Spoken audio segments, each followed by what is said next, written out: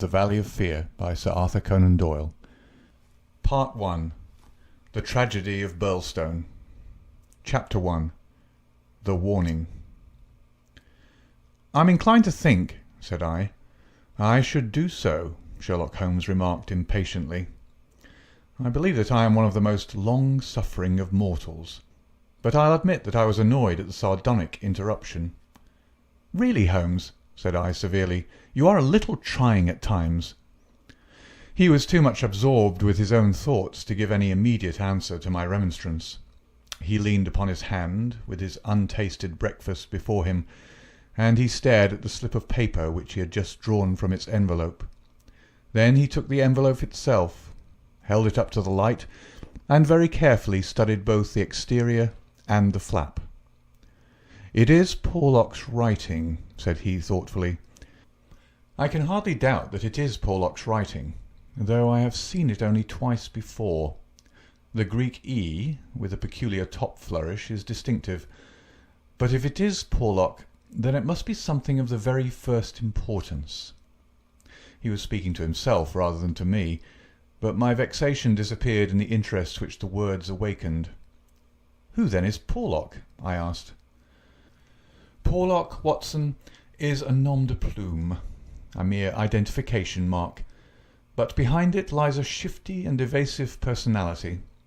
In a former letter he frankly informed me that the name was not his own, and defied me ever to trace him among the teeming millions of this great city. Porlock is important, not for himself, but for the great man with whom he is in touch. Picture to yourself the pilot-fish with the shark, the jackal with the lion. Anything that is insignificant in companionship with that is formidable. Not only formidable, Watson, but sinister. In the highest degree sinister. That is where he comes within my purview. You have heard me speak of Professor Moriarty? The famous scientific criminal, as famous among crooks as— "My blushes, Watson," Holmes murmured in a deprecating voice. "I was about to say, as he is unknown to the public." "A touch, a distinct touch," cried Holmes. "You are developing a certain unexpected vein of porky humour, Watson, against which I must learn to guard myself. But in calling Moriarty a criminal you are uttering a libel in the eyes of the law, and there lie the glory and the wonder of it. The greatest schemer of all time, the organizer of every devilry, the controlling brain of the underworld, a brain which might have made or marred the destiny of nations. That's the man. But so aloof is he from general suspicion, so immune from criticism, so admirable in his management and self-effacement, that for those very words that you have uttered he could hale you to a court and emerge you with your heart's pension as a solation for his wounded character. Is he not the celebrated author of The Dynamics of an Asteroid, a book which ascends to such rarefied heights of pure mathematics that it is said that there was no man in the scientific press capable of criticizing it? Is this a man to traduce? Foul-mouthed doctor and slandered professor? Such would be your respective roles. That's genius, Watson, but if I am spared by lesser men, our day will surely come." "May I be there to see!" I exclaimed devoutly. "But you were speaking of this man Porlock." "Ah, yes. The so-called Porlock is a link in the chain some little way from its great attachment. Porlock is not quite a sound link between ourselves. He is the only flaw in that chain so far as I have been able to test it." "But no chain is stronger than its weakest link." "Exactly, my dear Watson. Hence the extreme importance of Porlock." Led on by some rudimentary aspirations towards right, and encouraged by the judicious stimulation of an occasional £10 note sent to him by devious methods, he has once or twice given me advance information which has been of value, that highest value which anticipates and prevents rather than avenges crime. I cannot doubt that, if we had the cipher, we should find that this communication is of the nature that I indicate. Again Holmes flattened out the paper upon his unused plate. I rose and, leaning over him, stared down at the curious inscription which ran as follows: 534, C2, 13, 127, 36, 31, 4, 17, 21, 41, Douglas, 109, 293, 5, 37, Burlstone, 26, Burlstone, 9, 47, 171. What do you make of it, Holmes? It is obviously an attempt to convey secret information. But what is the use of a cipher message without the cipher? In this instance, none at all. Why do you say "in this instance"? Because there are many ciphers which I would read as easily as I do the Apocrypha of the Agony column. Such crude devices amuse the intelligence without fatiguing it. But this is different. It is clearly a reference to the words in a page of some book. Until I am told which page and which book, I am powerless. But why Douglas and Burlstone? Clearly because those are words which were not contained in the page in question. Then why has he not indicated the book? Your native shrewdness, my dear Watson, that innate cunning which is the delight of your friends, would surely prevent you from enclosing cipher and message in the same envelope. Should it miscarry, you are undone. As it is, both have to go wrong before any harm comes from it.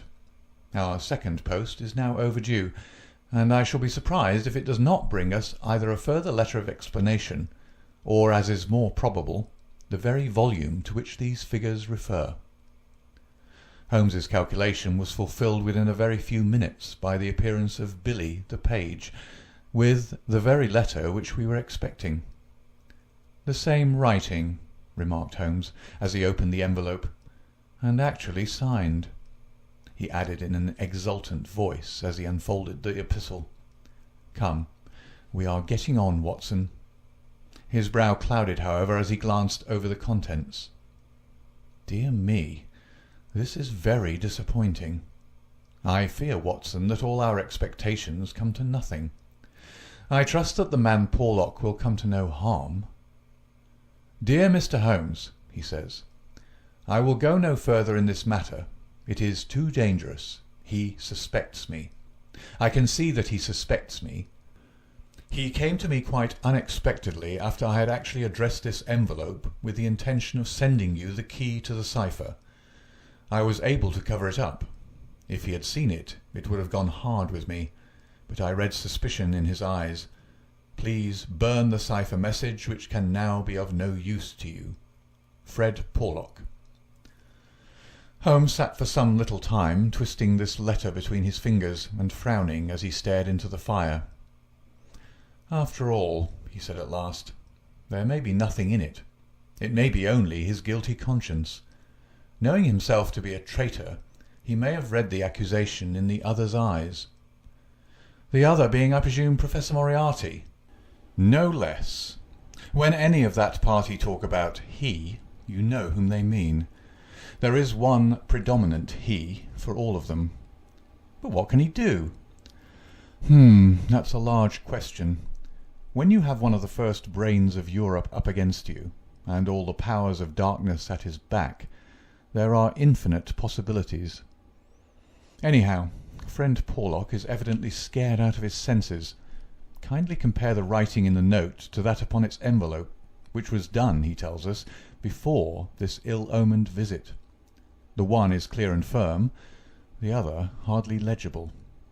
Why did he write it at all? Why did he not simply drop it? Because he feared I would make some inquiry after him in that case, and possibly bring trouble on him. "No doubt," said I. "Of course." I had picked up the original cipher message and was bending my brows over it. "It's pretty maddening to think that an important secret may lie here on this slip of paper, and that it is beyond human power to penetrate it." Sherlock Holmes had pushed away his untasted breakfast and lit the unsavoury pipe, which was the companion of his deepest meditations. "I wonder," said he, leaning back and staring at the ceiling, Perhaps there are points which have escaped your Machiavellian intellect. Let us consider the problem in the light of pure reason. This man's reference is to a book. That is our point of departure. A somewhat vague one. Let us see then if we can narrow it down. As I focus my mind upon it, it seems rather less impenetrable. What indications have we as to this book? None. Well, well, it is surely not quite so bad as that. The cipher message begins with a large 534, does it not? We may take it as a working hypothesis that 534 is the particular page to which the cipher refers. So, our book has already become a large book, which is surely something gained. What other indications have we as to the nature of this large book? The next sign is C2. What do you make of that, Watson? Chapter the second, no doubt. Hardly that, Watson. You will, I am sure, agree with me that if the page be given, the number of the chapter is immaterial. Also, that if page 534 finds us only in the second chapter, the length of the first one must have been really intolerable. Column, I cried. Brilliant, Watson. You are scintillating this morning. If it is not column, then I am very much deceived. So now, you see, we begin to visualize a large book printed in double columns which are each of a considerable length, since one of the words is numbered in the document as the 293rd. Have we reached the limits of what reason can supply? I fear that we have. Surely you do yourself an injustice. One more coruscation, my dear Watson. Yet another brainwave? Had the volume been an unusual one, he would have sent it to me. Instead of that, he had intended, before his plans were nipped, to send me the clue in this envelope. He says so in this note. This would seem to indicate that the book is one which he thought I would have no difficulty in finding for myself. He had it, and he imagined that I would have it too. In short, Watson, it is a very common book. What you say certainly sounds plausible. So, we have contracted our field of search to a large book printed in double columns and in common use. The Bible! I cried triumphantly. Good, Watson, good. But not, if I may say so, quite good enough. Even if I accepted the compliment for myself, I could hardly name any volume which would be less likely to lie at the elbow of one of Moriarty's associates. Besides, the editions of Holy Writ are so numerous that he could hardly suppose that two copies would have the same pagination. This is clearly a book which is standardized. He knows for certain that his page 534 will exactly agree with my page 534. But very few books would correspond with that. Exactly. Therein lies our salvation. Our search is narrowed down to standardized books which anyone may be supposed to possess. Bradshaw! There are difficulties, Watson. The vocabulary of Bradshaw is nervous and terse, but limited. The selection of words would hardly lend itself to the sending of general messages. We will eliminate Bradshaw. The dictionary is, I fear, inadmissible for the same reason. What, then, is left? An almanac. Excellent, Watson. I am very much mistaken if you have not touched the spot.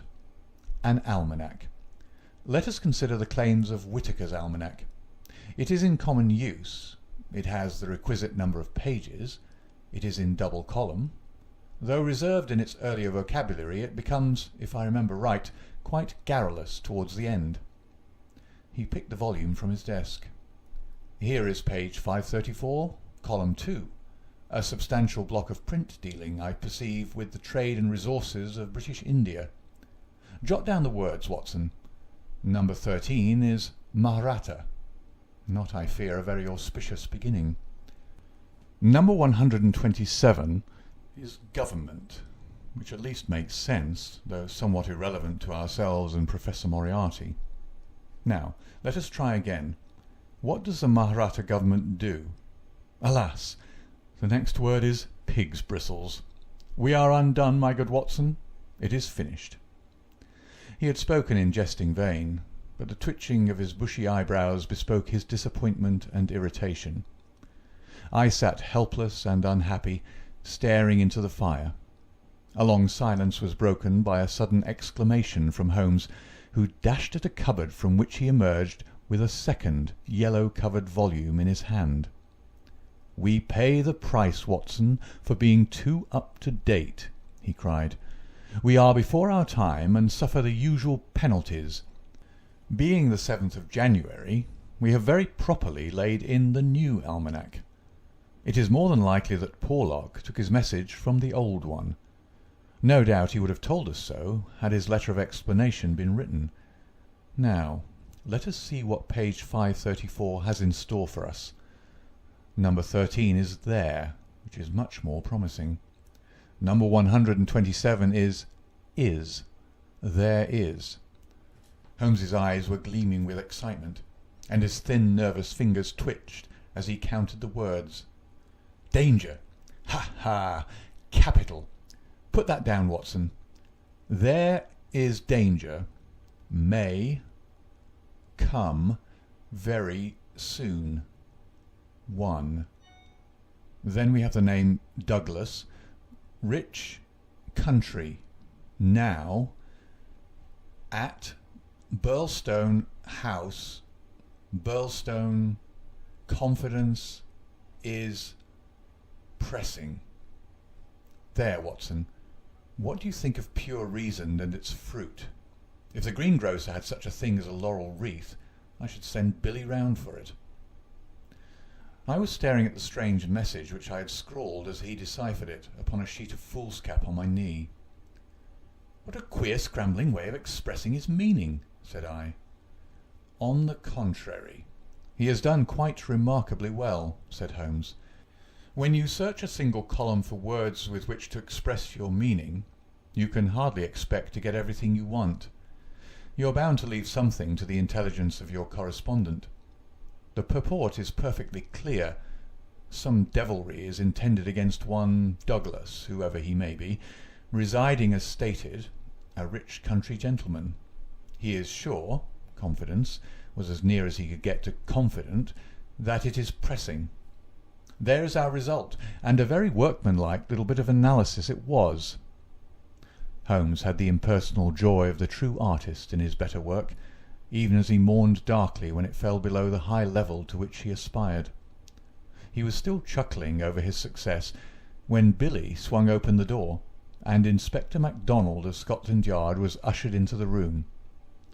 Those were the early days at the end of the 80s, when Alec MacDonald was far from having attained the national fame which he has now achieved.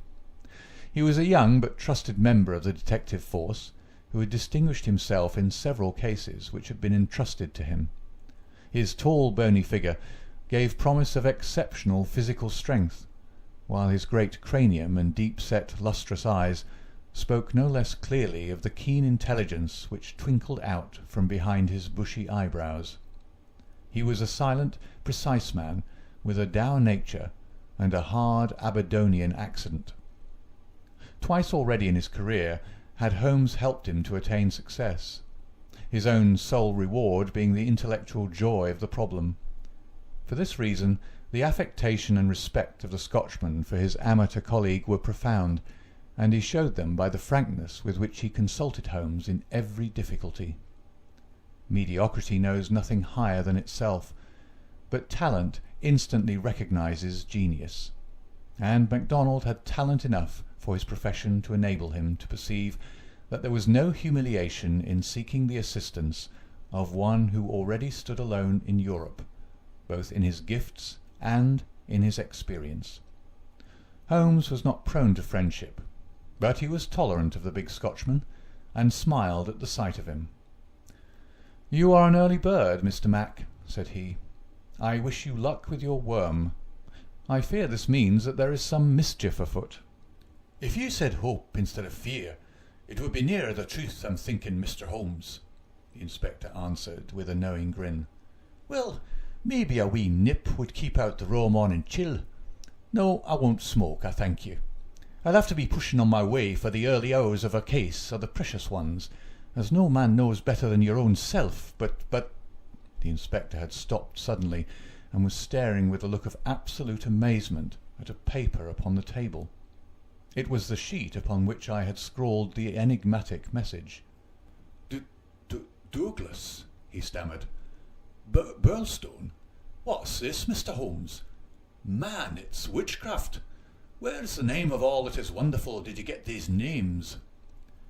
It is a cipher that Dr. Watson and I have had occasion to solve. But why?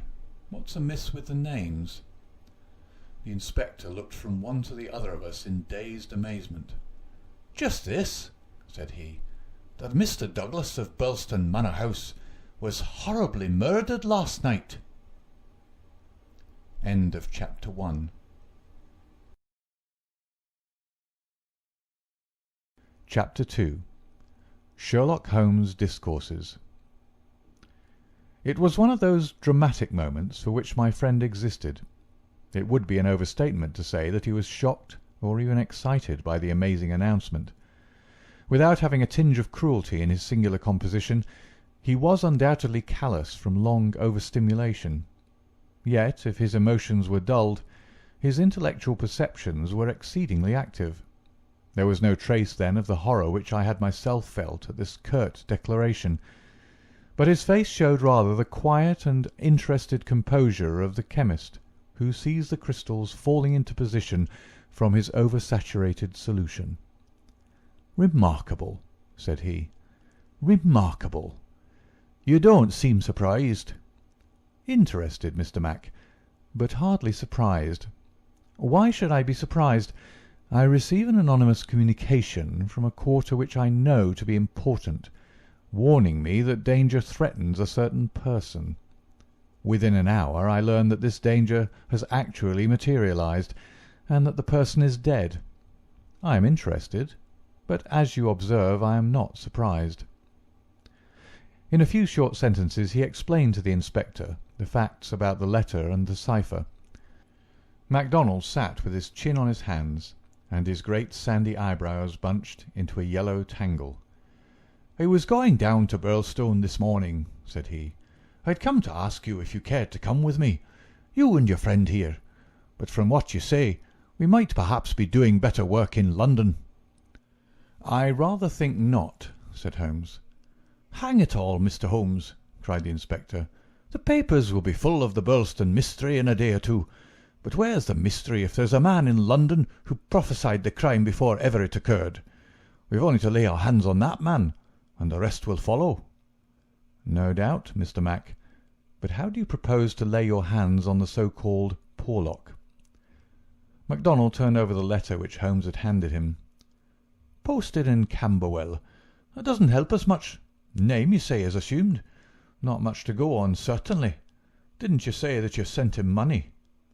"Twice." "And how?" "In notes to Camberwell post office." "Did you ever trouble to see who called for them?" "No." The inspector looked surprised and a little shocked. "Why not?" "Because I always keep faith. I had promised when he first wrote that I would not try to trace him." "You think there's someone behind him?" "I know there is." "This professor that I've heard you mention?" "Exactly." Inspector MacDonald smiled, and his eyelid quivered as he glanced towards me. "I won't conceal from you, Mr. Holmes, that we think in the C.I.D. that you have a wee bit of a bee in your bonnet over this professor.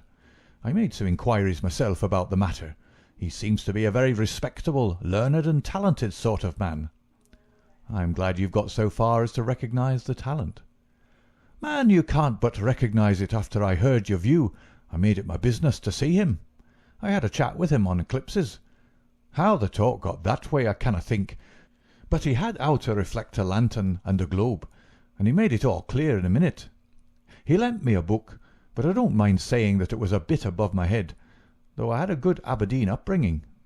He'd have made a grand minister with his thin face and grey hair and solemn-like way of talking.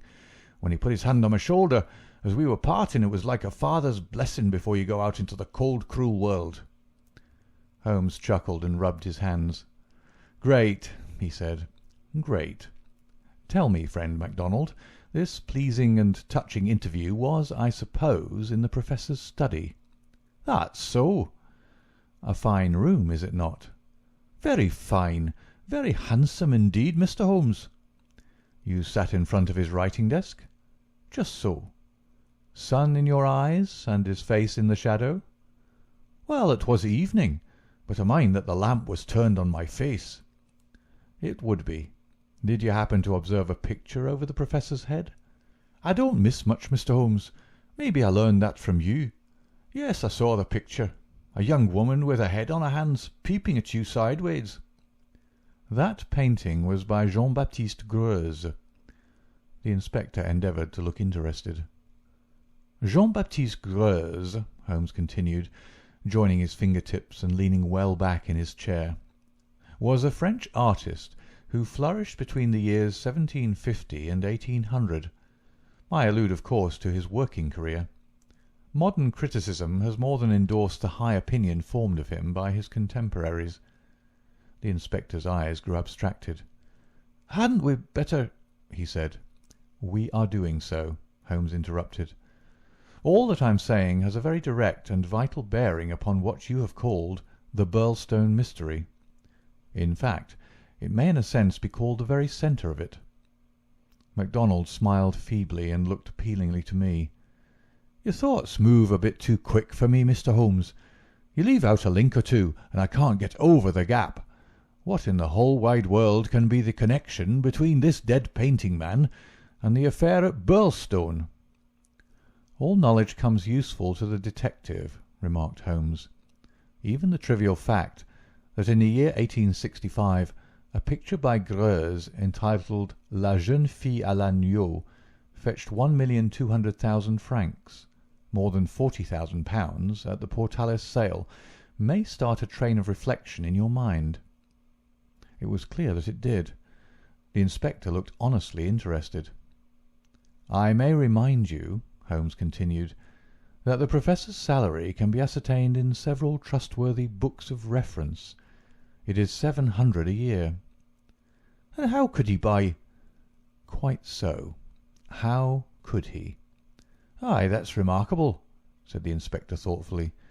"Talk away, Mr. Holmes. I'm just loving it. It's fine." Holmes smiled. He was always warmed by genuine admiration, the characteristic of the real artist. "What about Brockstone?" he asked.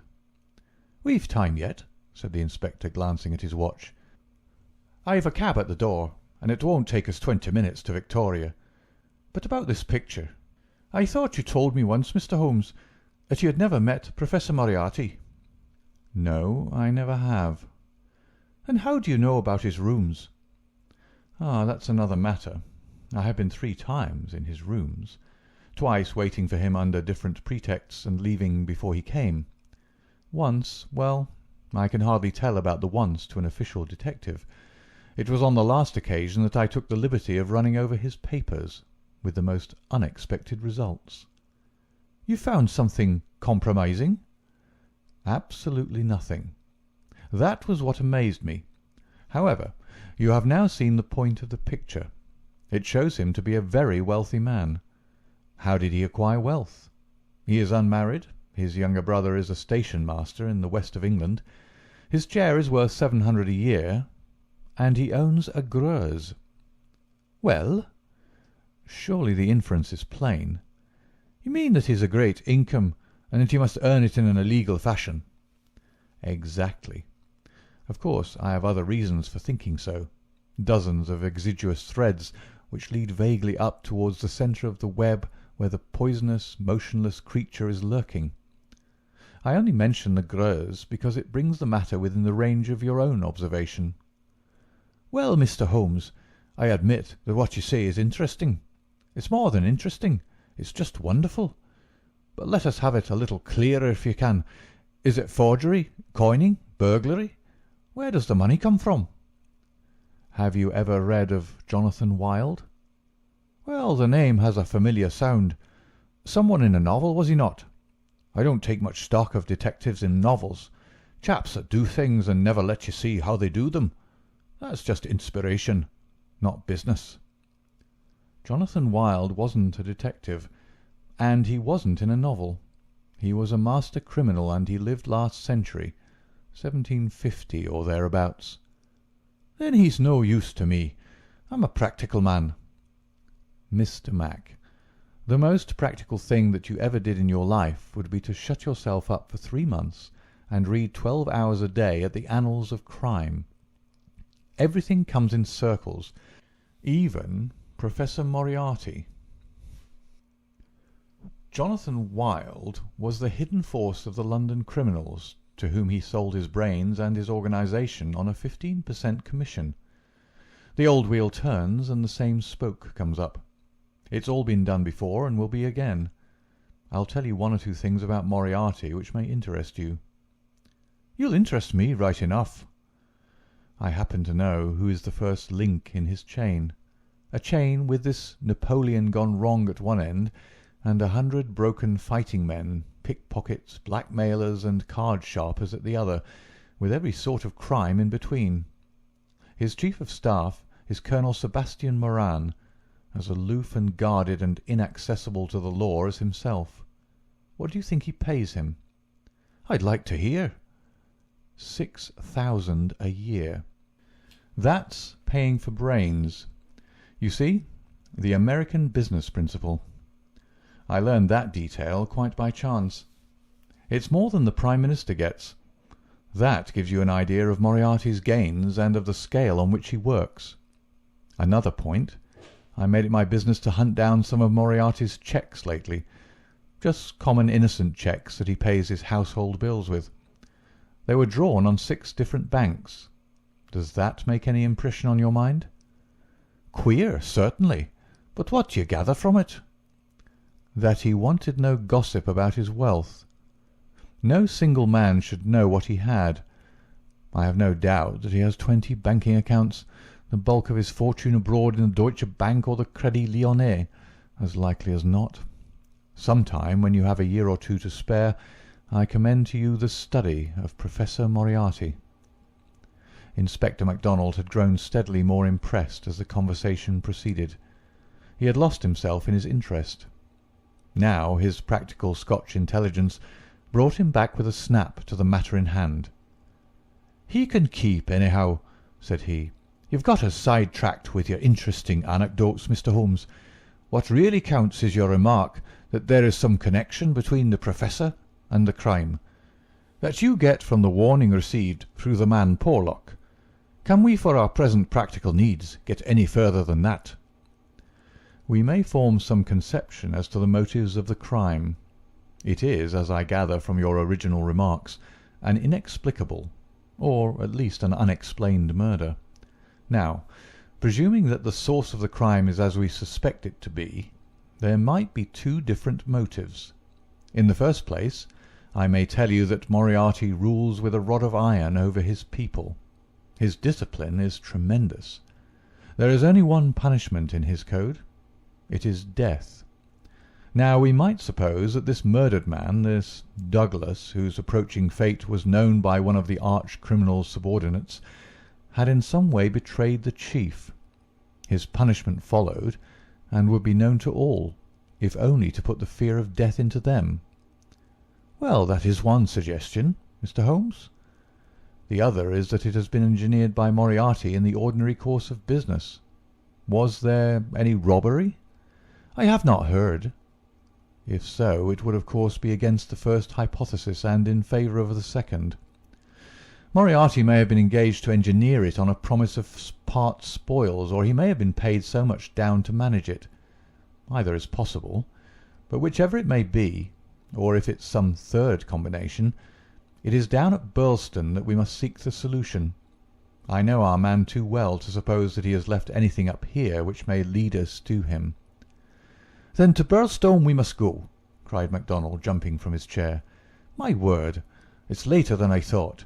I can give you gentlemen 5 minutes for preparation, and that is all." "And ample for us both," said Holmes, as he sprang up and hastened to change from his dressing-gown to his coat.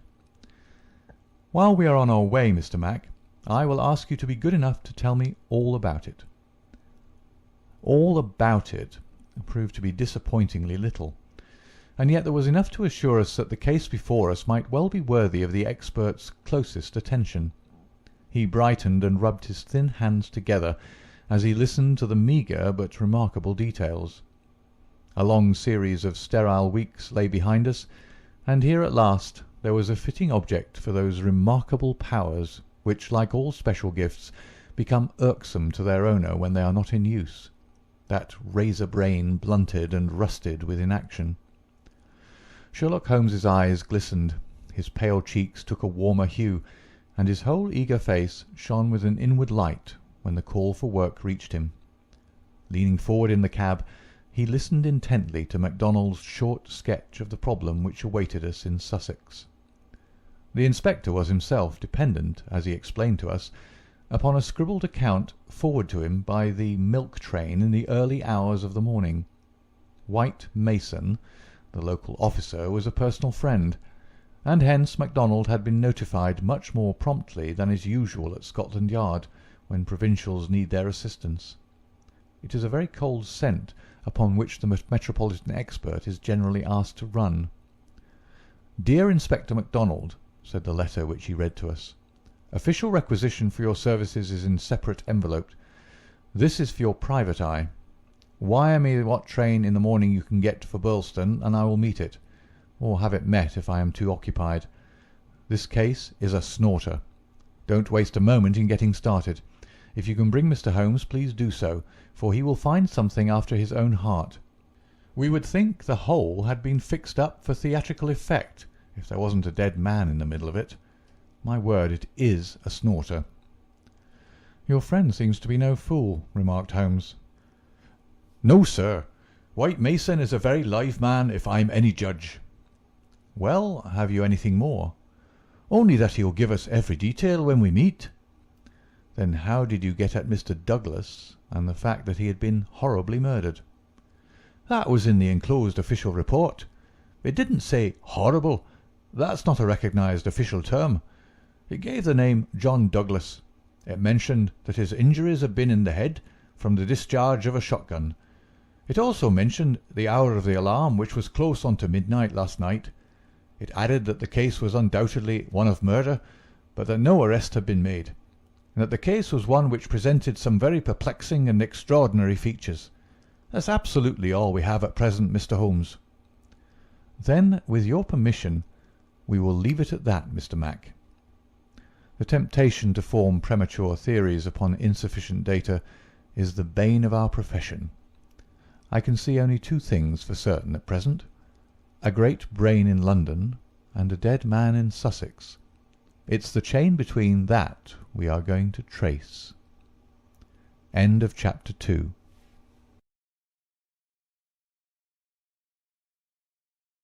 Chapter 3. The Tragedy of Brockstone. Now for a moment I will ask leave to remove my own insignificant personality, and to describe events which occurred before we arrived upon the scene by the light of knowledge which came to us afterwards. Only in this way can I make the reader appreciate the people concerned and the strange setting in which their fate was cast. The village of Brockstone is a small and very ancient cluster of half-timbered cottages on the northern border of the county of Sussex. For centuries it had remained unchanged, but within the last few years its picturesque appearance and situation have attracted a number of well-to-do residents whose villas peep out from the woods around.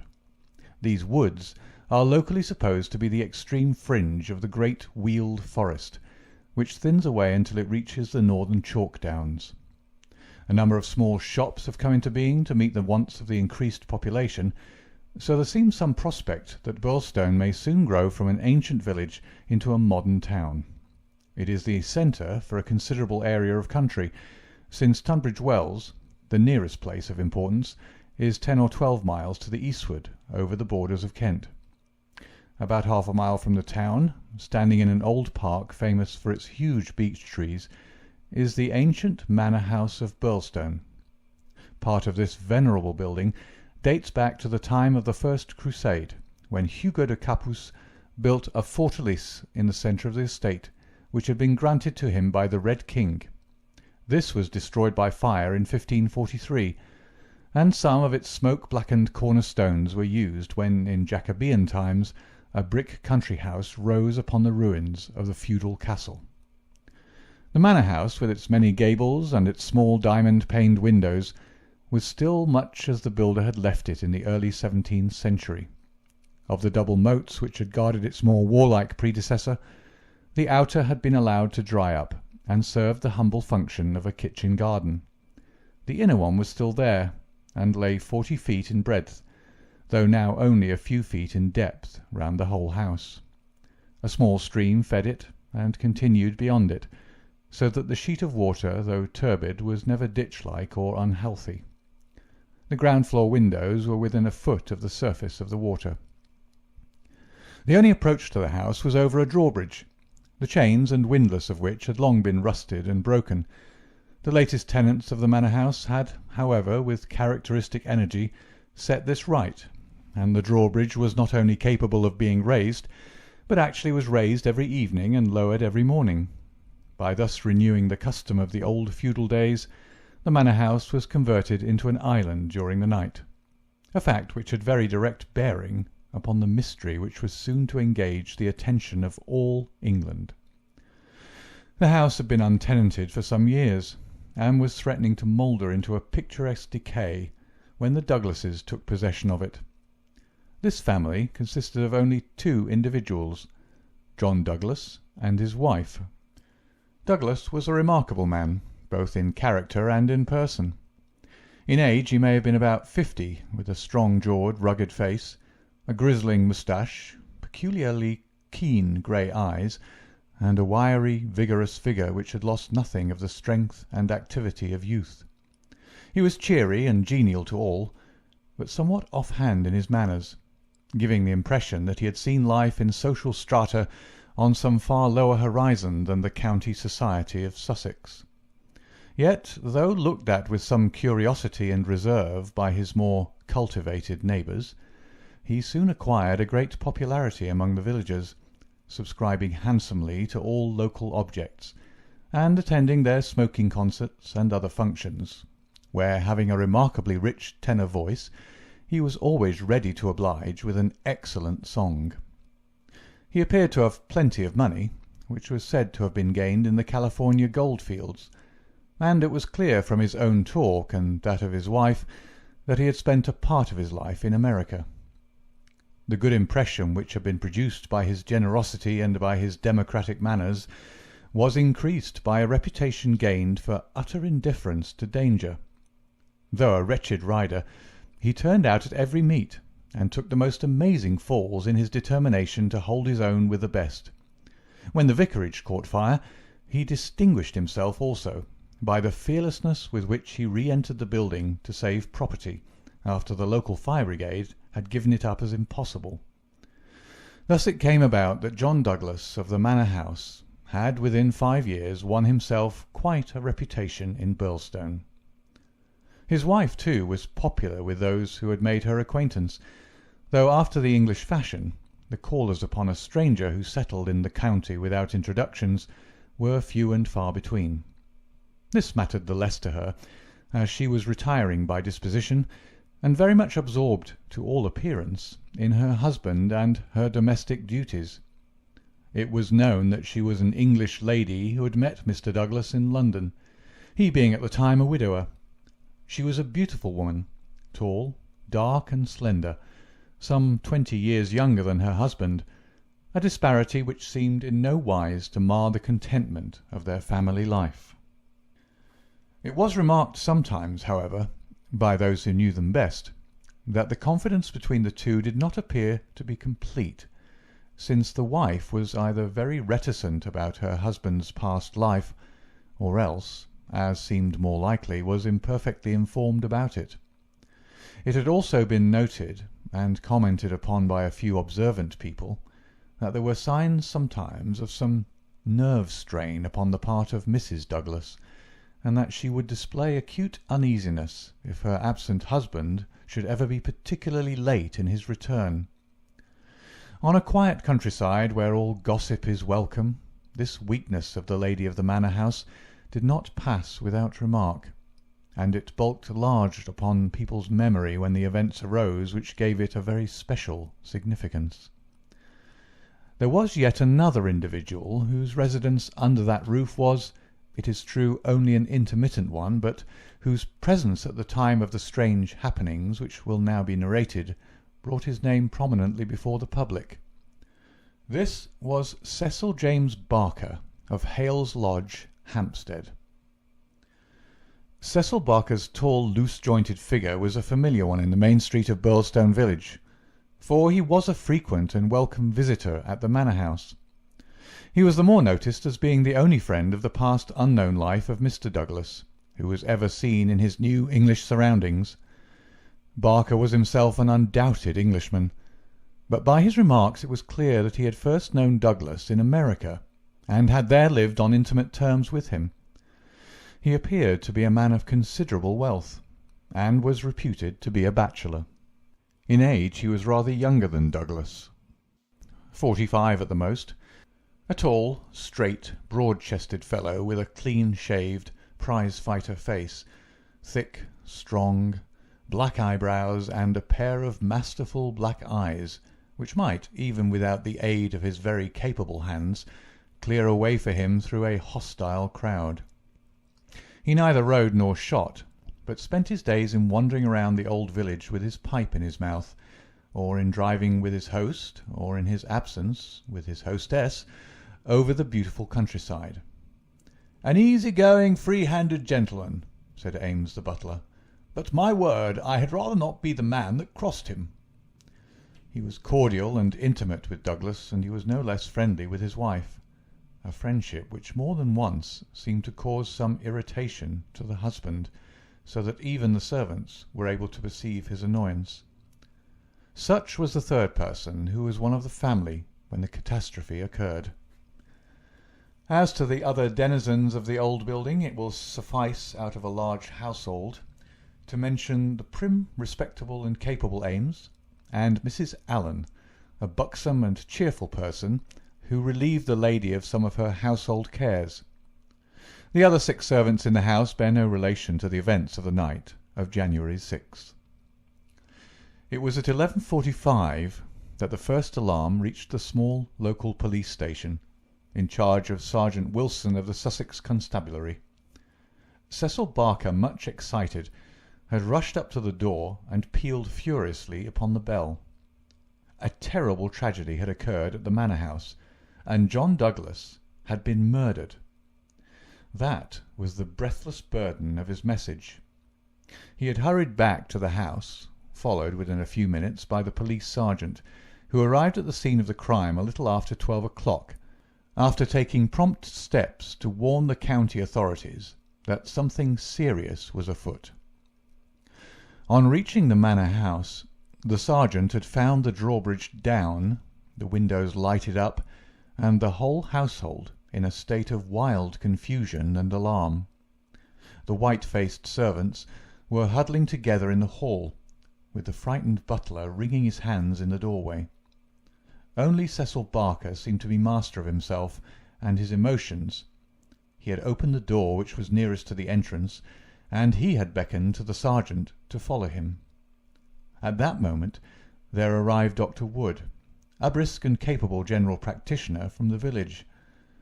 The 3 men entered the fatal room together, while the horror-stricken butler followed at their heels, closing the door behind him to shut out the terrible scene from the maid-servants. The dead man lay on his back, sprawling with outstretched limbs in the centre of the room. He was clad only in a pink dressing-gown which covered his night-clothes. There were carpet-slippers on his bare feet. The doctor knelt beside him and held down the hand-lamp which had stood on the table. One glance at the victim was enough to show the healer that his presence could be dispensed with. The man had been horribly injured. Lying across his chest was a curious weapon, a shotgun with the barrel sawed off a foot in front of the triggers. It was clear that this had been fired at close range, and that he had received the whole charge in the face. blowing his head almost to pieces. The triggers had been wired together so as to make the simultaneous discharge more destructive. The country policemen were unnerved and troubled by the tremendous responsibility which had come so suddenly upon them. "We will touch nothing until my superiors arrive," he said in a hushed voice, staring in horror at the dreadful head. "Nothing has been touched up to now," said Cecil Barker. "I'll answer for that. You see it all exactly as I found it." "When was that?" The sergeant had drawn out his notebook. "It was just 11:30.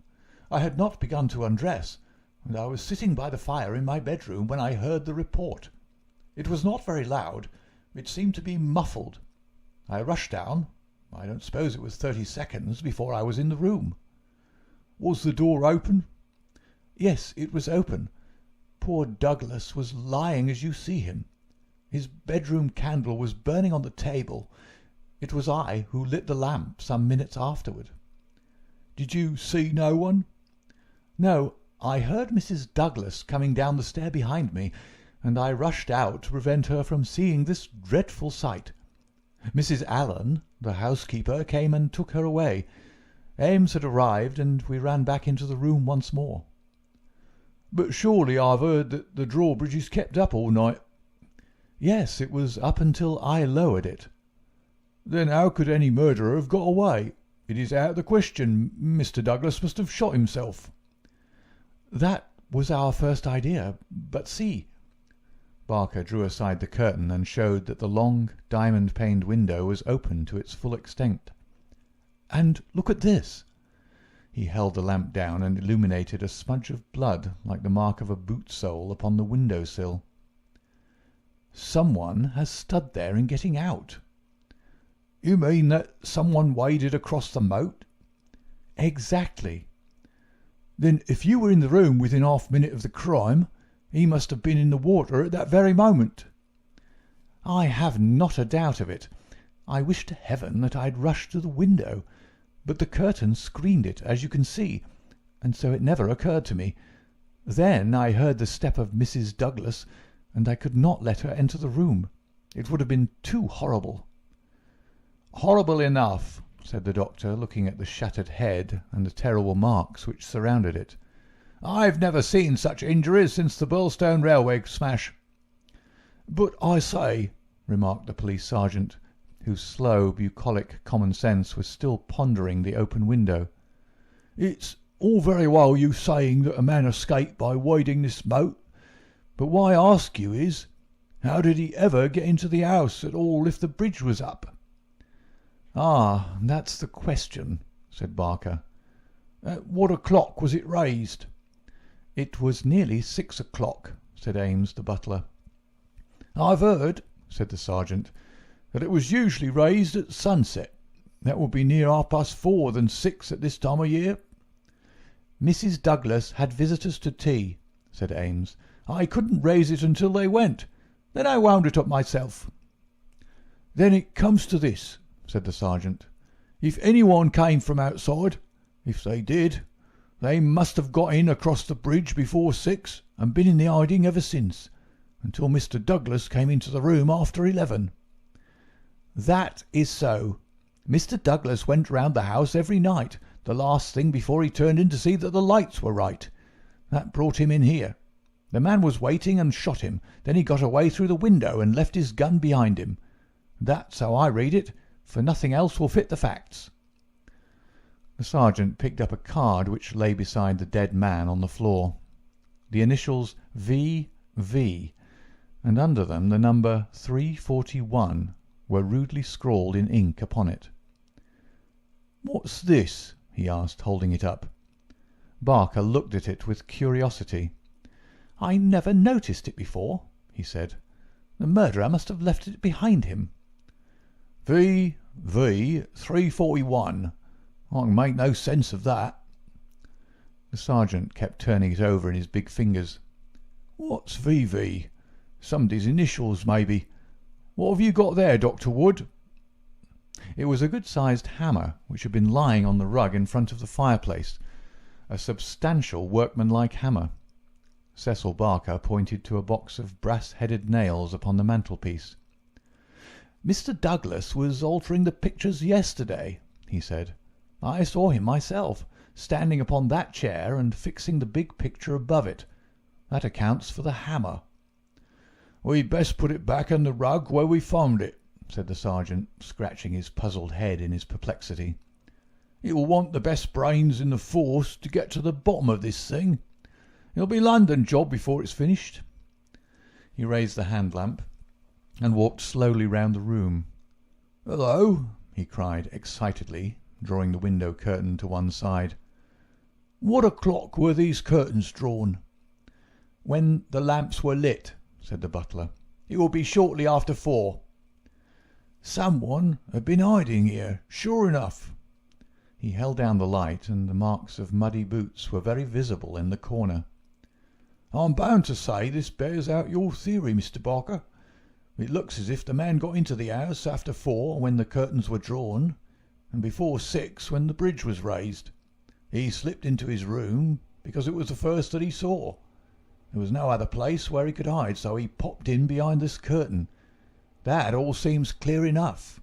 It is likely that his main idea was to burgle the house, but Mr. Douglas chanced to come upon him, so he murdered him and escaped."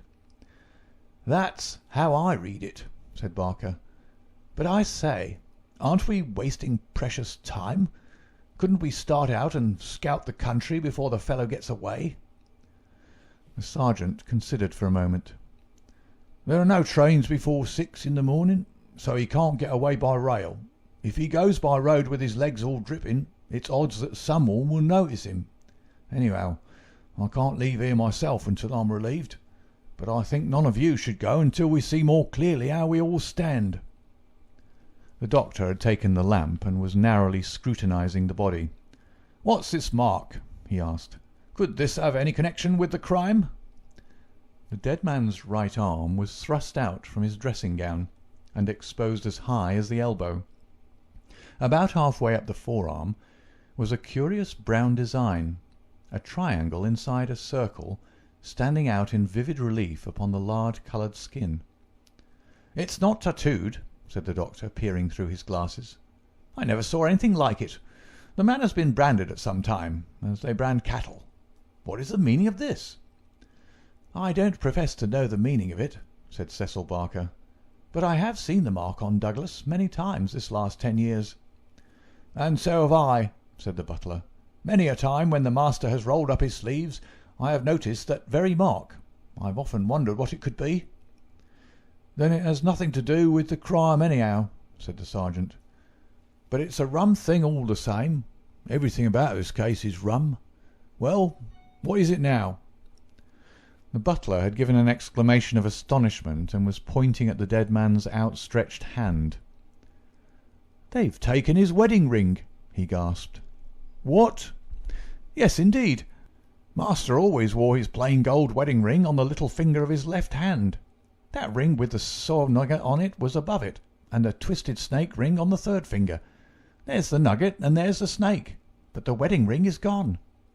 "He's right," said Barker. "Do you tell me," said the sergeant, "that the wedding ring was below the other?" "Always."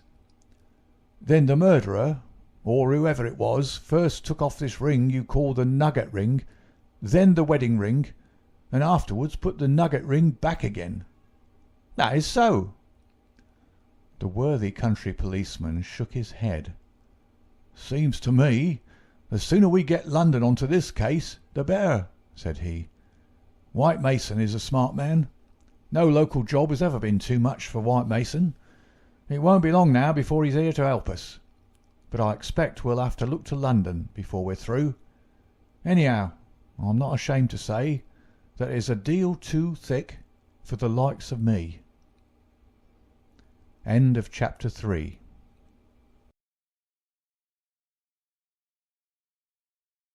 Chapter 4. Darkness. At 3 in the morning, the chief Sussex detective, obeying the urgent call from Sergeant Wilson of Brockstone, arrived from headquarters in a light dog-cart behind a breathless trotter. By the 5:40 train in the morning, He had sent his message to Scotland Yard, and he was at the Brockstone station at 12 o'clock to welcome us. White Mason was a quiet, comfortable-looking person in a loose tweed suit, with a clean-shaved, ruddy face, a stoutish body, and powerful, bandy legs, adorned with gaiters, looking like a small farmer, a retired gamekeeper, or anything upon earth except a very favourable specimen of the provincial criminal officer. "A real downright snorter, Mr. MacDonald," he kept repeating. "We'll have the pressmen down like flies when they understand it. I'm hoping we'll get our work done before they get poking their noses into it and messing up all the trails. There's been nothing like this that I can remember. There are some bits that will come home to you, Mr. Holmes, or I'm mistaken. And you also, Dr. Watson, for the medicos will have a word to say before we finish. Your room is at the Westville Arms. There's no other place, but I hear that it is clean and good. The man will carry your bags. This way, gentlemen, if you please." He was a very bustling and genial person, this Sussex detective. In 10 minutes we had all found our quarters. In 10 more we were seated in the parlour of the inn, and being treated to a rapid sketch of those events which have been outlined in the previous chapter.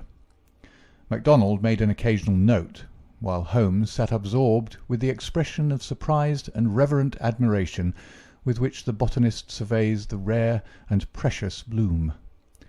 "Remarkable," he said, when the story was unfolded. "Most remarkable. I can hardly recall any case where the features have been more peculiar." "I thought you would say so, Mr. Holmes," said White Mason in great delight. "We're well up with the times in Sussex. I've told you now how matters were up to the time when I took over from Sergeant Wilson between 3 and 4 this morning. My word, I made the old mare go, but I need not have been in such a hurry as it turned out, for there was nothing immediate that I could do. Sergeant Wilson had all the facts. I checked them and considered them, and maybe added a few of my own." "What were they?" asked Holmes eagerly. "Well, I first had the hammer examined. There was Dr. Wood there to help me. We found no signs of violence upon it. I was hoping that if Mr. Douglas defended himself with the hammer, he might have left his mark upon the murderer before he dropped it on the mat. But there was no stain." "That, of course, proves nothing at all," remarked Inspector MacDonald. "There has been many a hammer murder, and no trace on the hammer." "Quite so. It doesn't prove it wasn't used. But there might have been stains, and that would have helped us. As a matter of fact, there were none. Then I examined the gun. They were buckshot cartridges, and, as Sergeant Wilson pointed out, the triggers were wired together so that if you pulled on the hinder one, both barrels were discharged. Whoever fixed that up had made up his mind that he was going to take no chances of missing his man. The sword gun was not more than 2 feet long. One could carry it easily under one's coat. There was no complete maker's name, but the printed letters P.E.N. were on the fluting between the barrels, and the rest of the name had been cut off by the saw. "A big P with a flourish above it, E and N smaller?" asked Holmes. "Exactly. Pennsylvania Small Arms Company, well-known American firm," said Holmes. White Mason gazed at my friend as the little village practitioner looks at the Harley Street specialist, who by a word can solve the difficulties that perplex him. "That is very helpful, Mr. Holmes. No doubt you're right. Wonderful, wonderful. Do you carry the names of all the gunmakers in the world in your memory?" Holmes dismissed the subject with a wave. "No doubt it is an American shotgun," White Mason continued. "I seem to have read that a sawed-off shotgun is a weapon used in some parts of America. Apart from the name upon the barrel, the idea had occurred to me. There is some evidence, then, that this man who entered the house and killed its master was an American." MacDonald shook his head. "Man, you're surely travelling over fast," said he. "I've heard no evidence yet that any stranger was ever in the house at all." "The open window, the blood on the sill, the queer card, the marks of boots in the corner, the gun? Nothing there that could have been arranged. Mr. Douglas was an American who had lived long in America. So had Mr. Barker. You don't need to import an American from outside in order to account for American doings." "Ames, the butler. What about him? Is he reliable?" 10 years with Sir Charles Chandos, as solid as a rock. He's been with Douglas ever since he took the manor house 5 years ago. He's never seen a gun of this sort in the house." "The gun was made to conceal. That's why the barrels were sawed. It would fit into any box. How could he swear there was no such gun in the house?" "Well, anyhow, he had never seen one." MacDonald shook his obstinate Scotch head. "I'm not convinced yet that there was ever anyone in the house," said he. "I'm asking you to consider." His accent became more Aberdonian as he lost himself in his argument. "I'm asking you to consider what it involves if you suppose that his gun is ever brought into the house, and that all these strange things were done by a person from outside. Oh, man, it's just inconceivable. It's clean against common sense. I put it to you, Mr. Holmes, judging it by what we've heard." "Well, state your case, Mr. Mac," said Holmes in his most judicial style. "The man is not a burglar, supposing that he ever existed. The ring business and the card point to premeditated murder for some private reason. Very good. Here's a man who slips into a house with the deliberate intention of committing murder. He knows, if he knows anything, that he'll have a difficulty in making his escape, as the house is surrounded with water. What weapon would he choose? You'd say the most silent in the world. Then he would hope, when the deed was done, to slip quickly from the window, to wade the moat, and to get away at his leisure. That's understandable. But is it understandable that he should go out of his way to bring with him the most noisy weapon he could select, knowing well that it will fetch every human being in the house to the spot as quick as he could run, and that it is all odds that he will be seen before he can go across the moat? Is that credible, Mr. Holmes?" "Well, you put the case strongly," my friend replied thoughtfully. "It certainly needs a good deal of justification. May I ask, Mr. White Mason, whether you examined the farther side of the moat at once to see if there were any signs of the man having climbed out from the water?" "There were no signs, Mr. Holmes, but it is a stone ledge, and one could hardly expect them." "No tracks or marks?" "None." "Ha! Would there be any objection, Mr. White Mason, to our going down to the house at once? There may possibly be some small point which might be suggestive." "I was going to propose it, Mr. Holmes, but I thought it well to put you in touch with all the facts before we go. I suppose if anything should strike you—" White Mason looked doubtfully at the amateur. "I have worked with Mr. Holmes before," said Inspector MacDonald. "He plays the game."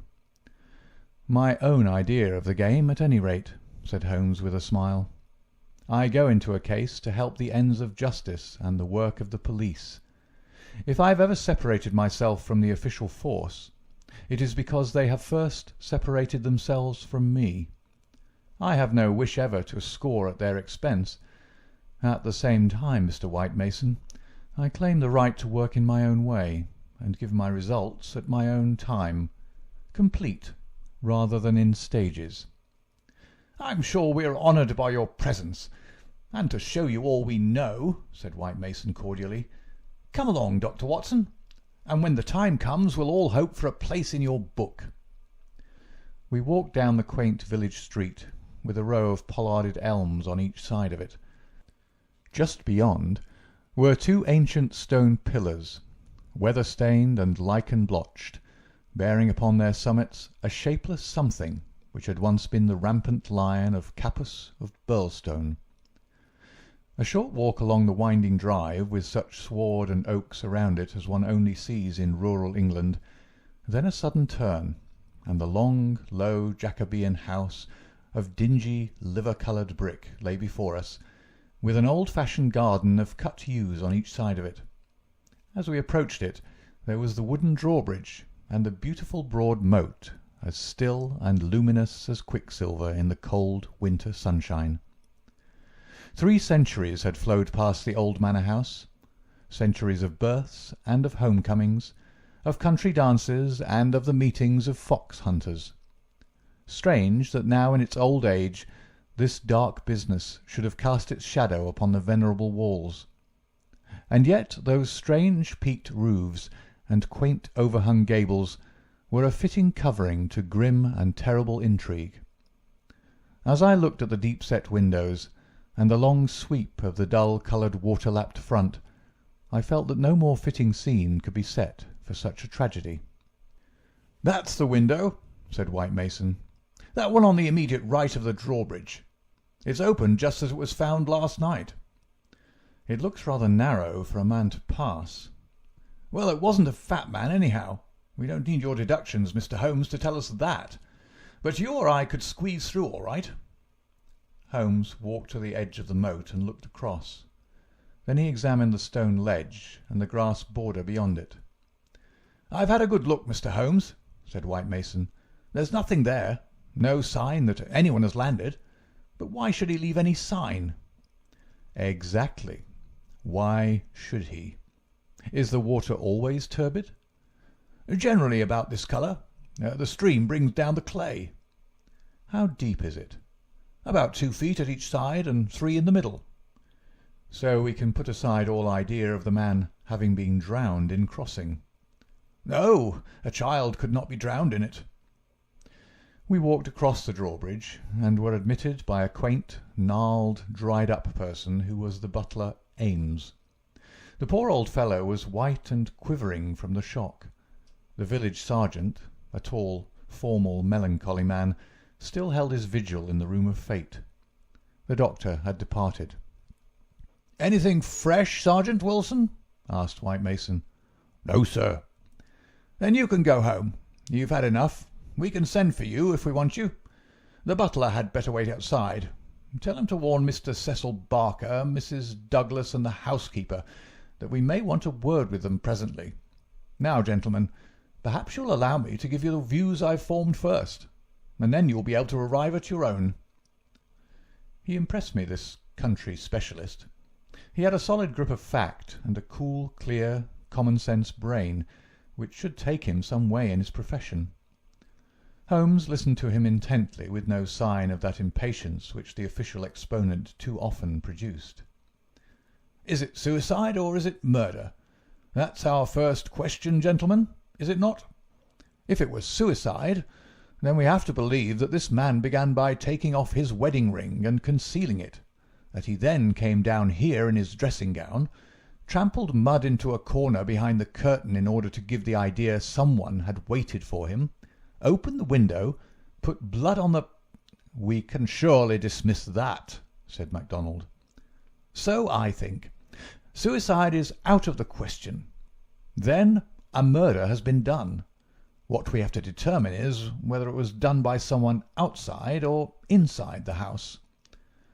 "Well, let's hear the argument." "There are considerable difficulties both ways, and yet one or the other it must be. We will suppose first that some person or persons inside the house did the crime. They got this man down here at a time when everything was still, and yet no one was asleep. They then did the deed with the queerest and noisiest weapon in the world, so as to tell everyone what had happened, a weapon that was never seen in the house before. That does not seem a very likely start, does it?" "No, it does not." "Well then, everyone is agreed that after the alarm was given, only a minute at the most had passed before the whole household, not Mr. Cecil Barker alone, though he claims to have been the first, but Ames and all of them were on the spot. You tell me that in that time the guilty person managed to make footmarks in the corner, open the window, mark the sill with blood, taking the wedding ring off the dead man's finger, and all the rest of it. It's impossible." "You put it very clearly," said Holmes. "I am inclined to agree with you." "Well then, we're driven back to the theory that it was done by someone from outside. We're still faced with some big difficulties, but anyhow they have ceased to be impossibilities. The man got into the house between 4:30 and 6, that is to say, between dusk and the time when the bridge was raised. There had been some visitors, and the door was open, so there was nothing to prevent him. He may have been a common burglar, or he may have had some private grudge against Mr. Douglas. Since Mr. Douglas had spent most of his life in America, and this shotgun seems to be an American weapon, It would seem that the private grudge is the more likely theory. He slipped into this room because it was the first he came to, and he hid behind the curtain. There he remained until 11:30 at night. At that time Mr. Douglas entered the room. It was a short interview, if there were any interview at all, for Mrs. Douglas declares that her husband had not left her more than a few minutes when she heard the shot. "The candle shows that," said Holmes. "Exactly. The candle, which was a new one, is not burned more than half an inch. He must have placed it on the table before he was attacked.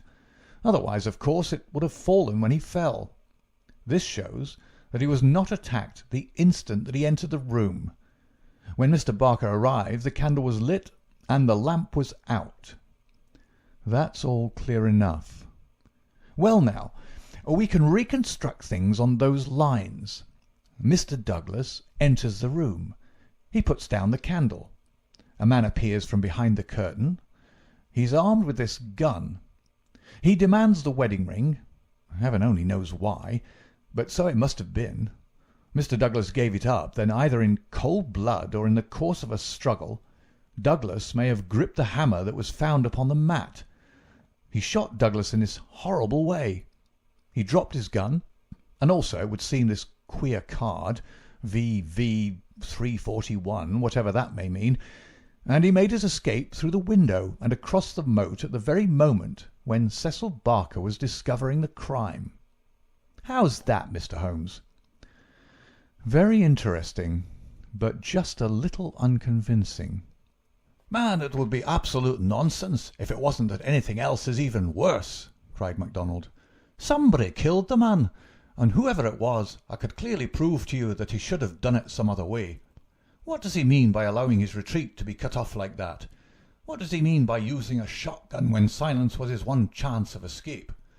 Come, Mr. Holmes, it's up to you to give us a lead, since you say Mr. White Mason's theory is unconvincing." Holmes had sat intently observant during this long discussion, missing no word that was said, with his keen eyes darting to right and to left, and his forehead wrinkled with speculation. "I should like a few more facts before I get so far as a theory, Mr. Mac," said he, kneeling down beside the body. "Dear me, these injuries are really appalling. Can we have the butler in for a moment? Ames, I understand that you have often seen this very unusual mark, a branded triangle inside a circle, upon Mr. Douglas's forearm." "Frequently, sir." "You never heard any speculation as to what it meant?" "No, sir." "It must have caused great pain when it was inflicted. It is undoubtedly a burn. Now, I observe, Ames, that there is a small piece of plaster at the angle of Mr. Douglas's jaw. Did you observe that in life?" "Yes, sir. He cut himself in shaving yesterday morning." "Did you ever know him to cut himself in shaving before?" "Not for a very long time, sir." "Suggestive," said Holmes. "It may, of course, be a mere coincidence, or it may point to some nervousness which would indicate that he had reason to apprehend danger. Had you noticed anything unusual in his conduct yesterday, Ames?" "It struck me, sir, that he was a little restless and excited, sir." "Ha! The attack may not have been entirely unexpected. We do seem to make a little progress, do we not? Perhaps you would rather do the questioning, Mr. Mac?" "No, Mr. Holmes. It's in better hands than mine." "Well, then, we will pass to this card, VV 341. It is rough cardboard. Have you any of the sort in this house?" "I don't think so." Holmes walked across to the desk and dabbed a little ink from each bottle onto the blotting paper. "It was not printed in this room," he said. "This is black ink, and the other purplish. It was done by a thick pen, and these are fine. No, it was done elsewhere, I should say. Can you make anything of the inscription, Ames?" "No, sir, nothing." "What do you think, Mr. Mac?" "It gives me the impression of a secret society of some sort, the same with his badge upon the forearm." "That's my idea too," said White Mason. Well, we can adopt it as a working hypothesis and then see how far our difficulties disappear. An agent from such a society makes his way into the house, waits for Mr. Douglas, blows his head nearly off with his weapon, and escapes by wading the moat after leaving a card beside the dead man, which will, when mentioned in the papers, tell other members of the society that vengeance has been done. That all hangs together. But why this gun of all weapons? Exactly. And why the missing ring? Quite so. And why no arrest? It's past 2 now. I take it for granted that since dawn every constable within 40 miles has been looking out for a wet stranger. That is so, Mr. Holmes. Well, unless he has a burrow close by, or a change of clothes ready, they can hardly miss him. And yet they have missed him up to now. Holmes had gone to the window and was examining with his lens the blood mark on the sill. It is clearly the tread of a shoe. It is remarkably broad. A splay foot, one would say. Curious, because so far as one can trace any footmark in this mud-stained corner, one would say it was a more shapely sole. However, they are certainly very indistinct. What's this under the side table? Mr. Douglas' dumbbells, said Ames. Dumbbell? There's only one. Where's the other? I don't know, Mr. Holmes. There may have been only one. I've not noticed them for months. One dumbbell, Holmes said seriously, but his remarks were interrupted by a sharp knock at the door. A tall, sunburned, capable-looking, clean-shaved man looked in at us. I had no difficulty in guessing that it was the Cecil Barker of whom I had heard. His masterful eyes travelled quickly with a questioning glance from face to face. "Sorry to interrupt your consultation," said he, "but you should hear the latest news." "An arrest?" "No such luck. But they've found his bicycle. The fellow left his bicycle behind him. Come and have a look. It is within 100 yards of the hall door."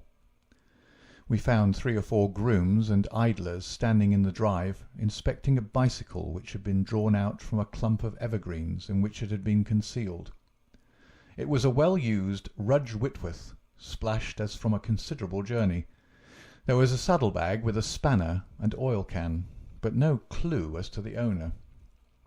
"It would be a grand help to the police," said the inspector, "if these things were numbered and registered, but we must be thankful for what we've got. If we can't find where he went to, at least we're likely to get where he came from. But what in the name of all that is wonderful made the fellow leave it behind, and how in the world has he got away without it? We don't seem to get a gleam of light in the case, Mr. Holmes." "Don't we?" my friend answered thoughtfully. "I wonder." End of chapter 4.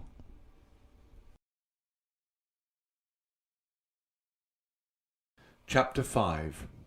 The People of the Drama. "Have you seen all you want of the study?" asked White Mason as we re-entered the house. "For the time," said the inspector, and Holmes nodded. "Then perhaps you would now like to hear the evidence of some of the people in the house. We could use the dining room. Ames, please come yourself first and tell us what you know." The butler's account was a simple and a clear one, and he gave a convincing impression of sincerity. He had been engaged 5 years before, when Douglas first came to Brockstone. He understood that Mr. Douglas was a rich gentleman who had made his money in America. He had been a kind and considerate employer, not quite what Ames was used to, perhaps, but one can't have everything. He never saw any signs of apprehension in Mr. Douglas. On the contrary, he was the most fearless man he had ever known. He ordered the drawbridge to be pulled up every night, because it was the ancient custom of the old house, and he liked to keep the old ways up. Mr. Douglas seldom went to London or left the village, but on the day before the crime he had been shopping at Tunbridge Wells. He, Ames, had observed some restlessness and excitement on the part of Mr. Douglas that day, for he had seemed impatient and irritable, which was unusual with him. He had not gone to bed that night, but was in the pantry at the back of the house, putting away the silver, when he heard the bell ring violently. He heard no shot, But it was hardly possible he would, as the pantry and kitchens were at the very back of the house, and there were several closed doors and a long passage between. The housekeeper had come out of her room, attracted by the violent ringing of the bell. They had gone to the front of the house together. As they reached the bottom of the stairs, he had seen Mrs. Douglas coming down it. No, she was not hurrying it.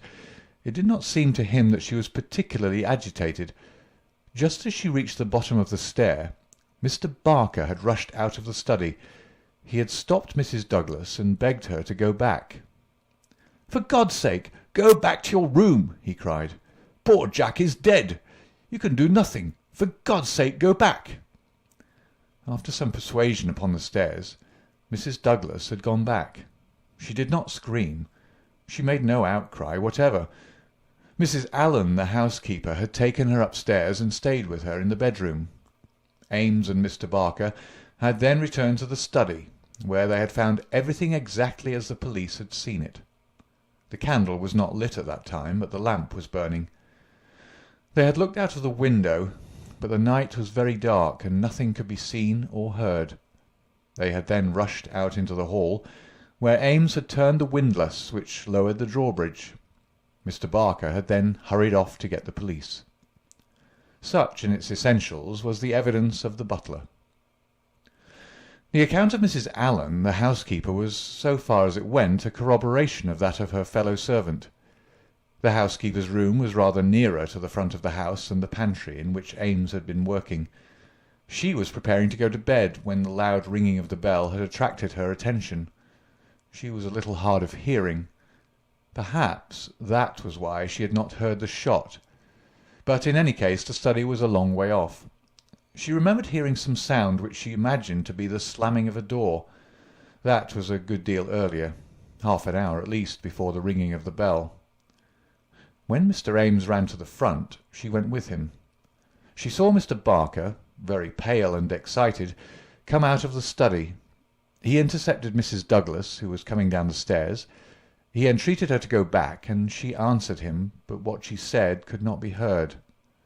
"Take her up! Stay with her!" he had said to Mrs. Allen. She had therefore taken her to the bedroom and endeavoured to soothe her.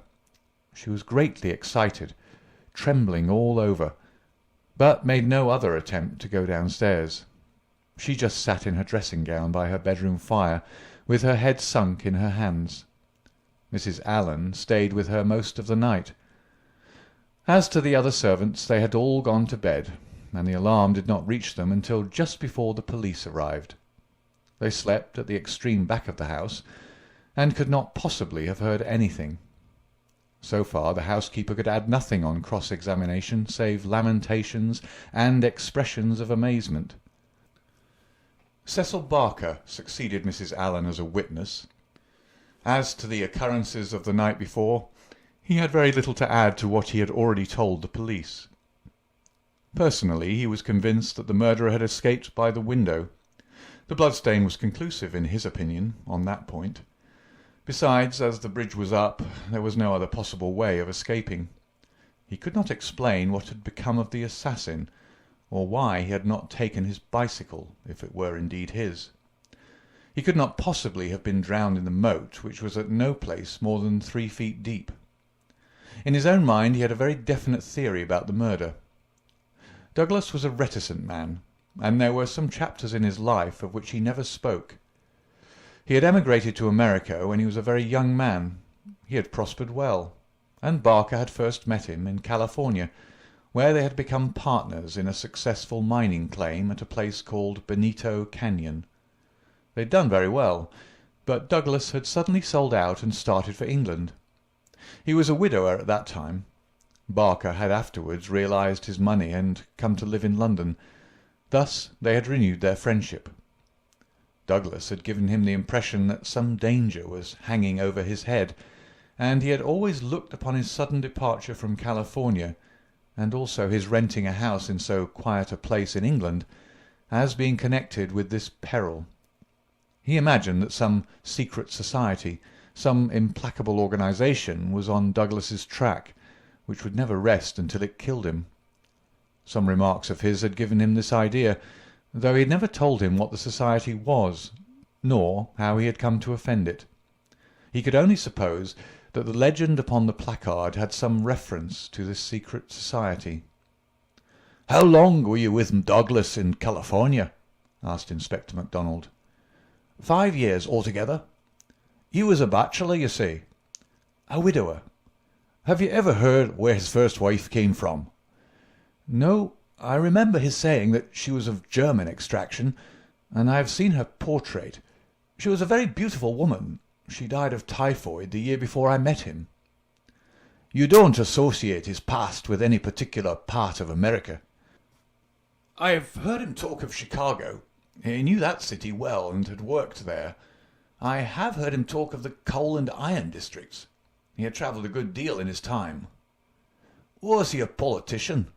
Had this secret society to do with politics?" "No, he cared nothing about politics."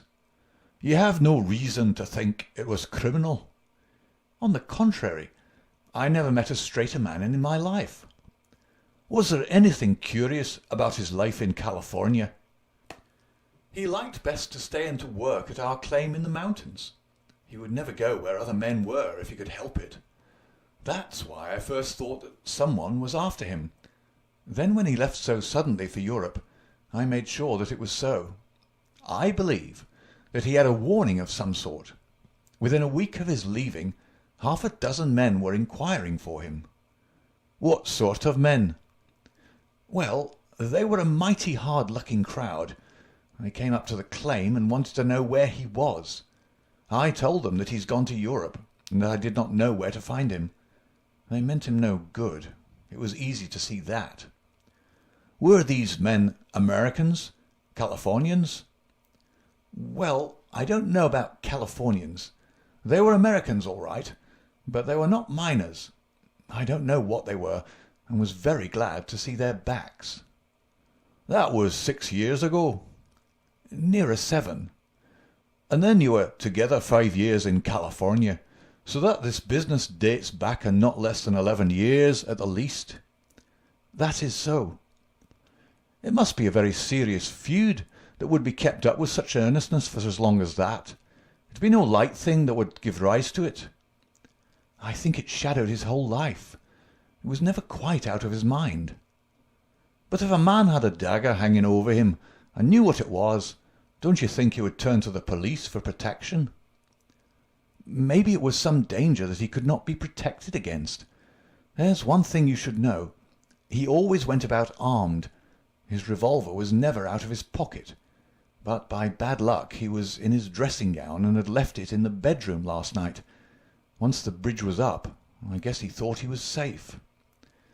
"I should like these dates a little clearer," said MacDonald. "It is quite 6 years since Douglas left California. You followed him next year, did you not?" "That is so." "And he'd been married 5 years. He must have returned from the time of his marriage." "About a month before. I was his best man."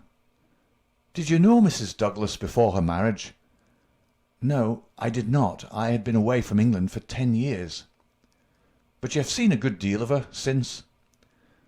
Barker looked sternly at the detective. "I have seen a good deal of him since," he answered. "If I have seen her, it is because you cannot visit a man without knowing his wife. If you imagine there's any connection—" "I imagine nothing, Mr. Barker. I'm bound to make every inquiry which can bear upon the case, but I mean no offence." "Some inquiries are offensive," Barker answered angrily. "It's only the facts that we want. 'Tis in your interest and everyone's interest that they should be cleared up. Did Mr. Douglas entirely approve your friendship with his wife?" Barker grew paler, and his great strong hands were clasped convulsively together. "You have no right to ask such questions," he cried. "What has this to do with the matter you're investigating?" "I must repeat the question." "Well, I refuse to answer." "You can refuse to answer, but you must be aware that your refusal is in itself an answer, for you would not refuse if you had nothing to conceal."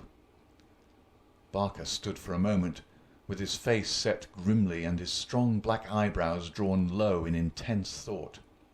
Then he looked up with a smile. "Well, I guess you gentlemen are only doing your clear duty after all, and I have no right to stand in the way of it. I'd only ask you not to worry Miss Douglas over this matter, for she has enough upon her just now. I may tell you that poor Douglas had just one fault in the world, and that was his jealousy. He was fond of me. No man could be fonder of a friend, and he was devoted to his wife.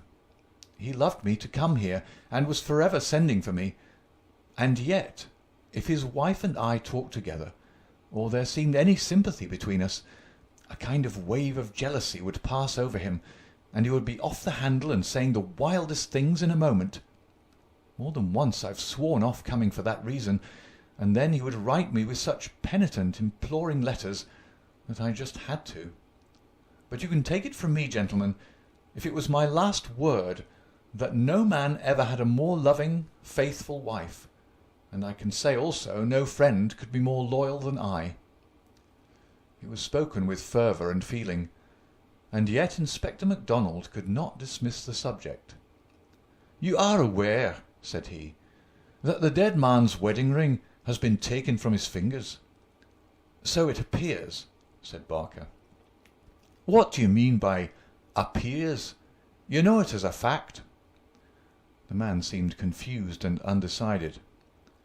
"When I said appears, I meant that it was conceivable that he had himself taken off the ring." "The mere fact that the ring should be absent, whoever may have removed it, would suggest to anyone's mind, would it not, that the marriage and the tragedy were connected?" Barker shrugged his broad shoulders. "I can't profess to say what it means," he answered, "but if you mean to hint that it could reflect in any way upon this lady's honour—" His eyes blazed for an instant, and then with an evident effort he got a grip upon his own emotions. "Well, you are on the wrong track, that's all. I don't know that I've anything else to ask you at present," said MacDonald coldly. "There was one small point," remarked Sherlock Holmes. "When you entered the room there was only a candle lighted on the table, was there not?" "Yes, that was so." "By its light you saw that some terrible incident had occurred?" "Exactly." "You at once rang for help?" "Yes." "And it arrived very speedily?" "Within a minute or two." "And yet when they arrived they found that the candle was out and that the lamp had been lighted. That seems very remarkable." Again Barker showed some signs of indecision. "I don't see that it was remarkable, Mr. Holmes," he answered after a pause. "The candle threw a very bad light. My first thought was to get a better one. My lamp was on the table, so I lit it." "And blew out the candle?" "Exactly." Holmes asked no further question, and Barker, with a deliberate look from one to the other of us, which had, as it seemed to me, something of defiance in it, turned and left the room. Inspector MacDonald had sent up a note to the effect that he would wait upon Mrs. Douglas in her room, but she had replied that she would meet us in the dining-room. She entered now, a tall and beautiful woman of 30, reserved and self-possessed to a remarkable degree, very different from the tragic and distracted figure I had pictured. It is true that her face was pale and drawn, like that of one who had endured a great shock, but her manner was composed, and the finely moulded hand which she rested upon the edge of the table was as steady as my own. Her sad appealing eyes travelled from one to the other of us with a curiously inquisitive expression. That questioning gaze transformed itself suddenly into abrupt speech. "Have you found anything out yet?" she asked. Was it my imagination that there was an undertone of fear rather than of hope in the question? "We have taken every possible step, Mrs. Douglas," said the inspector. "You may rest assured that nothing will be neglected." "Spare no money," she said in a dead even tone. "It is my desire that every possible effort should be made." "Perhaps you can tell us something which may throw some light upon the matter." "I fear not, but all I know is at your service."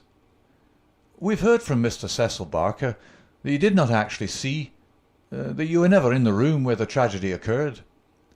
"No, he turned me back upon the stairs. He begged me to return to my room." "Quite so. You had heard the shot, and you had at once come down." "I put on my dressing gown, and then came down."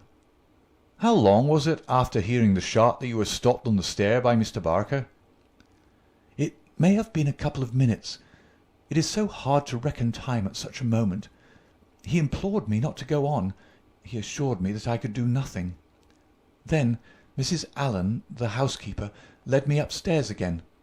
It was all like some dreadful dream." "Can you give us any idea how long your husband had been downstairs before you heard the shot?" "No, I cannot say. He went from his dressing room, and I did not hear him go. He did the round of the house every night, for he was nervous of fire. It is the only thing that I have ever known him nervous of." "That is just the point which I want to come to, Mrs. Douglas. You have known your husband only in England, have you not?" "Yes, we have been married 5 years." "Have you heard him speak of anything which occurred in America, and might bring some danger upon him?" Mrs. Douglas thought earnestly before she answered. "Yes," she said at last. "I have always felt that there was a danger hanging over him. He refused to discuss it with me. It was not from want of confidence in me. There was the most complete love and confidence between us. But it was out of his desire to keep all alarm away from me. He thought I should brood over it if I knew all, and so he was silent." "How did you know it, then?" Mrs. Douglas' face lit with a quick smile. "Can a husband ever carry about a secret all his life, and a woman who loves him have no suspicion of it? I knew it by his refusal to talk about some episodes in his American life. I knew it by certain precautions he took. I knew it by certain words he let fall. I knew it by the way he looked at unexpected strangers. I was perfectly certain that he had some powerful enemies, that he believed they were on his track, and that he was always on his guard against them. I was so sure of it that for years I have been terrified if ever he came home later than was expected." "Might I ask," asked Holmes, "what the words were which attracted your attention?" "The Valley of Fear," the lady answered. "That was an expression he had used when I questioned him. I have been in the Valley of Fear. I am not out of it yet." "Are we never to get out of the Valley of Fear?" I have asked him, when I have seen him more serious than usual. "Sometimes I think that we never shall," he has answered. "Surely you asked him what he meant by the Valley of Fear?" "I did, but his face would become very grave, and he would shake his head. 'It is bad enough that one of us should have been in its shadow,' he said. 'Please God it shall never fall upon you.' It was some real valley in which he had lived, and in which something terrible had occurred to him, of that I am certain. But I can tell you no more." "And he never mentioned any names?" "Yes. He was delirious with fever once when he had his hunting accident 3 years ago. Then I remember that there was a name that came continually to his lips. He spoke it with anger and a sort of horror. McGinty was the name, Bodymaster McGinty. I asked him when he recovered who Bodymaster McGinty was, and whose body he was master of. 'Never of mine, thank God,' he answered with a laugh, and that was all I could get from him. But there is a connection between Bodymaster McGinty and the Valley of Fear." "There is one other point," said Inspector MacDonald. "You met Mr. Douglas in a boarding-house in London, did you not, and became engaged to him there? Was there any romance, anything secret or mysterious about the wedding?" "There was romance. There is always romance. There was nothing mysterious." "He had no rival?" "No, I was quite free." "You have heard, no doubt, that his wedding ring has been taken. Does that suggest anything to you? Suppose that some enemy of his old life had tracked him down and committed his crime. What possible reason could he have for taking his wedding ring?" For an instant I could have sworn that the faintest shadow of a smile flickered over the woman's lips. "I really can't tell," she answered. "It is certainly a most extraordinary thing." "Well, we'll not detain you any longer, and we're sorry to have put you to this trouble at such a time," said the inspector. "There are some other points, no doubt, but we can refer to you as they arise." She arose, and I was again conscious of that quick, questioning glance with which she had just surveyed us. "What impression has my evidence made upon you?" The question might as well have been spoken. Then with a bow she swept from the room. "She's a beautiful woman, a very beautiful woman," said MacDonald thoughtfully, after the door had closed behind her. "This man Barker has certainly been down here a good deal. He's a man who might be attractive to a woman. He admits that the dead man was jealous, and maybe he knew best himself what cause he had for jealousy. Then there's that wedding ring. You can't get past that. The man who tears a wedding ring off a dead man's... What do you say to that, Mr. Holmes?" My friend had sat with his head upon his hands, sunk in the deepest thought. Now he rose and rang the bell. "Ames," he said, when the butler entered, "where is Mr. Cecil Barker now?" "I'll see, sir." He came back in a moment to say that Barker was in the garden. "Can you remember, Ames, what Mr. Barker had on his feet last night when they joined him in the study?" "Yes, Mr. Holmes. He had a pair of bedroom slippers. I brought him his boots when he went for the police." "Where are the slippers now?" "They're still under the chair in the hall." "Very good, Ames. It is, of course, important for us to know which tracks may be Mr. Barker's and which from outside." "Yes, sir. I may say that I noticed that the slippers were stained with blood. So indeed were my own." "That is natural enough, considering the condition of the room. Very good, Ames. We will ring if we want you." A few minutes later we were in the study. Holmes had brought with him the carpet slippers from the hall. As Ames had observed, the soles of both were dark with blood. "Strange," murmured Holmes as he stood in the light of the window and examined them minutely. "Very strange indeed." Stooping with one of his quick feline pounces, he placed the slipper upon the blood mark on the sill. It exactly corresponded. He smiled in silence at his colleagues. The inspector was transfigured with excitement. His native accent rattled like a stick upon railings. "Man," he cried, "there's not a doubt of it. Barker has just marked the window himself. It's a good deal broader than any boot mark. I mind you said it was a splay foot, and here's the explanation. But what's the game, Mr. Holmes? What's the game?" "Aye, what's the game?" my friend repeated thoughtfully. White Mason chuckled and rubbed his fat hands together in his professional satisfaction. "I said it was a snorter," he cried, "and a real snorter it is." End of chapter 5.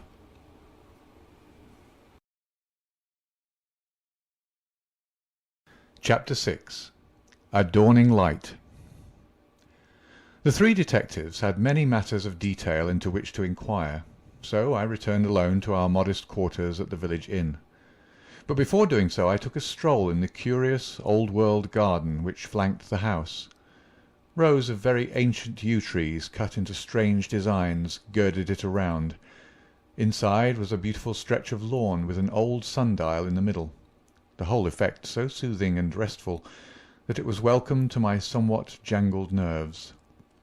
In that deeply peaceful atmosphere one could forget, or remember only as some fantastic nightmare, that darkened study with the sprawling, blood-stained figure on the floor. And yet, as I strolled round it and tried to steep my soul in its gentle balm, a strange incident occurred which brought me back to the tragedy and left a sinister impression in my mind. I have said that a decoration of yew trees circled the garden. At the end farthest from the house they thickened into a continuous hedge. On the other side of this hedge, concealed from the eyes of anyone approaching from the direction of the house, there was a stone seat. As I approached the spot I was aware of voices, some remark in the deep tones of a man answered by a little ripple of feminine laughter. An instant later I had come round the end of the hedge, and my eyes lit upon Mrs. Douglas and the man Barker before they were aware of my presence. Her appearance gave me a shock. In the dining-room she had been demure and discreet. Now all pretence of grief had passed away from her. Her eyes shone with the joy of living, and her face still quivered with amusement at some remark of her companion.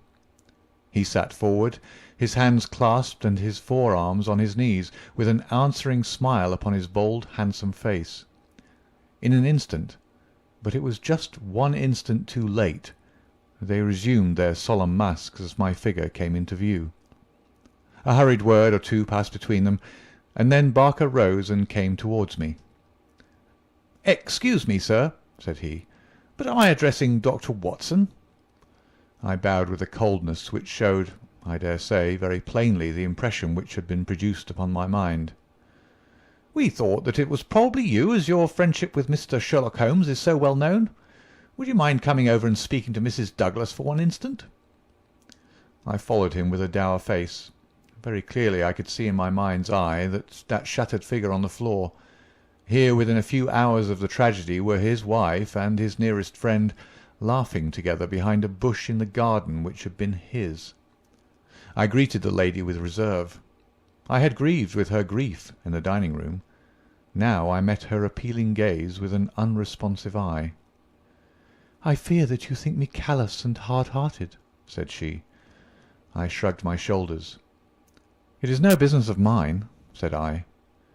"Perhaps some day you will do me justice, if you only realized—" "There's no need why Dr. Watson should realize," said Barker quickly. "As he has himself said, it is no possible business of his." "Exactly," said I, "and so I will beg leave to resume my walk." "One moment, Dr. Watson," cried the woman in a pleading voice. "There is one question which you can answer with more authority than anyone else in the world, and it may make a very great difference to me. You know Mr. Holmes and his relations with the police better than anyone else can. Supposing that a matter were brought confidentially to his knowledge, is it absolutely necessary that he should pass it on to the detectives?" "Yes, that's it," said Barker eagerly. "Is he on his own, or is he entirely in with them?" "I really don't know that I should be justified in discussing that point." "I beg, I implore that you will, Dr. Watson. I assure you that you will be helping us, helping me greatly, if you will guide us on that point." There was such a ring of sincerity in the woman's voice that for the instant I forgot all about her levity and was moved only to do her will. "Mr. Holmes is an independent investigator," I said. "He is his own master, and would act as his own judgment directed. At the same time he would naturally feel loyalty towards the officials who were working on the same case, and he would not conceal from them anything which would help them in bringing a criminal to justice. Beyond this I can say nothing, and I would refer you to Mr. Holmes himself if you wanted fuller information." So saying, I raised my hat and went upon my way, leaving them still seated behind that concealing hedge. I looked back as I rounded the far end of it, and saw that they were still talking very earnestly together, and as they were gazing after me it was clear that it was our interview that was the subject of their debate. "I wish none of their confidences," said Holmes when I reported to him what had occurred. He had spent the whole afternoon at the manor house in consultation with his two colleagues, and returned about 5 with a ravenous appetite for a high tea which I had ordered for him. "No confidences, Watson, for they are mighty awkward if it comes to an arrest for conspiracy and murder." "You think it will come to that?" He was in his most cheerful and debonair humour. "My dear Watson, when I have exterminated that 4th egg, I shall be ready to put you in touch with the whole situation. I don't say that we have fathomed it, far from it, but when we have traced the missing dumbbell—" "The dumbbell?" "Dear me, Watson, is it possible that you have not penetrated the fact that the case hangs upon the missing dumbbell? Well, well, you need not be downcast, for between ourselves I don't think that either Inspector Mack or the excellent local practitioner has grasped the overwhelming importance of this incident. One dumbbell, Watson. Consider an athlete with one dumbbell. Picture to yourself the unilateral development, the imminent danger of a spinal curvature. Shocking, Watson, shocking. He sat with his mouth full of toast and his eyes sparkling with mischief, watching my intellectual entanglement. The mere sight of his excellent appetite was an assurance of success, for I had very clear recollections of days and nights without a thought of food, when his baffled mind had chafed before some problem, while his thin, eager features became more attenuated with the asceticism of complete mental concentration. Finally, he lit his pipe, and sitting in the ingle nook of the old village inn, he talked slowly and at random about his case, rather as one who thinks aloud than as one who makes a considered statement. A lie, Watson. A great, big, thumping, obtrusive, uncompromising lie. That's what meets us on the threshold. There is our starting point. The whole story told by Barker is a lie. But Barker's story is corroborated by Mrs. Douglas. Therefore, she is lying also. They are both lying, and in a conspiracy. So now we have the clear problem.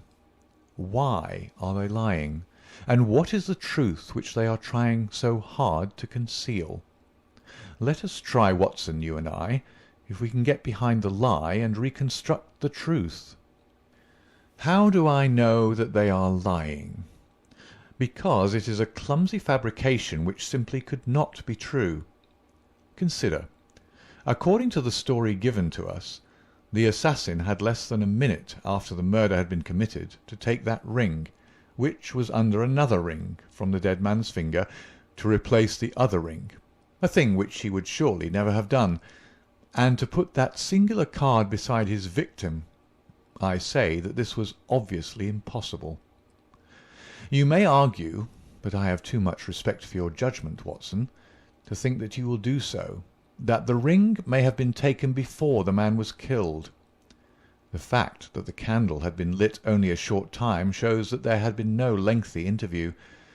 Was Douglas, from what we hear of his fearless character, a man who would be likely to give up his wedding ring at such short notice? Or could we conceive of his giving it up at all? No, no, Watson. The assassin was alone with the dead man for some time with a lamp lit. Of that I have no doubt at all. But the gunshot was apparently the cause of death. Therefore, the shot must have been fired some time earlier than we are told. But there could be no mistake about such a matter as that. We are in the presence, therefore, of a deliberate conspiracy upon the part of the two people who heard the gunshot, of the man Barker and of the woman Douglas. When on the top of this I am able to show that the blood mark on the windowsill was deliberately placed there by Barker, in order to give a false clue to the police, you will admit that the case grows dark against him. Now, we have to ask ourselves at what hour the murder actually did occur. Up to 10:30, the servants were moving about the house, so it was certainly not before that time. At 11:15 they had all gone to their rooms with the exception of Ames, who was in the pantry. I have been trying some experiments after you left us this afternoon, and I find that no noise which MacDonald can make in the study can penetrate to me in the pantry when the doors are all shut. It is otherwise, however, from the housekeeper's room. It is not so far down the corridor, and from it I could vaguely hear a voice when it was very loudly raised. The sound from a shotgun is to some extent muffled when the discharge is at very close range, as it undoubtedly was in this instance. It would not be very loud, and yet in the silence of the night it should have easily penetrated to Mrs. Allen's room. She is, as she has told us, somewhat deaf, but none the less she mentioned in her evidence that she did hear something like a door slamming half an hour before the alarm was given. Half an hour before the alarm was given would be 11:15. I have no doubt that what she heard was the report of the gun, and that this was the real instant of the murder. If this is so, we have now to determine what Barker and Mrs. Douglas, presuming that they are not the actual murderers, could have been doing from 11:15, when the sound of the shot brought them down, until 11:15, when they rang the bell and summoned the servants. What were they doing, and why did they not instantly give the alarm? That is the question which faces us, and when it has been answered we shall surely have gone some way to solve our problem.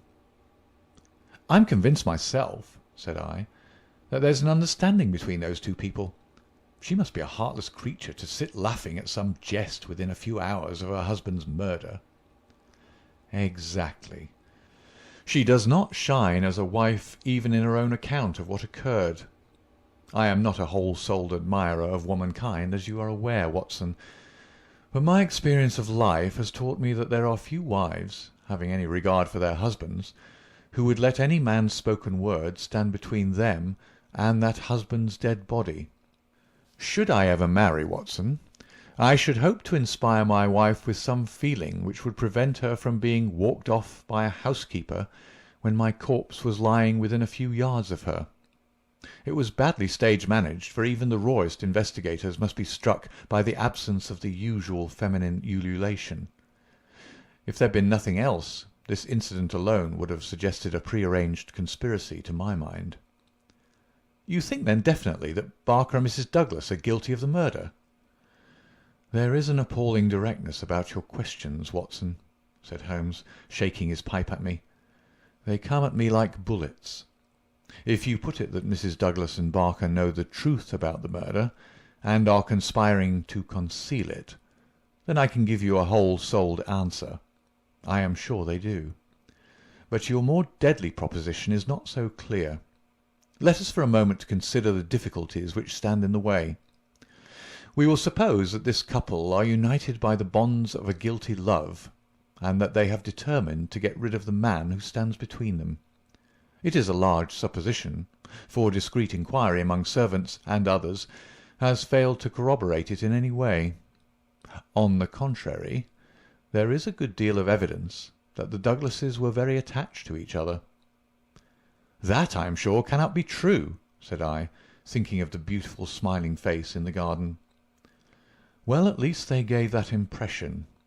However, we will suppose that they are an extraordinarily astute couple, who deceive everyone upon this point, and conspire to murder the husband.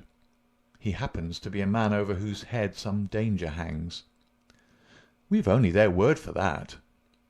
Holmes looked thoughtful. "I see, Watson. You are sketching out a theory by which everything they say from the beginning is false. According to your idea, there was never any hidden menace or secret society or Valley of Fear, or Boss Mac-somebody or anything else. Well, that is a good sweeping generalization. Let us see what that brings to us. They invent this theory to account for the crime. They then play up to the idea by leaving this bicycle in the park as proof of the existence of some outsider. The stain on the window-sill conveys the same idea. So does the card on the body, which might have been prepared in the house. That all fits into your hypothesis, Watson. But now we come on the nasty, angular, uncompromising bits which won't slip into their places. Why a cut-off shotgun of all weapons, and an American one at that? How could they be so sure that the sound of it would not bring someone on to them? It's a mere chance, is it, that Mrs. Allen did not start out to inquire for the slamming door? Why did your guilty couple do all this, Watson?" "I confess I can't explain it." "Then again, if a woman and her lover conspire to murder a husband, are they going to advertise their guilt by ostentatiously removing his wedding ring after his death? Does that strike you as very probable, Watson?" "No, it doesn't." "And once again, if the thought of leaving a bicycle concealed outside had occurred to you, would it really have seemed worth doing, when the dullest detective would naturally say this is an obvious blind, as the bicycle is the first thing which the fugitive needed in order to make his escape?" "I can conceive of no explanation." "And yet there should be no combination of events for which the wit of man cannot conceive an explanation. simply as a mental exercise, without any assertion that it is true, let me indicate a possible line of thought. It is, I admit, mere imagination, but how often is imagination the mother of truth? We'll suppose that there was a guilty secret, a really shameful secret, in the life of this man Douglas. This leads to his murder by someone who is, we will suppose, an avenger, someone from outside. This avenger, for some reason, which I confess I am still at a loss to explain, took the dead man's wedding ring. The vendetta might conceivably date back to the man's first marriage, and the ring be taken for some such reason. Before this avenger got away, Barker and the wife had reached the room. The assassin convinced them that any attempt to arrest him would lead to the publication of some hideous scandal. They were converted to this idea, and preferred to let him go. For this purpose they probably lowered the bridge, which can be done quite noiselessly, and then raised it again. He made his escape, and for some reason thought that he could do so more safely on foot than on the bicycle. He therefore left his machine where it would not be discovered until he had got safely away. So far we are within the bounds of possibility, are we not? "Well, it's possible, no doubt," said I with some reserve.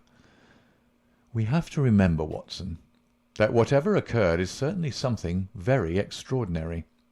Well now, to continue our supposititious case, the couple, not necessarily a guilty couple, realize after the murderer is gone that they have placed themselves in a position in which it may be difficult for them to prove that they did not themselves either do the deed or connive at it. They rapidly and rather clumsily met the situation. The mark was put by Barker's blood-stained slipper upon the window-sill to suggest how the fugitive got away. They obviously were the two who must have heard the sound of the gun, so they gave the alarm exactly as they would have done, but a good half-hour after the event. And how do you propose to prove all this? Well, if there was an outsider, he may be traced and taken. That would be the most effective of all proofs. But if not, well, the resources of science are far from being exhausted. I think that an evening alone in that study would help me much. An evening alone? I propose to go up there presently. I have arranged it with the estimable Ames, who is by no means whole-hearted about Barker. I shall sit in that room and see if its atmosphere brings me inspiration. I'm a believer in the genius loci. You smile, friend Watson. Well, we shall see. By the way, you have that big umbrella of yours, have you not? It is here. Well, I'll borrow that if I may. Certainly, but what a wretched weapon. If there's a danger... Nothing serious, my dear Watson, or I should certainly ask for your assistance. But I'll take the umbrella.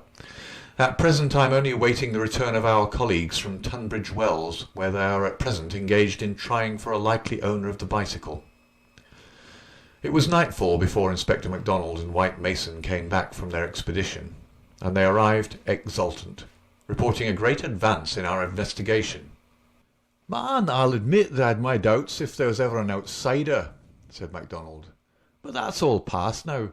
We've had the bicycle identified, and we have a description of our man, so that's a long step on our journey."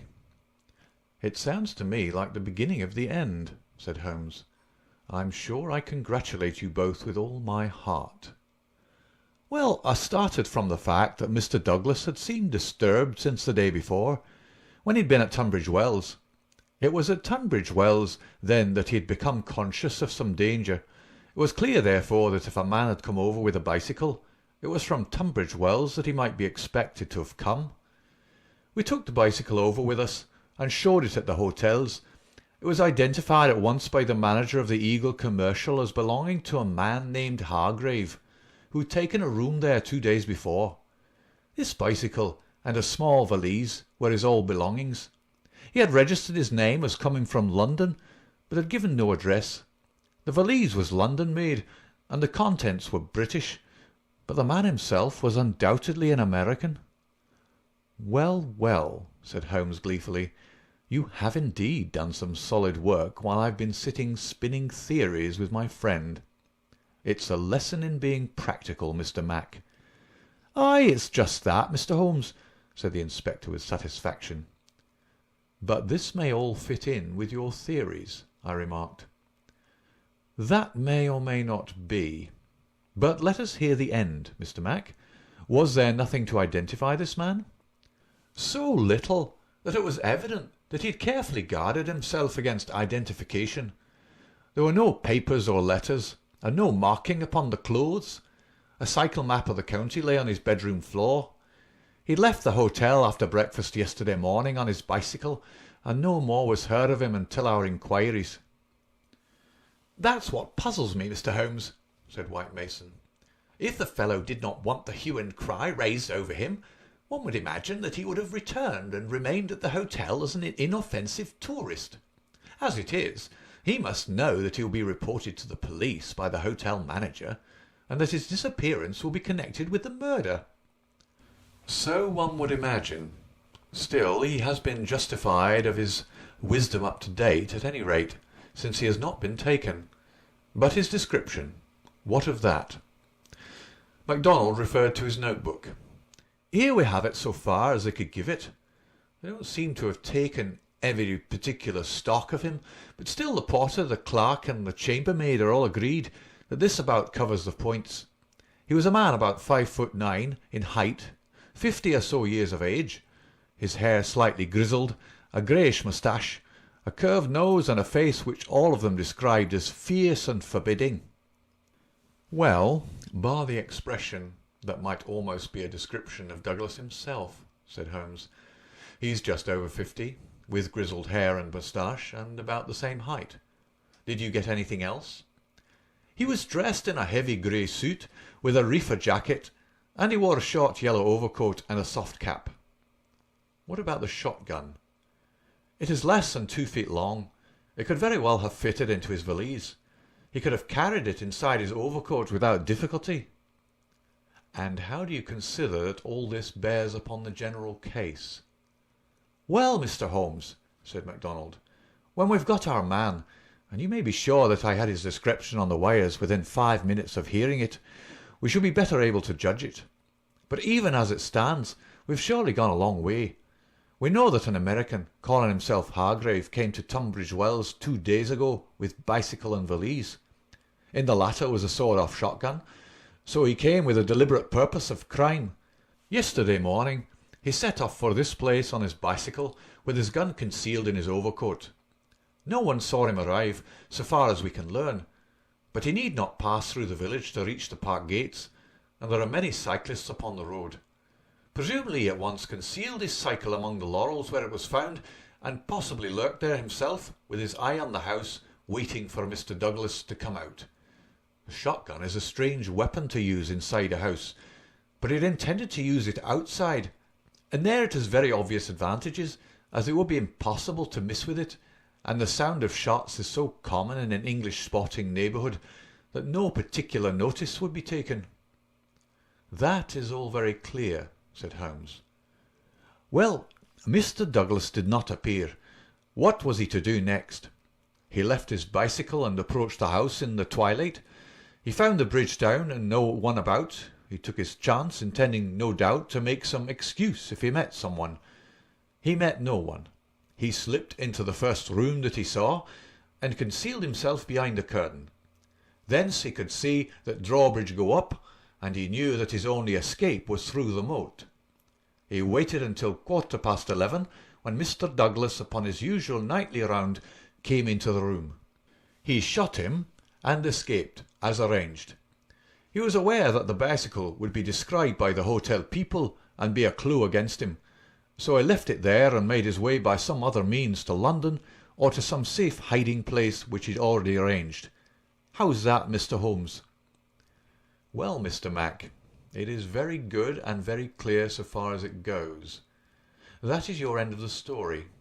My end is that the crime was committed half an hour earlier than reported, that Mrs. Douglas and Barker are both in a conspiracy to conceal something, that they aided the murderer's escape, or at least that they reached the room before he escaped, and that they fabricated evidence of his escape through the window.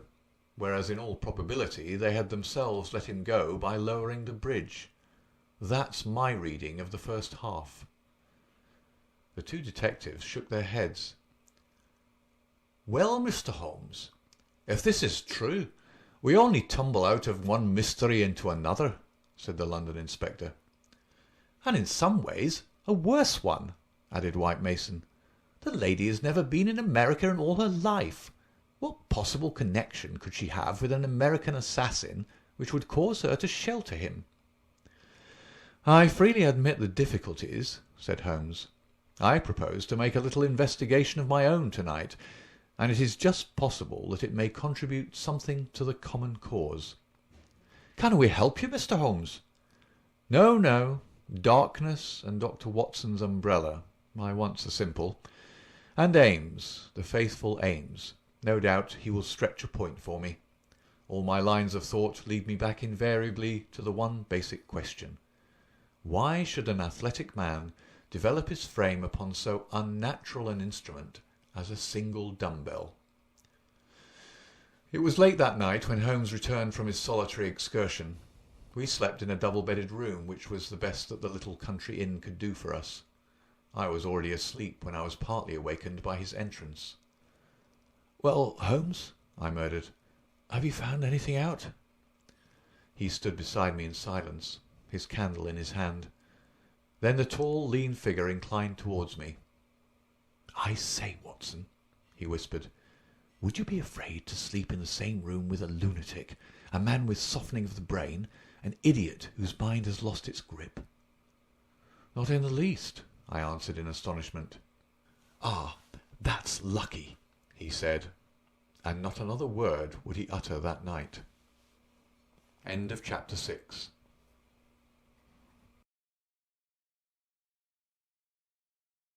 Chapter 7. The Solution. Next morning, after breakfast, we found Inspector MacDonald and White Mason seated in close consultation in the small parlour of the local police sergeant. On the table in front of them were piled a number of letters and telegrams, which they were carefully sorting and docketing. 3 had been placed on one side. "Still on the track of the elusive bicyclist?" Holmes asked cheerfully. "What is the latest news of the ruffian?" MacDonald pointed ruefully to his heap of correspondence. "He is at present reported from Leicester, Nottingham, Southampton, Derby, East Ham, Richmond, and 14 other places. In 3 of them, East Ham, Leicester, and Liverpool, there is a clear case against him, and he has actually been arrested. This country seems to be full of the fugitives with yellow coats." "Dear me," said Holmes sympathetically. "Now, Mr. Mac, and you, Mr. White Mason, I wish to give you a very earnest piece of advice. When I went into this case with you, I bargained, as you will no doubt remember, that I should not present you with half-proved theories, but that I should retain and work out my own ideas until I had satisfied myself that they were correct. For this reason, I am not at the present moment telling you all that is in my mind.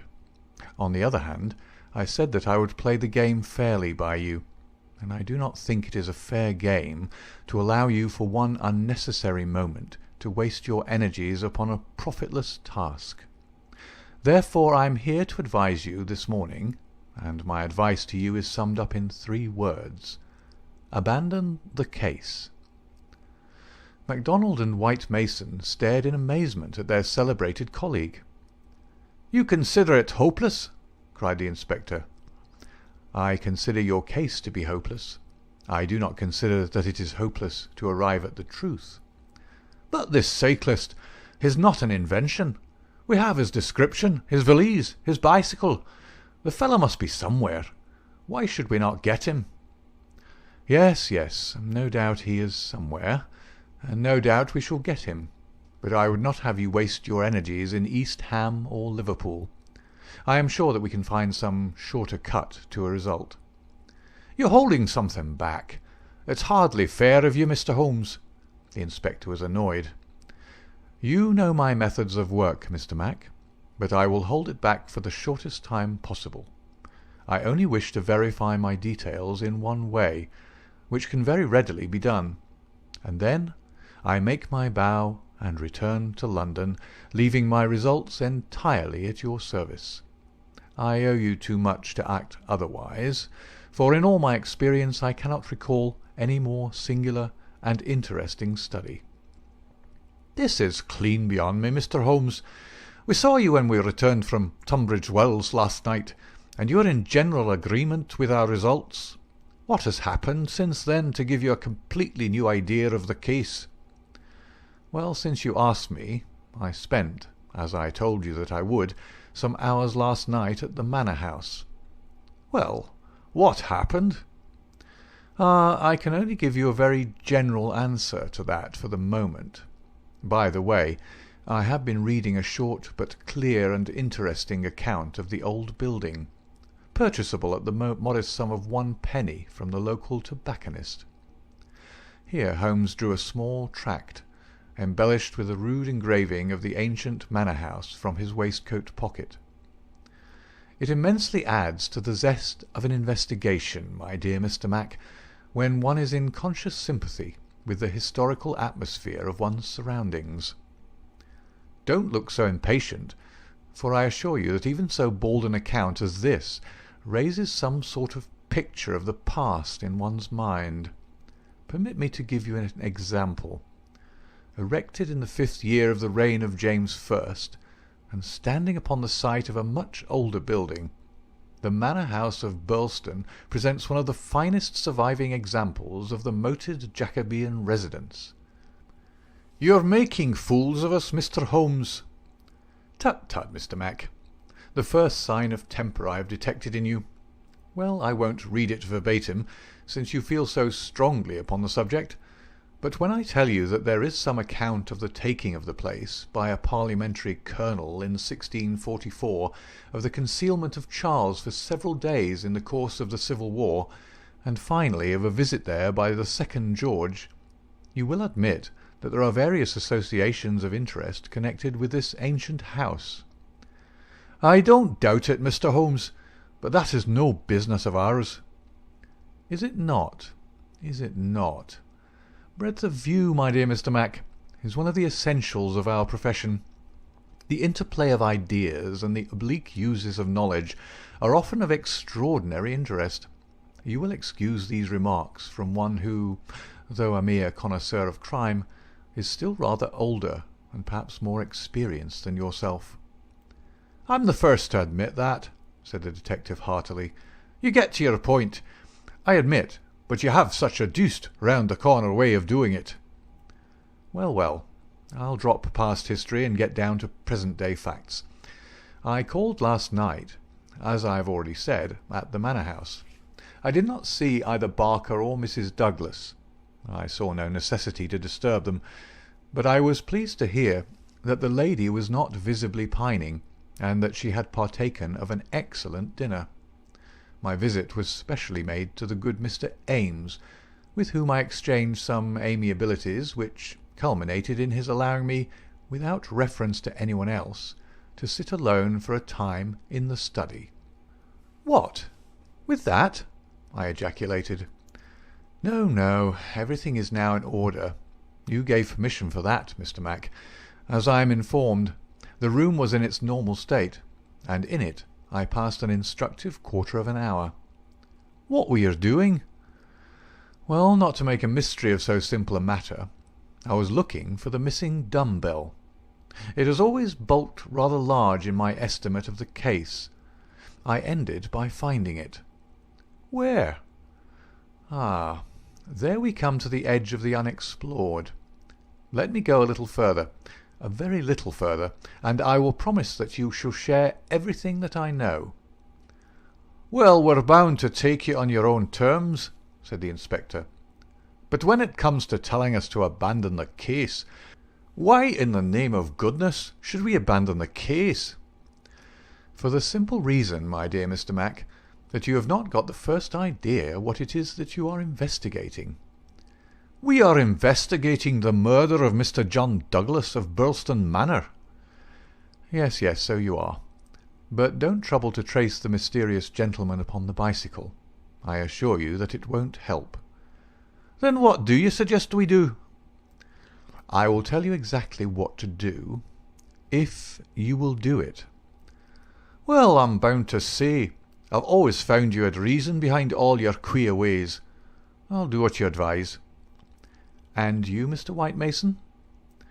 The country detective looked helplessly from one to the other. Holmes and his methods were new to him. "Well, if it is good enough for the inspector, it's good enough for me," he said at last. "Capital," said Holmes. "Well then, I should recommend a nice, cheery country walk for both of you. They tell me that the views from Burleston Ridge over the Weald are very remarkable. No doubt lunch could be got at some suitable hostelry, though my ignorance of the country prevents me from recommending one. In the evening, tired but happy—" "Man, this is getting past a joke," cried MacDonald, rising angrily from his chair. "Well, well, spend the day as you like," said Holmes, patting him cheerfully upon the shoulder. "Do what you like, and go where you will. But meet me here before dusk without fail. Without fail, Mr. Mac." "That sounds more like sanity." All of it was excellent advice, but I don't insist so long as you are here when I need you. But now, before we part, I want you to write a note to Mr. Barker. "Well?" "I'll dictate it if you like. Ready?" "Dear Sir, it has struck me that it is our duty to drain the moat, in the hope that we might find some—" "It's impossible," said the inspector. "I've made inquiry." "Tut, tut, my dear sir. Please do what I ask you." "We'll go on." "In the hope that we might find something which may bear upon our investigation. I have made arrangements, and the workmen will be at work early tomorrow morning, diverting the stream." "Impossible." "Diverting the stream, so I thought it best to explain matters beforehand. Now, sign that and send it by hand about 4 o'clock. At that hour we shall meet again in this room. Until then we may each do what we like, for I can assure you that this inquiry has come to a definite pause." Evening was drawing in when we reassembled. Holmes was very serious in his manner, myself curious, and the detectives obviously critical and annoyed. "Well, gentlemen," said my friend gravely, "I am asking you now to put everything to the test with me, and you will judge for yourselves whether the observations I have made justify the conclusions to which I have come. It is a chill evening, and I do not know how long our expedition may last, so I beg that you will wear your warmest coats. It is of the first importance that we should be in our places before it grows dark, so with your permission we shall get started at once." We passed along the outer bounds of the Manor House Park until we came to a place where there was a gap in the rails which fenced it.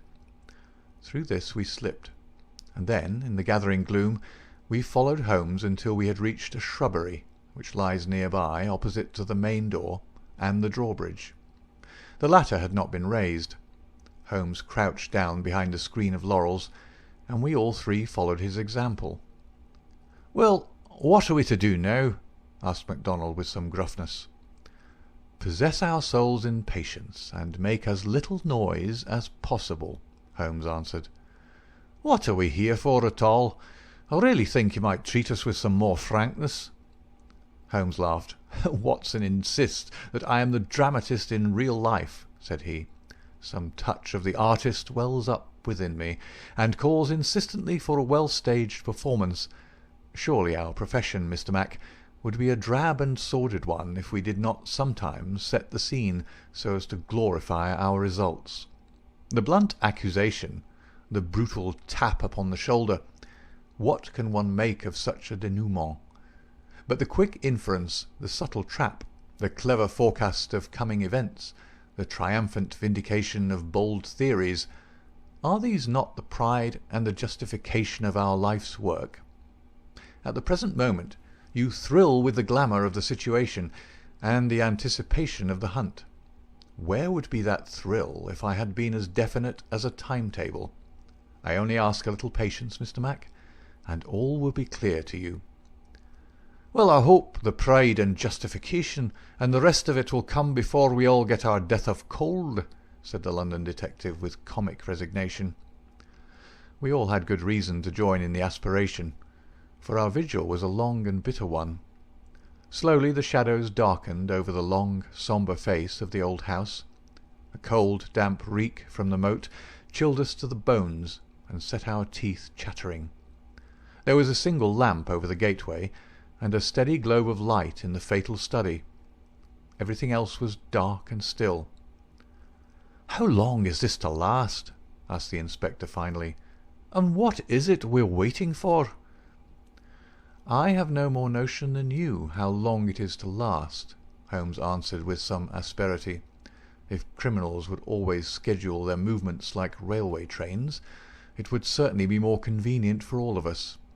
As to what it is well, that's what we're watching for."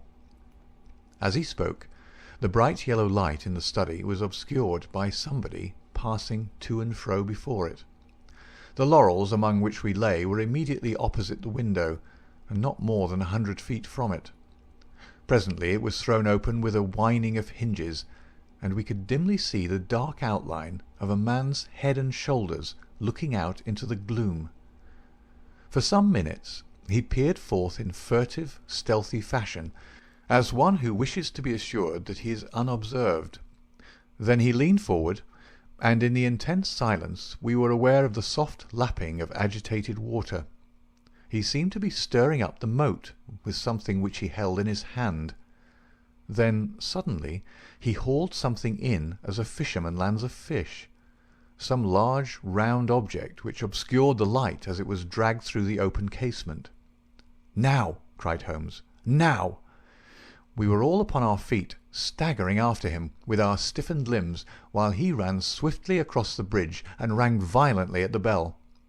There was the rasping of bolts from the other side, and the amazed Ames stood in the entrance.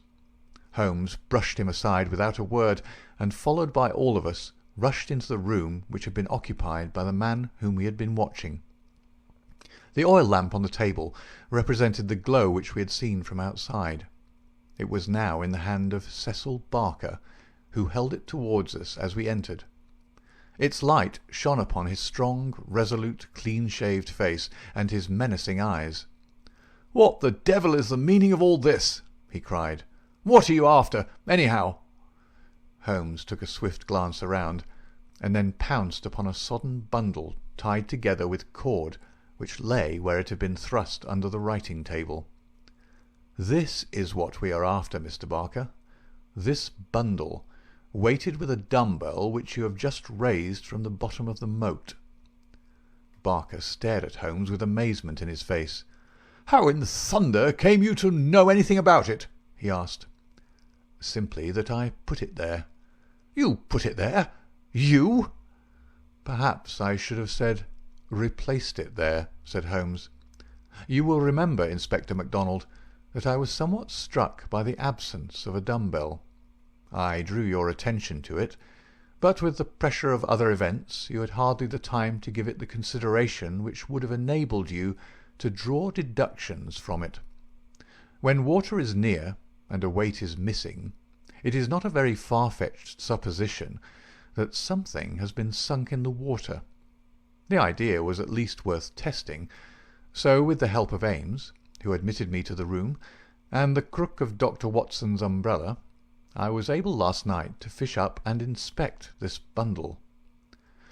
It was of the first importance, however, that we should be able to prove who placed it there. This we accomplished by the very obvious device of announcing that the moat would be dried tomorrow, which had of course the effect that whoever had hidden the bundle would most certainly withdraw it the moment that darkness enabled him to do so.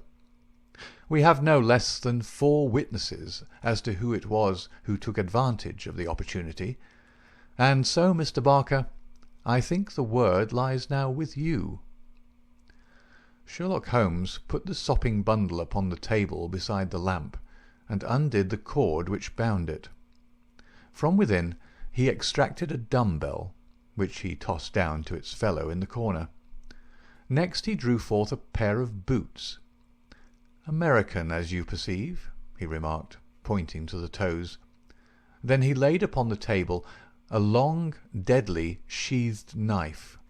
Finally he unravelled a bundle of clothing comprising a complete set of underclothes, socks, a grey tweed suit, and a short yellow overcoat. "The clothes are commonplace," remarked Holmes, "save only the overcoat, which is full of suggestive touches." He held it tenderly towards the light. "Here, as you perceive, is the inner pocket prolonged into the lining in such a fashion as to give ample space for the truncated fowling piece. The tailor's tab is on the back. Neil Outfitter, Vermissa, USA. I've spent an instructive afternoon in the rector's library, and have enlarged my knowledge by adding the fact that Vermissa is a flourishing little town at the head of one of the best-known coal and iron valleys in the United States. I have some recollection, Mr. Barker, that you associated the coal districts with Mr. Douglas's first wife, and it would surely not be too far-fetched an inference that the V.V. upon the card by the dead body might stand for Vermissa Valley, or that this very valley, which sends forth emissaries of murder, may be that valley of fear which we have heard. So much is fairly clear. And now, Mr. Barker, I seem to be standing rather in the way of your explanation." It was a sight to see Cecil Barker's expressive face during this exposition of the great detective. Anger, amazement, consternation, and indecision swept over it in turn. Finally he took refuge in a somewhat acrid irony. "You know such a lot, Mr. Holmes. Perhaps you had better tell us some more," he sneered. "I have no doubt that I could tell you a great deal more, Mr. Barker, but it would come with a better grace from you." "Oh, you think so, do you? Well, all I can say is that if there's any secret here, it's not my secret, and I am not the man to give it away." "Well, if you take that line, Mr. Barker," said the inspector quietly, "we must just keep you in sight until we have the warrant and can hold you." "You can do what you damn please about that," said Barker defiantly. The proceedings seemed to have come to a definite end, so far as he was concerned, for one had only to look at that granite face to realize that no peine forte or dure would ever force him to plead against his will. The deadlock was broken, however, by a woman's voice. Mrs. Douglas had been standing listening at the half-open door, and now she entered the room. "You have done enough for now, Cecil," said she. "Whatever comes of it in the future, you have done enough." "Enough and more than enough," remarked Sherlock Holmes gravely. "I have every sympathy with you, madam, and should strongly urge you to have some confidence in the common sense of our jurisdiction, and to take the police voluntarily into your complete confidence. It may be that I am myself at fault for not following up the hint which you conveyed to me through my friend Dr. Watson, but at that time I had every reason to believe that you were directly concerned in the crime. Now I am assured that this is not so. At the same time there is much that is unexplained, and I should strongly recommend that you ask Mr. Douglas to tell us his own story." Mrs. Douglas gave a cry of astonishment at Holmes's words. The detectives and I must have echoed it when we were aware of a man who seemed to have emerged from the wall, who advanced now from the gloom of the corner in which he had appeared. Mrs. Douglas turned, and in an instant her arms were round him. Barker had seized his outstretched hand. "It's best this way, Jack," his wife repeated. "I'm sure that it is best." "Indeed, yes, Mr. Douglas," said Sherlock Holmes. "I am sure that you will find it best." The man stood blinking at us with the dazed look of one who comes from the dark into the light. It was a remarkable face, bold grey eyes, a strong, short-clipped, grizzled moustache, a square projecting chin, and a humorous mouth. He took a good look at us all, and then, to my amazement, he advanced to me and handed me a bundle of paper. "I've heard of you," said he in a voice which was not quite English and not quite American, but was altogether mellow and pleasing. You are the historian of this bunch. Well, Dr. Watson, you've never had such a story as that pass through your hands before, and I'll lay my last dollar on that. Tell it your own way, but there are the facts, and you can't miss the public so long as you have those. I've been cooped up 2 days, and I've spent the daylight hours, as much daylight as I could get in that rat trap, in putting the thing into words. You're welcome to them, you and your public. There's the story of the Valley of Fear." "That's the past, Mr. Douglas," said Sherlock Holmes quietly. "What we desire now is to hear your story of the present." "You'll have it, sir," said Douglas. "May I smoke as I talk?" "Well, thank you, Mr. Holmes. You're a smoker yourself, if I remember right, and you'll guess what it is to be sitting for 2 days with tobacco in your pocket and afraid that the smell will give you away." He leaned against the mantelpiece and sucked at the cigar which Holmes had handed him. "I've heard of you, Mr. Holmes. I never guessed that I would meet you. But before you're through with that," he nodded at my papers, "you will say I've brought you something fresh." Inspector MacDonald had been staring at the newcomer with the greatest amazement. "Well, this fairly beats me," he cried at last. "If you're Mr. John Douglas of Brockstone Manor, then whose death have we been investigating for these 2 days, and where in the world have you sprung from now? You seem to come out of the floor like a jack-in-a-box." "Ah, Mr. Mac," said Holmes, shaking a reproving forefinger, "you would not read that excellent local compilation which described the concealment of King Charles. People did not hide in those days without excellent hiding-places, and the hiding-place that had once been used may be used again.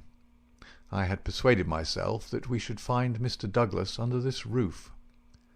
"And how long have you been playing this trick upon us, Mr. Holmes?" said the inspector angrily. "How long have you allowed us to waste ourselves upon a search that you knew to be an absurd one?" "Not 1 instant, my dear Mr. Mac. Only last night did I form my views of the case. As they could not be put to the proof until this evening, I invited you and your colleagues to take a holiday for the day. Pray, what more could I do? When I found the suit of clothes in the moat, it at once became apparent to me that the body we had found could not have been the body of Mr. John Douglas at all, but must be that of the bicyclist from Tunbridge Wells. No other conclusion was possible. Therefore I had to determine where Mr. John Douglas himself could be, and the balance of probability was that with the connivance of his wife and his friend he was concealed in a house which had such conveniences for a fugitive, and awaiting quieter times when he could make his final escape. "Well, you've figured it out about right," said Douglas approvingly. "I thought I'd dodge your British law, for I was not sure how I stood under it, and also I saw my chance to throw these hounds once for all off my track. Mind you, from first to last I've done nothing to be ashamed of, and nothing that I would not do again, but you'll judge that for yourselves when I tell you my story. Never mind warning me, Inspector. I'm ready to stand pat upon the truth. I'm not going to begin at the beginning, that's all there." He indicated my bundle of papers. "And a mighty queer yarn you'll find it. It all comes down to this, that there are some men that have good cause to hate me and would give their last dollar to know that they had got to me. So long as I'm alive and they are alive, there is no safety in this world for me. They hunted me from Chicago to California, then they chased me out of America. But when I married and settled down in this quiet spot, I thought my last years were going to be peaceable. I never explained to my wife how things were. Why should I pull her into it? She would never have a quiet moment again, but would always be imagining trouble. I fancy she knew something, for I may have dropped a word here or a word there, but until yesterday, after you gentlemen had seen her, she never knew the rights of the matter. She told you all she knew, and so did Barker here, for on the night when this thing happened, there was mighty little time for explanations. She knows everything now, and I would have been a wiser man if I had told her sooner. But it was a hard question, dear." He took her hand for an instant in his own, and I acted for the best. "Well, gentlemen, the day before these happenings I was over in Tunbridge Wells, and I got a glimpse of a man in the street. It was only a glimpse, but I have a quick eye for these things, and I never doubted who it was. It was the worst enemy I had among them all, one who has been after me like a hungry wolf after a caribou all these years. I knew there was trouble coming, and I came home and made ready for it. I guess I'd fight through it all right on my own. My luck was a proverb in the States about '76. I never doubted that it would be with me still. I was on my guard all that next day and never went out into the park. It's as well, or he'd have had the drop on me with that buckshot gun of his before ever I could draw on him. After the bridge was up, my mind was always more restful when that bridge was up in the evenings. I put the thing clear out of my head. I never dreamed of his getting into the house and waiting for me. But when I made my round in my dressing gown, as was my habit, I had no sooner entered the study than I scented danger. I guess when a man has had dangers in his life, and I've had more than most in my time, there is a kind of sixth sense that waves the red flag. I saw the signal clear enough, and yet I couldn't tell you why. Next instant I spotted a boot under the window curtain, and then I saw why plain enough.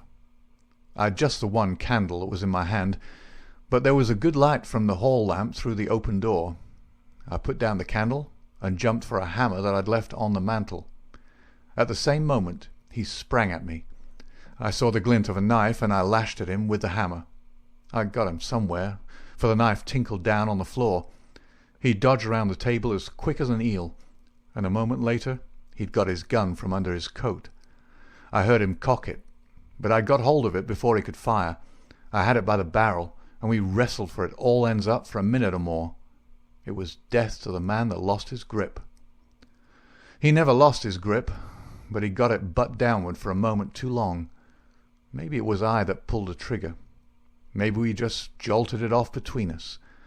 Anyhow, he got both barrels in the face, and there I was, staring down at all that was left of Ted Baldwin. I'd recognized him in the township, and again when he sprang for me, but his own mother wouldn't recognize him as I saw him then. I'm used to rough work, but I fairly turned sick at the sight of him.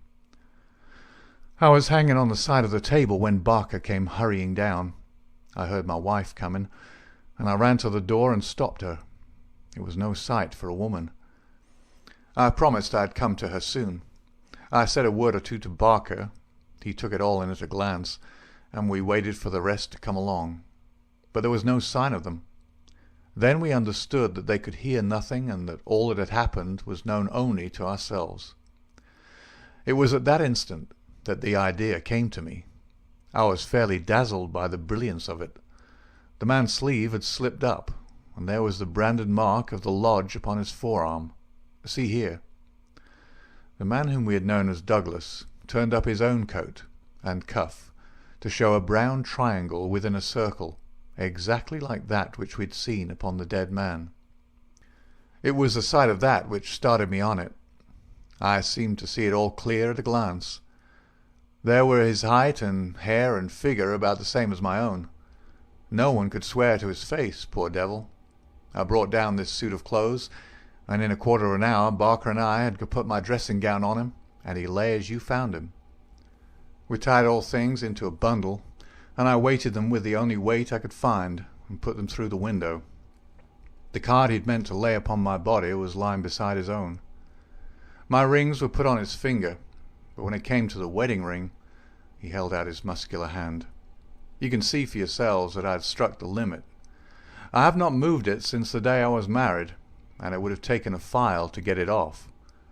I don't know, anyhow, that I should have cared to part with it, but if I'd wanted to, I couldn't. So we just had to leave that detail to take care of itself. On the other hand, I brought a bit of plaster down and put it where I'm wearing one myself at this instant. You slipped up there, Mr. Holmes, clever as you are, for if you had chanced to take off that plaster, you'd have found no cut underneath it. Well, that was the situation. If I could lie low for a while and then get away, where I could be joined by my widow, we should have a chance at last of living in peace for the rest of our lives. These devils would give me no rest so long as I was above ground, but if they saw in the papers that Baldwin had got his man, there would be an end of all my troubles. I hadn't much time to make it all clear to Barker and to my wife, but they understood enough to be able to help me. I knew all about this hiding place, so did Ames, but it never entered his head to connect it with the matter. I retired into it, and it was up to Barker to do the rest. I guess you can fill in for yourselves what he did. He opened the window and made the mark on the sill, to give an idea of how the murderer escaped. It was a tall order, that, but as the bridge was up there was no other way. Then, when everything was fixed, he rang the bell for all he was worth. What happened afterward you know. And so, gentlemen, you can do what you please, but I've told you the truth and the whole truth, so help me God. What I ask you now is, how do I stand by the English law? There was a silence which was broken by Sherlock Holmes. The English law is in the main a just law. You'll get no worse than your deserts from that, Mr. Douglas. But I would ask you, how did this man know that you lived here, or how to get into your house, or where to hide to get you? I know nothing of this. Holmes's face was very white and grave. The story is not over yet, I fear, said he. You may find worse dangers than the English law, or even than your enemies from America. I see trouble before you, Mr. Douglas. You'll take my advice and still be on your guard. And now, my long-suffering readers, I'll ask you to come away with me for a time, far from the Sussex manor house of Brockstone, and far also from the year of grace in which we made our eventful journey, which ended with the strange story of the man who had been known as John Douglas.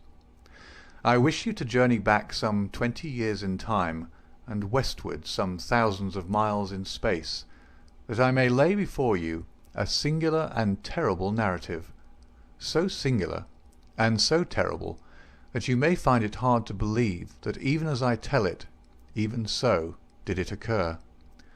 Do not think that I intrude one story before another is finished. As you read on you will find that this is not so.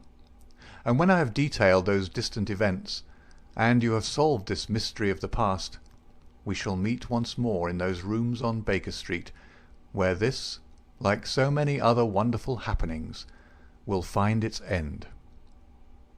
End of Chapter 7 and Part 1 of The Valley of Fear.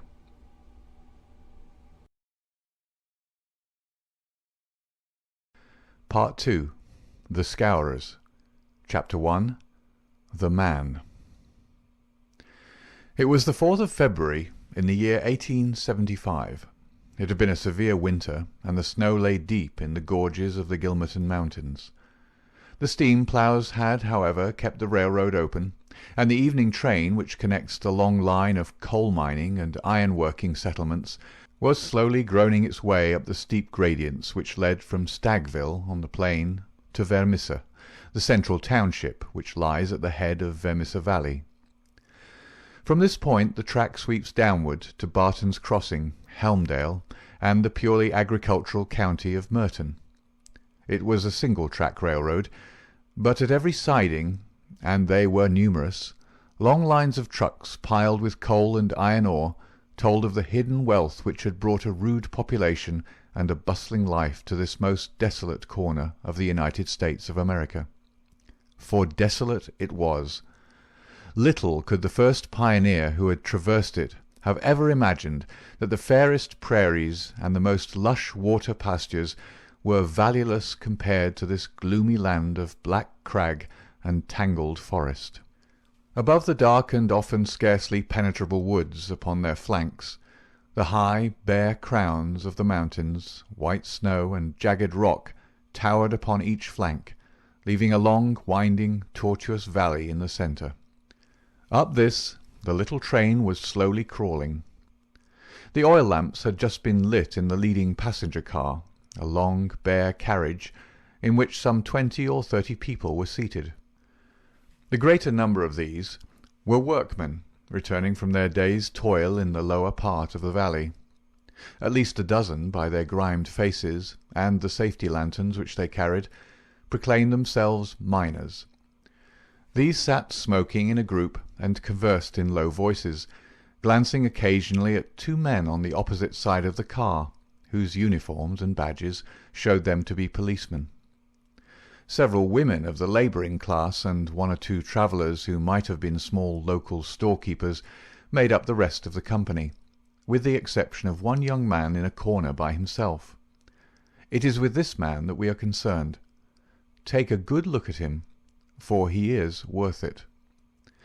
He's a fresh-complexioned, middle-sized young man, not far, one would guess, from his 30th year. He has large, shrewd, humorous grey eyes, which twinkle inquiringly from time to time as he looks round through his spectacles at the people about him. It is easy to see that he is of a sociable and possibly simple disposition, anxious to be friendly to all men. Anyone could pick him at once as gregarious in his habits and communicative in his nature, with a quick wit and a ready smile. And yet the man who studied him more closely might discern a certain firmness of jaw and grim tightness about the lips which would warn him that there were depths beyond, and that this pleasant, brown-haired young Irishman might conceivably leave his mark for good or evil upon any society to which he was introduced. Having made one or two tentative remarks to the nearest miner, and receiving only short, gruff replies, the traveller resigned himself to uncongenial silence, staring moodily out of the window at the fading landscape. It was not a cheering prospect. Through the growing gloom there pulsed the red glow of the furnaces on the sides of the hills. Great heaps of slag and dumps of cinders loomed up on each side, with the high shafts of the collieries towering above them. Huddled groups of mean wooden houses, the windows of which were beginning to outline themselves in light, were scattered here and there along the line, and the frequent halting-places were crowded with their swarthy inhabitants. The iron and coal valleys of the Vermissa district were no resorts for the leisured or the cultured. Everywhere there were stern signs of the crudest battle of life, the rude work to be done, and the rude, strong workers who did it. The young traveller gazed out into this dismal country with a face of mingled repulsion and interest, which showed that the scene was new to him. At intervals he drew from his pocket a bulky letter to which he referred, and on the margins of which he scribbled some notes. Once, from the back of his waist, he produced something which one would hardly have expected to find in the possession of so mild-mannered a man. It was a navy revolver of the largest size. As he turned it slantwise to the light, the glint upon the rims of the copper shells within the drum showed that it was fully loaded. He quickly restored it to his secret pocket, but not before it had been observed by a working man who had seated himself upon the adjoining bench. "Hello, mate," said he. "You seem heeled and ready." The young man smiled with an air of embarrassment. "Yes," said he, "we need them sometimes in the place I come from." "And where may that be?" "I'm last from Chicago." "A stranger in these parts?" "Yes." "You may find you need it here," said the workman. "Ah, is that so?" The young man seemed interested. "Have you heard nothing of doings hereabouts?" "Nothing out of the way." "Why, I thought the country was full of it. You'll hear quick enough. What made you come here?" "I heard there was always work for a willing man." "Are you a member of the union?" "Sure." "Then you'll get your job, I guess. Have you any friends?" "Not yet, but I have the means of making them." "How's that, then?" "I am one of the eminent order of freemen. There's no town without a lodge, and where there's a lodge I'll find my friends." The remark had a singular effect upon his companion. He glanced around suspiciously at the others in the car. The miners were still whispering among themselves. The two police officers were dozing. He came across, seated himself close to the young traveller, and held out his hand. "Put it there," he said. A hand grip passed between the two. "I see you speak the truth," said the workman, "but it's well to make certain." He raised his right hand to his right eyebrow. The traveller at once raised his left hand to his left eyebrow. "Dark nights are unpleasant," said the workman. "Yes, for strangers to travel," the other answered. "That's good enough. I'm Brother Scanlon, Lodge 341, Vermissa Valley. Glad to see you in these parts." "Thank you. I'm Brother John McMurdo, Lodge 29, Chicago. Bodymaster J. H. Scott, but I'm in luck to meet a brother so early." "Well, there are plenty of us about. You won't find the order more flourishing anywhere in the States than right here in Vermissa Valley. But we could do with some lads like you. I can't understand a spry man of the Union finding no work to do in Chicago." "I found plenty of work to do," said McMurdo. "Then why did you leave?"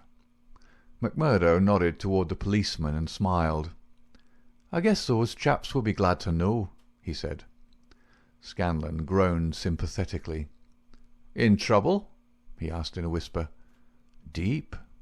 A penitentiary job? And the rest?" "Not a killing?" "It's early days to talk of such things," said McMurdo with the air of a man who had been surprised into saying more than he intended. "I've my own good reasons for leaving Chicago, and let that be enough for you. Who are you, that you should take it on yourself to ask such things?" His grey eyes gleamed with sudden and dangerous anger from behind his glasses. "All right, mate, no offence meant. The boys will think none the worse of you, whatever you may have done. Where are you bound for now?" "Vermissa." "That's the third halt down the line. Where are you staying?"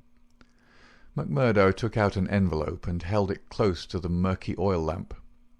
"Here is the address. Jacob Shafter, Sheridan Street. It's a boarding house that was recommended by a man I know in Chicago." "Well, I don't know it, but Vermissa is out of my beat. I live at Hobson's Patch, and that's here where we're drawing up to now. But say, there's one bit of advice I'll give you before we part. If you're in trouble in Vermissa, go straight to the Union House and see Boss McGinty. He's the bodymaster of Vermissa Lodge, and nothing can happen in these parts unless Black Jack McGinty wants it. So long, mate. Maybe we'll meet in Lodge one of these evenings, but mind my words, if you're in trouble, go to Boss McGinty." Scanlon descended, and McMurdo was left once again to his thoughts. Night had now fallen, and the flames of the frequent furnaces were roaring and leaping in the darkness. Against their lurid background, dark figures were bending and straining, twisting and turning with the motion of winch or of windlass, to the rhythm of an eternal clank and roar. "I guess hell must look something like that," said a voice. McMurdo turned and saw that one of the policemen had shifted in his seat and was staring out into the fiery waste. "For that matter," said the other policeman, "I allow that hell must be something like that. If there are worse devils down yonder than some we could name, it's more than I'd expect. I guess you're new to this part, young man." "Well, what if I am?" McMurdo answered in a surly voice. "Just this, mister, that I should advise you to be careful in choosing your friends. I don't think I'd begin with Mike Scanlon or his gang if I were you." "What the hell is it to you? Who are my friends?" roared McMurdo in a voice which brought every head in the carriage round to witness the altercation. "Did I ask you for your advice, or did you think me such a sucker that I couldn't move without it? You speak when you're spoken to, and by the Lord you'd have to wait a long time if it was me." He thrust out his face and grinned at the patrolman like a snarling dog. The two policemen, heavy, good-natured men, were taken aback by the extraordinary vehemence with which their friendly advances had been rejected. "No offence, stranger," said one. "It was a warning for your own good, seeing that you are, by your own showing, new to the place." "I'm new to the place, but I'm not new to you and your kind," cried McMurdo in cold fury. "I guess you're the same in all places, shoving your advice in when nobody asks for it." "Maybe we'll see more of you before long," said one of the patrolmen with a grin. "You're a real hand-picked one, if I'm a judge." "I was thinking the same," remarked the other. "I guess we may meet again." "I'm not afraid of you, and don't you think it," cried McMurdo. "My name's Jack McMurdo, see? If you want me, you'll find me at Jacob Shafter's on Sheridan Street, Vermissa. So I'm not hiding from you, am I? Day or night, I dare to look the like of you in the face. Don't make any mistake about that." There was a murmur of sympathy and admiration from the miners at the dauntless demeanour of the newcomer, while the two policemen shrugged their shoulders and renewed a conversation between themselves. A few minutes later, the train ran into the ill-lit station, and there was a general clearing, for Vermissa was by far the largest town on the line. McMurdo picked up his leather gripsack and was about to start off into the darkness when one of the miners accosted him. "By gar, mate, you know how to speak to the cops," he said in a voice of awe. "It was grand to hear you. Let me carry your grip and show you the road. I'm passing Shafters on the way to my own shack." There was a chorus of friendly good nights from the other miners as they passed from the platform. Before ever he had set foot on it, McMurdo the turbulent had become a character in Vermissa. The country had been a place of terror, but the town was in its way even more depressing. Down that long valley there was at least a certain gloomy grandeur in the huge fires and the clouds of drifting smoke, while the strength and industry of man found fitting monuments in the hills which he had spilled by the side of his monstrous excavations. But the town showed a dead level of mean ugliness and squalor. The broad street was churned up by the traffic into a horrible rutted paste of muddy snow. The sidewalks were narrow and uneven. The numerous gas lamps served only to show more clearly a long line of wooden houses, each with its veranda facing the street, unkempt and dirty. As they approached the centre of the town, the scene was brightened by a row of well-lit stores, and even more by a cluster of saloons and gaming houses, in which the miners spent their hard-earned but generous wages. "That's the Union House," said the guide, pointing to one saloon which rose almost to the dignity of being a hotel. "Jack McGinty is the boss there." "What sort of man is he?" McMurdo asked. "What? Have you never heard of the boss?" "How could I have heard of him, when you know that I'm a stranger in these parts?" "Well, I thought his name was known clear across the country. It's been in the papers often enough." "What for?" "Well," the miner lowered his voice, "over the affairs." "What affairs?" "Good Lord, mister, you are queer. If I must say it without offence, there's only one set of affairs that you'll hear of in these parts, and that's the affairs of the Scourers." "Why, I seem to have read of the Scourers in Chicago. A gang of murderers, are they not?" "Hush, on your life!" cried the miner, standing still in alarm and gazing in amazement at his companion. "Man, you won't live long in these parts if you speak in the open street like that. Many a man has had the life beaten out of him for less." "Well, I know nothing about them. It's only what I've read." "And I'm not saying that you've not read the truth." The man looked nervously round him as he spoke, peering into the shadows as if he feared to see some lurking danger. "If killing is murder, then God knows there's a murder and to spare. But don't you dare to breathe the name of Jack McGinty in connection with it, stranger, for every whisper goes back to him, and he's not one that is likely to let it pass. Now, that's the house you're after, that one, standing back from the street. You'll find old Jacob Shafter that runs it as honest a man as lives in this township." "I thank you," said McMurdo, and shaking hands with his new acquaintance, he plodded, gripsack in hand, up the path which led to the dwelling-house, at the door of which he gave a resounding knock. It was opened at once by someone very different from what he had expected. It was a woman, young and singularly beautiful. She was of the German type, blonde and fair-haired, with the piquant contrast of a pair of beautiful dark eyes, with which she surveyed the stranger with surprise and a pleasing embarrassment which brought a wave of colour over her pale face. Framed in the bright light of the open doorway, it seemed to McMurdo that he had never seen a more beautiful picture. the more attractive for its contrast with the sordid and gloomy surroundings. A lovely violet growing upon one of those black slag heaps of the mines would not have seemed more surprising. So entranced was he that he stood staring without a word, and it was she who broke the silence. "I thought it was father," said she, with a pleasing little touch of a German accent. "Did you come to see him? He's downtown. I expect him back every minute." McMurdo continued to gaze at her in open admiration until her eyes dropped in confusion before this masterful visitor. "No, miss," he said at last. "I'm in no hurry to see him. But your house was recommended to me for board. I thought it might suit me, and now I know it will." "You are quick to make up your mind," said she with a smile. "Anyone but a blind man could do as much," the other answered. She laughed at the compliment. "Come right in, sir," she said. "I'm Miss Ethel Shafter, Mr. Shafter's daughter. My mother's dead, and I run the house. You can sit down by the stove in the front room until father comes along. Ah, here he is, so you can fix things with him right away." A heavy, elderly man came plodding up the path.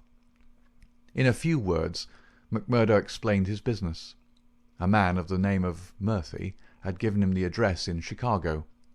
He, in turn, had had it from someone else. Old Shafter was quite ready. The stranger made no bones about terms, agreed at once to every condition, and was apparently fairly flush of money. For $7 a week paid in advance, he was to have board and lodging. So it was that McMurdo, the self-confessed fugitive from justice, took up his abode under the roof of the Shafters, the first step which was to lead to so long and dark a train of events, ending in a far distant land. End of Part 2, Chapter 1.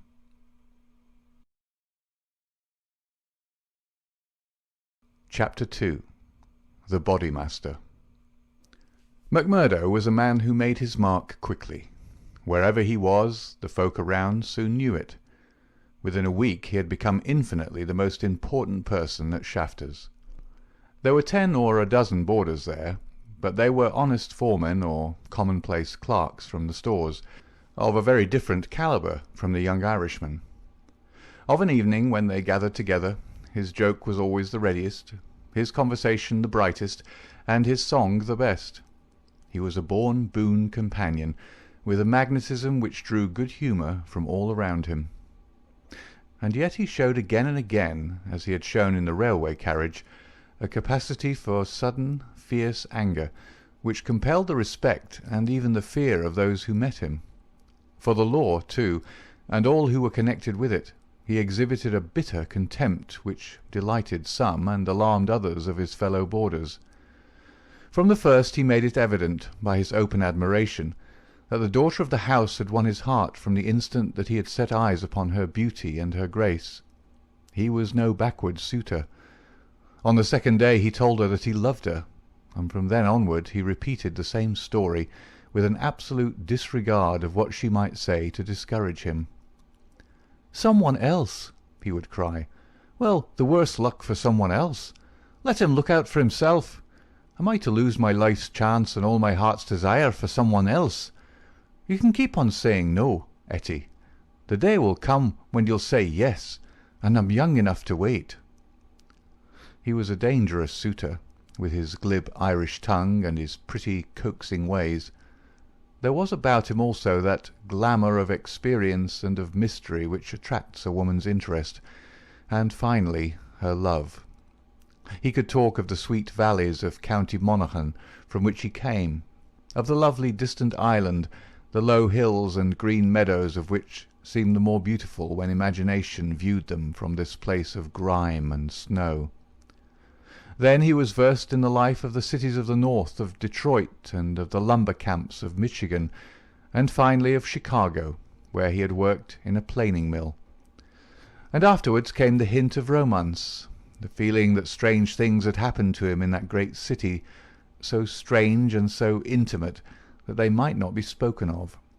He spoke wistfully of a sudden leaving, A breaking of old ties, a flight into a strange world, ending in this dreary valley. And Etty listened, her dark eyes gleaming with pity and with sympathy, those two qualities which may turn so rapidly and so naturally to love. McMurdo had obtained a temporary job as bookkeeper, for he was a well-educated man. This kept him out most of the day, and he had not found occasion yet to report himself to the head of the lodge of the Eminent Order of Freemen. He was reminded of his omission, however, by a visit one evening from Mike Scanlon, the fellow member whom he had met in the train. Scanlon, the small, sharp-faced, nervous, black-eyed man, seemed glad to see him once more. After a glass or two of whisky, he broached the subject of his visit. "Say, McMurdo," said he, "I remembered your address, so I made bold to call. I'm surprised that you've not reported to the Bodymaster. Why haven't you seen Boss McGinty yet?" "Well, I had to find a job. I've been busy." "You must find time for him, if you've none for anything else. Good Lord, man, you're a fool not to have been down to the Union House and registered your name the first morning after you came here. If you run against him, well, you mustn't, that's all." McMurdo showed mild surprise. "I've been a member of the lodge for over 2 years, Scanlon, but I've never heard that duties were so pressing as all that." "Maybe not in Chicago." "Well, it's the same society here." "Is it?" Scanlon looked at him long and fixedly. There was something sinister in his eyes. "Isn't it?" "You'll tell me that in a month's time. I hear you had a talk with the patrolman after I left the train." "How did you know that?" "Oh, it got about. Things do get about for good and for bad in this district." "Well, yes, I told the hounds what I thought of them." "By the Lord, you'll be a man after McGinty's heart." "What, does he hate the police too?" Scanlon burst out laughing. "You go and see him, my lad," said he as he took his leave. "It's not the police, but you that he'll hate if you don't. Now, take a friend's advice, and go at once." It chanced that on the same evening McMurdo had another more pressing interview which urged him in the same direction. It may have been that his attentions to Etty had been more evident than before, or that they had gradually obtruded themselves into the slow mind of his good German host. But, whatever the cause, the boarding-house keeper beckoned the young man into his private room and started on the subject without any circumlocution. "It seems to me, mister," said he, "that you are getting set on my Etty. Ain't that so, or am I wrong?" "Yes, that is so," the young man answered. "Well, I want to tell you right now that it ain't no manner of use. There's someone slipped in afore you." "She told me so." "Well, you can lay that she told you truth. But did she tell you who it was?" "No, I asked her, but she wouldn't tell." "I dare say not. The little baggage. Perhaps she did not wish to frighten you away." "Frighten?" McMurdo was on fire in a moment. "Ah, yes, my friend. You need not be ashamed to be frightened of him. It is Teddy Baldwin." "And who the devil is he?" "He is the boss of Scourers." "Scourers? I've heard of them before.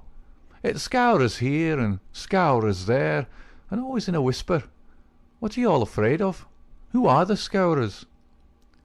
The boarding-house keeper instinctively sank his voice, as everyone did who talked about that terrible society. "The Scourers," said he, "are the Eminent Order of Freemen." The young man stared. "Why, I'm a member of that order myself." "You? I would never have had you in my house if I'd known it. Not if you were to pay me $100 a week." "What's wrong with the order? It's for charity and good fellowship. The rules say so." "Maybe in some places. Not here." "What is it here?" "It's a murder society. That's what it is." McMurdo laughed incredulously. "How can you prove that?" he asked. prove it. Are there not 50 murders to prove it? What about Milman and von Schorst, and the Nicholson family, and old Mr. Hyam, and little Billy James, and the others? Prove it? Is there a man or a woman in this valley that does not know it?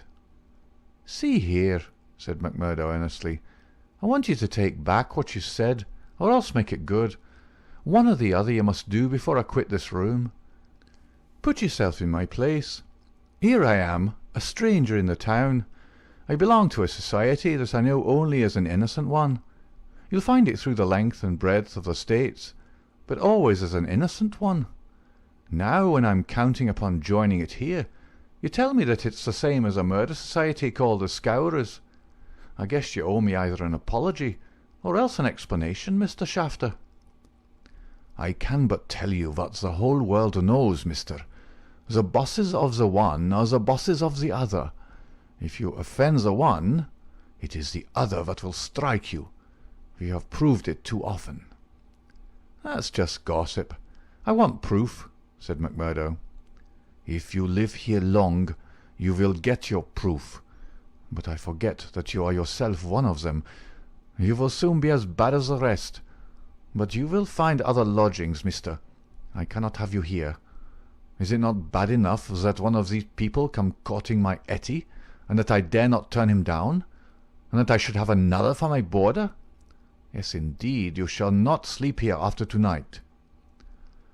McMurdo found himself under sentence of banishment, both from his comfortable quarters and from the girl whom he loved. He found her alone in the sitting-room that same evening, and he poured his troubles into her ear. "Sure your father is after giving me notice," he said.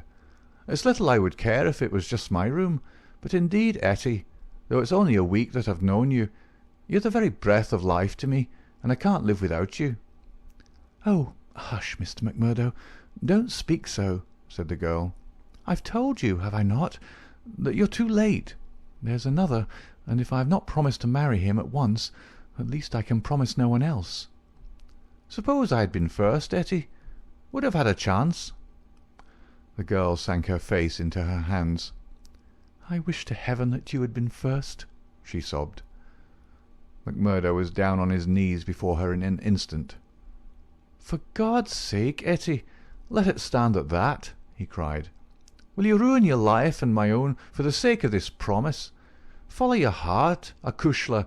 'Tis a safer guide than any promise before you knew what it was that you were saying." He had seized Etty's white hand between his own strong brown ones. "Say that you'll be mine, and we'll face it out together." "Not here." "Yes, here." "No, no, Jack." His arms were round her now. "It could not be here. Could you take me away?" A struggle passed for a moment over McMurdo's face, but it ended by setting like granite. "No, here," he said. "I'll hold you against the world, Etty, right here where we are." "Why should we not leave together?" "No, Etty, I can't leave here." "But why?" "I'd never hold my head up again if I felt that I'd been driven out. Besides, what is there to be afraid of? Are we not free folks in a free country? If you love me, and I you, who will dare to come between us?" "You don't know, Jack. You've been here too short a time. You don't know this Baldwin. You don't know how McGinty and his Cowrers—" "No, I don't know them, and I don't fear them, and I don't believe in them," said McMurdo. "I've lived among rough men, my darling, and instead of fearing them, it has always ended that they feared me. Always, Etty. It's mad on the face of it. If these men, as your father says, have done crime after crime in the valley, and if everyone knows them by name, how come is that none are brought to justice? You answer me that, Etty." "Because no witness dares to appear against them. He would not live a month if he did. Also because they have always their own men to swear that the accused one was far from the scene of the crime. But surely, Jack, you must have read all this. I had understood that every paper in the United States was writing about it." "Well, I've read something, it is true, but I thought it was a story. Maybe these men have some reason in what they do. Maybe they're wronged and have no other way to help themselves." "Oh, Jack, don't let me hear you speak or so. That is how he speaks, the other one." "Baldwin? He speaks like that, does he?" "And that is why I loathe him so. Oh, Jack, how can I tell you the truth? I loathe him with all my heart, but I fear him also. I fear him for myself, but above all I fear him for my father. I know that some great sorrow would come upon us if I dared to say what I really felt. That is why I have put him off with half-promises. It was in real truth our only hope. But if you would fly with me, Jack, we could take father with us and live forever far from the power of these wicked men." Again there was the struggle upon McMurdo's face, and again it set like granite. "No harm shall come to you, Etty, nor to your father either. As to wicked men, I expect you may find that I'm as bad as the worst of them before you're through." "No, no, Jack, I would trust you anywhere." McMurdo laughed bitterly. "Good Lord, how little you know of me! Your innocent soul, my darling, could not even guess what is passing in mine. But hello, who's the visitor?" The door had opened suddenly, and a young fellow came swaggering in with the air of one who is the master.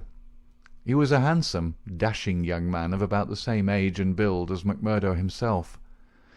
Under his broad-brimmed black felt hat, which he had not troubled to remove, a handsome face with fierce, domineering eyes and a curved hawk-bill of a nose looked savagely at the pair who sat by the stove. Etty had jumped to her feet, full of confusion and alarm. "I'm glad to see you, Mr. Baldwin," said she. "You're earlier than I thought. Come and sit down." Baldwin stood with his hands on his hips, looking at McMurdo. "Who is this?" he asked curtly. "It's a friend of mine, Mr. Baldwin. A new boarder here, Mr. McMurdo. May I introduce you to Mr. Baldwin?" The young men nodded in surly fashion to each other. "Maybe Miss Etty has told you how it is with us," said Baldwin. "I don't understand that there was any relation between you." "Didn't you? Well, you can understand it now. You can take it from me that this young lady is mine, and you'll find it a very fine evening for a walk." "Thank you. I'm in no humour for a walk." "Aren't you?" The man's savage eyes were blazing with anger. "Maybe you're in a humour for a fight, Mr. Boarder." "That I am," cried McMurdo, springing to his feet. "You never said a more welcome word." "For God's sake, Jack! Oh, for God's sake, Jack!" cried poor distracted Etty. "Oh, Jack, Jack, he'll hurt you." "Oh, it's Jack, is it?" said Baldwin with an oath. "You've come to that already, have you?" "Oh, Ted, be reasonable, be kind. For my sake, Ted. If ever you loved me, be big-hearted and forgiving." "I think, Etty, that if you were to leave us alone, we could get this thing settled," said McMurdo quietly. "Or maybe, Mr. Baldwin, you'll take a turn down the street with me. It's a fine evening, and there's some open ground beyond the next block." "I'll get even with you without needing to dirty my hands," said his enemy. "You'll wish you'd never set foot in this house before I'm through with you." "No time like the present," cried McMurdo. "I'll choose my own time, mister. You can leave the time to me. See here." He suddenly rolled up his sleeve and showed upon his forearm a peculiar sign which appeared to have been branded there. It was a circle with a triangle within it. "Do you know what that means?" "I neither know nor care." "Well, you will know. I'll promise you that. You won't be much older, either. Perhaps Miss Etty can tell you something about it. As to you, Etty, you'll come back to me on your knees, do you hear, girl? On your knees, and then I'll tell you what your punishment may be. You've sowed, and by the Lord I'll see that you reap." He glanced at them both in fury. Then he turned upon his heel, and an instant later the outer door had banged behind him. For a few moments McMurdo and the girl stood in silence. Then she threw her arms around him. "Oh, Jack, how brave you were! But it is no use. You must fly. Tonight, Jack, tonight. It's your only hope. You will have your life. I read it in his horrible eyes. What chance have you against a dozen of them, with Boss McGinty and all the power of the lodge behind them?" McMurdo disengaged her hands, kissed her, and gently pushed her back into a chair. "There, acushla, there. Don't be disturbed or fear for me. I'm a free man myself. I'm after telling your father about it. Maybe I am no better than the others, so don't make a saint of me. Perhaps you hate me too now that I've told you so much." "Hate you, Jack? While life lasts, I could never do that. I've heard that there is no harm in being a freeman anywhere but here, so why should I think the worse of you for that? But if you are a freeman, Jack, why would you not go down and make a friend of Boss McGinty? Oh, hurry, Jack, hurry. Get your word in first, or the hounds will be on your trail." "I was thinking the same thing," said McMurdo. "I'll go right now and fix it. You can tell your father that I'll sleep here tonight and find some other quarters in the morning." The bar of McGinty's saloon was crowded as usual, for it was the favourite loafing place of all the rougher elements of the town. The man was popular, for he had a rough, jovial disposition which formed a mask, covering a great deal which lay behind it. But apart from this popularity, the fear in which he was held throughout the township, and indeed down the whole 30 miles of the valley and past the mountains on each side of it, was enough in itself to fill his bar, for none could afford to neglect his goodwill. Besides those secret powers which it was universally believed that he exercised in so pitiless a fashion, he was a high public official, a municipal councillor, and a commissioner of roads, elected to the office through the votes of the ruffians who in turn expected to receive favours at his hands. Assessments and taxes were enormous. The public works were notoriously neglected. The accounts were slurred over by bribed auditors, and the decent citizen was terrorized into paying public blackmail, and holding his tongue lest some worse thing befall him. Thus it was that, year by year, Boss McGinty's diamond pins became more obtrusive, his gold chains more weighty across a more gorgeous vest, and his saloon stretched farther and farther, until it threatened to absorb one whole side of the market square. McMurdo pushed open the swinging door of the saloon, and made his way amid the crowd of men within, through an atmosphere blurred with tobacco smoke and heavy with the smell of spirits. The place was brilliantly lighted, and the huge heavily gilt mirrors upon every wall reflected and multiplied the garish illumination.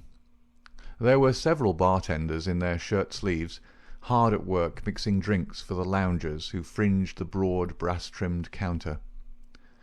At the far end, with his body resting upon the bar, and a cigar stuck at an acute angle from the corner of his mouth, stood a tall, strong, heavily built man who could be none other than the famous McGinty himself.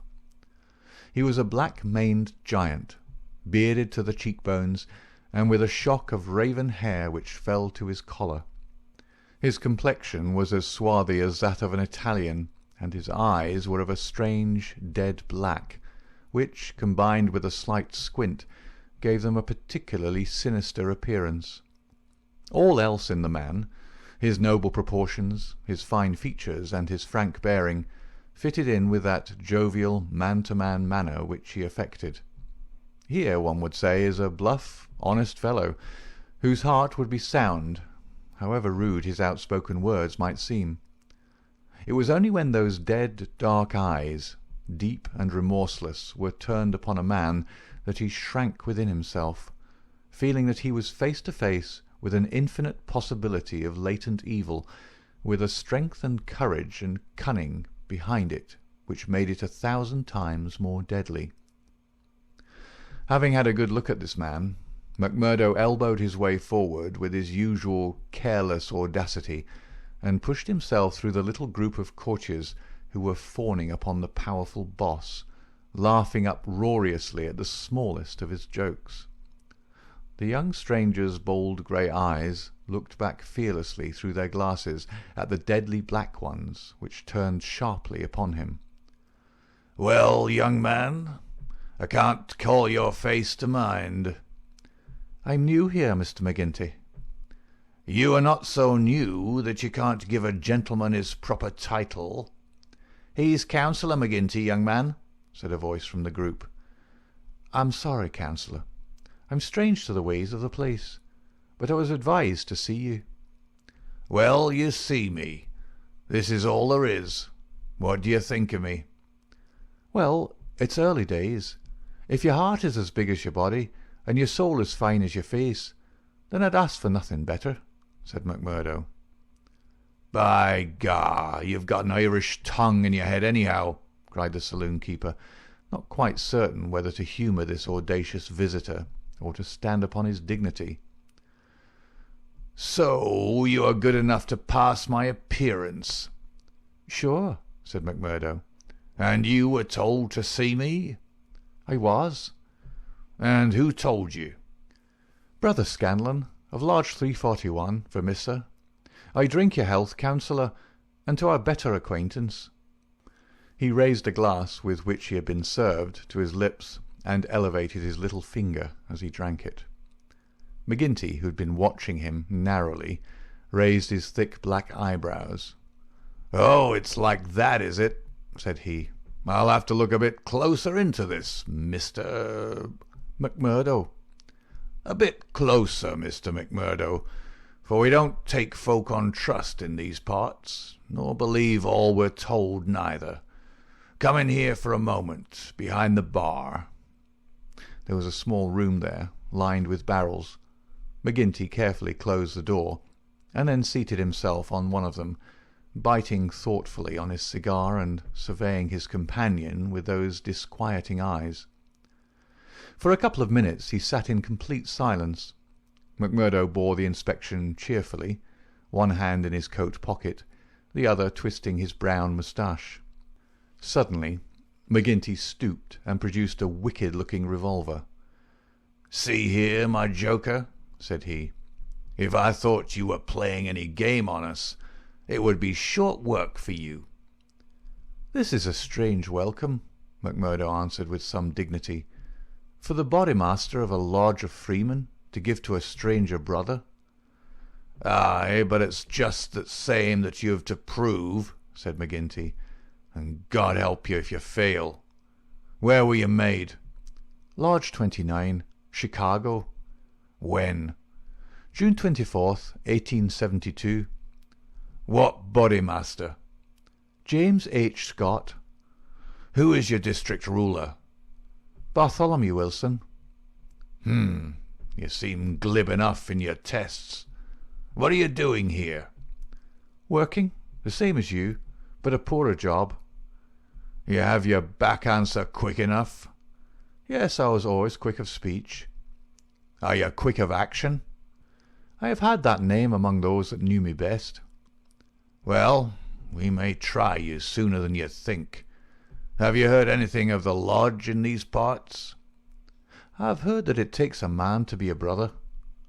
"True for you, Mr. McMurdo. Why did you leave Chicago?" "I'm damned if I'll tell you that." McGinty opened his eyes. He was not used to being answered in such fashion, and it amused him. "Why won't you tell me?" "Because no brother may tell another a lie." "Then the truth is too bad to tell?" "You can put it that way if you like."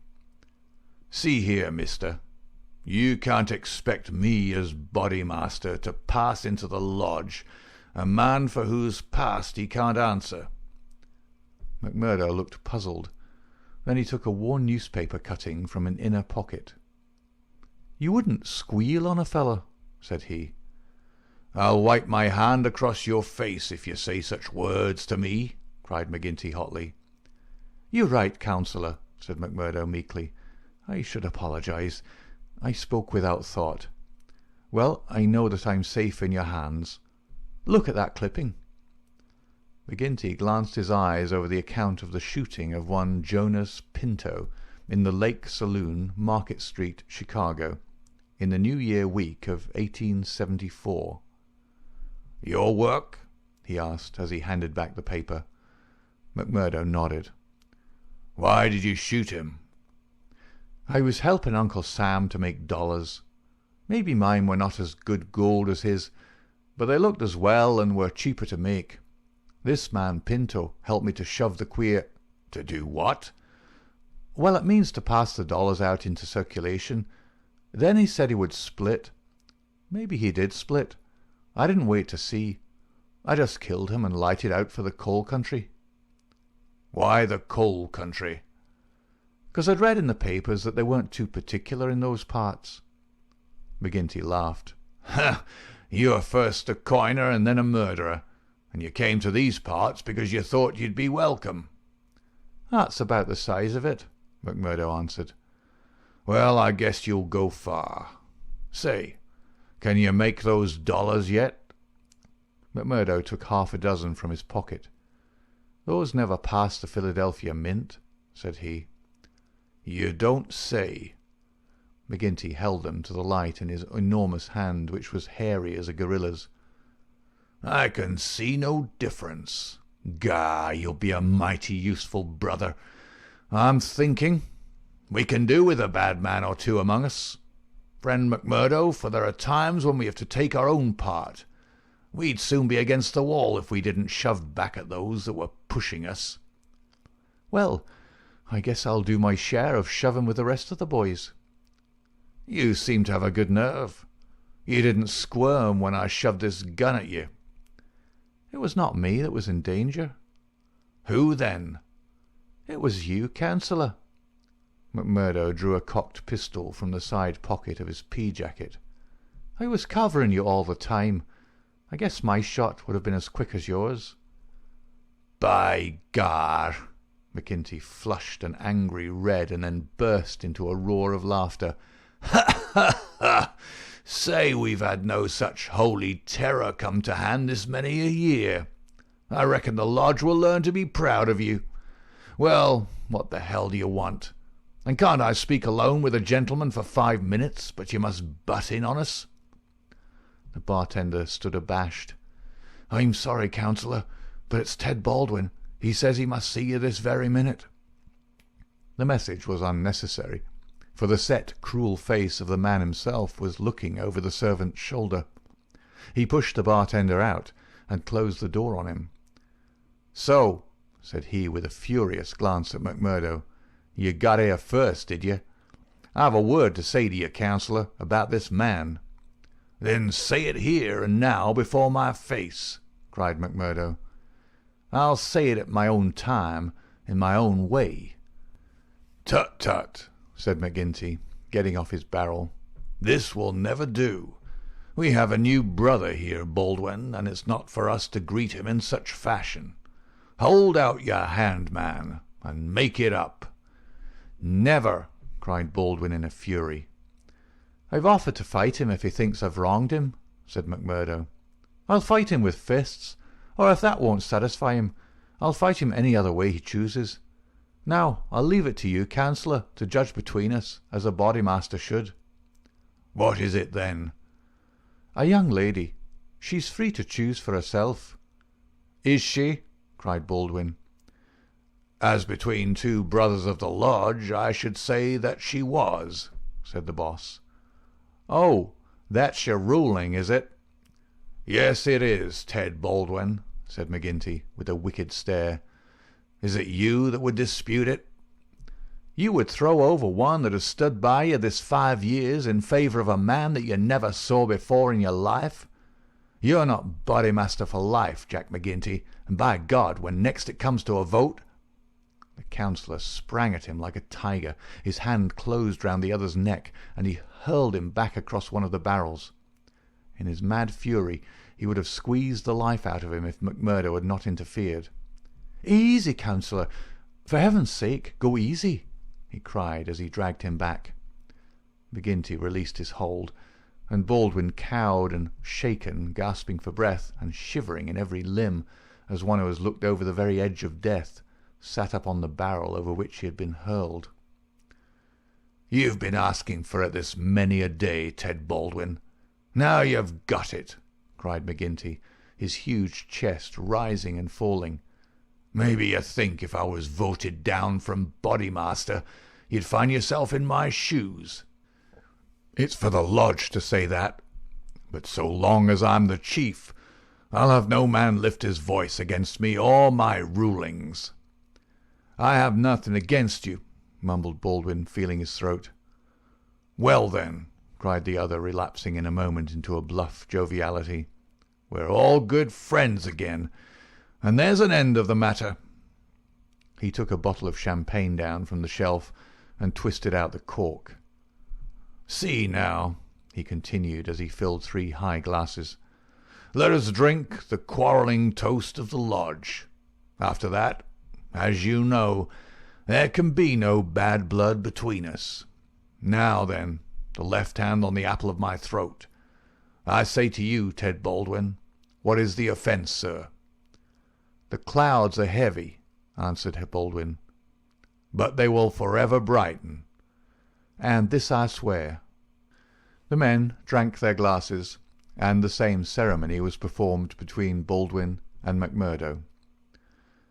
"There," cried McGinty, rubbing his hands, "that's the end of the black blood. You come under lodge discipline if it goes further, and that's a heavy hand in these parts, as Brother Baldwin knows, and as you will damn soon find out, Brother McMurdo, if you ask for trouble." "Faith, I'd be slow to do that," said McMurdo. He held out his hand to Baldwin. "I'm quick to quarrel, and quick to forgive. It's my hot Irish blood, they tell me, but it's over for me, and I bear no grudge." Baldwin had to take the proffered hand, for the baleful eye of the terrible boss was upon him. But his sullen face showed how little the words of the other had moved him. McGinty clapped them both on the shoulders. "Tut, these girls, he cried. "To think that the same petticoat should come between 2 of my boys. It's the devil's own luck. Well, it's the colleen inside of them that must settle the question, for it's outside the jurisdiction of a bodymaster, and the Lord be praised for that. We have enough on us without the women as well. You'll have to be affiliated to Lodge 341, Brother McMurdo. We have our own ways and methods, different from Chicago. Saturday night is our meeting, and if you come then, we'll make you free forever of the Vermissa Valley." End of chapter 2.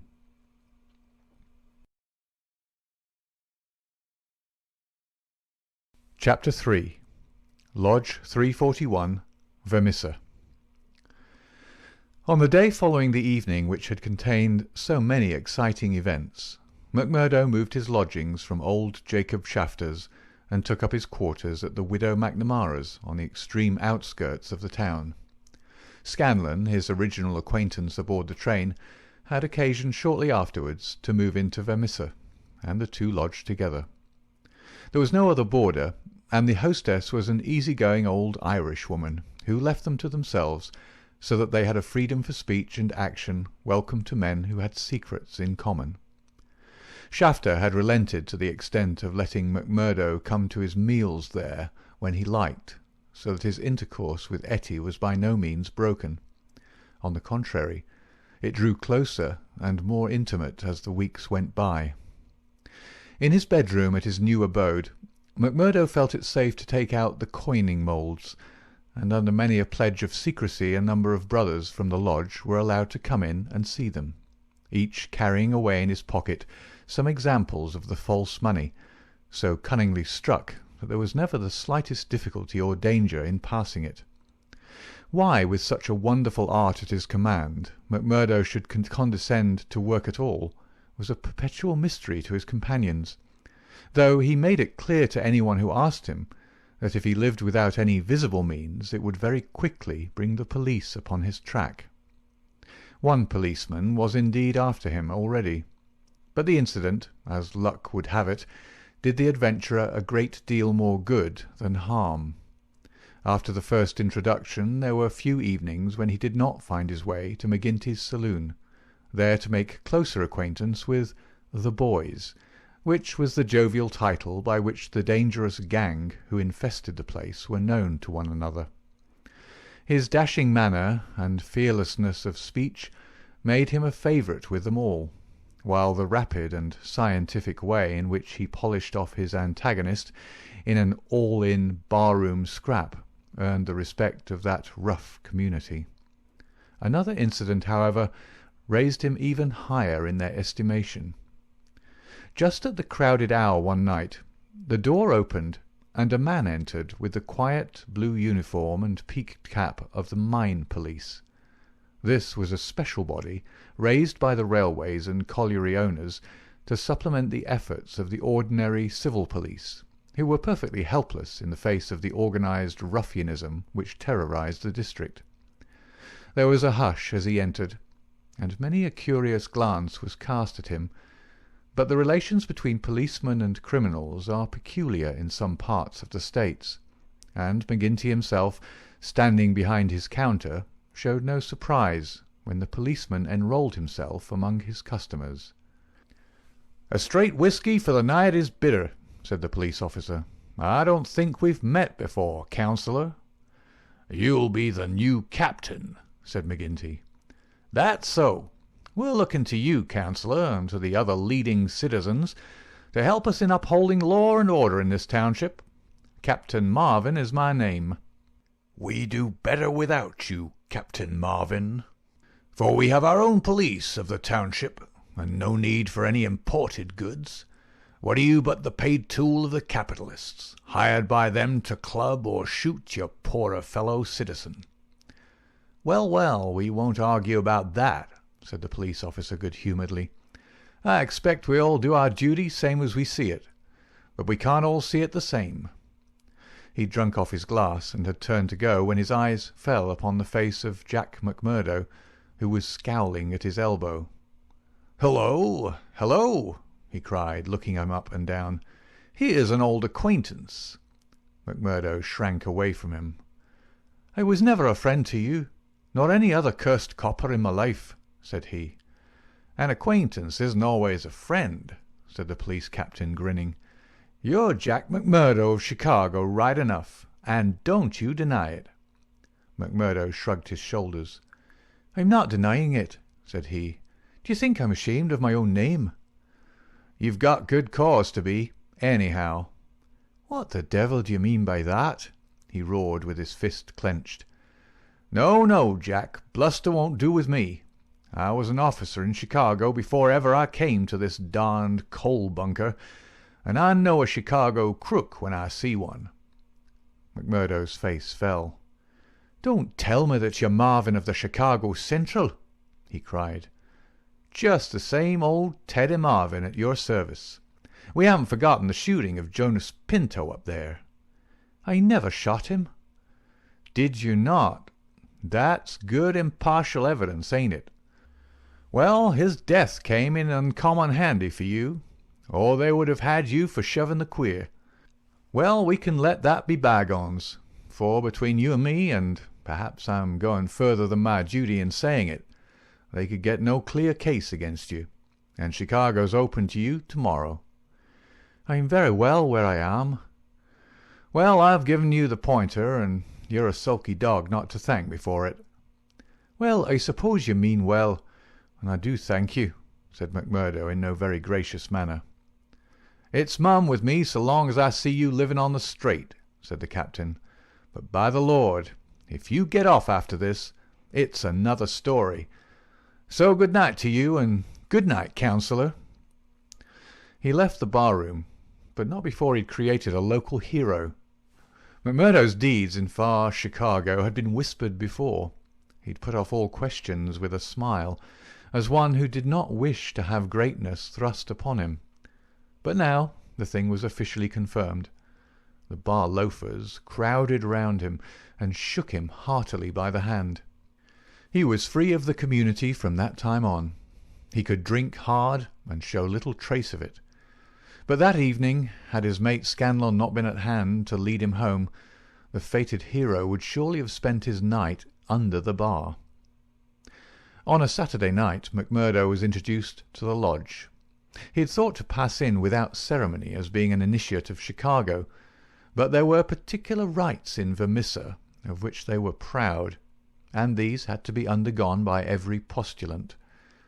The assembly met in a large room reserved for such purposes at the Union House.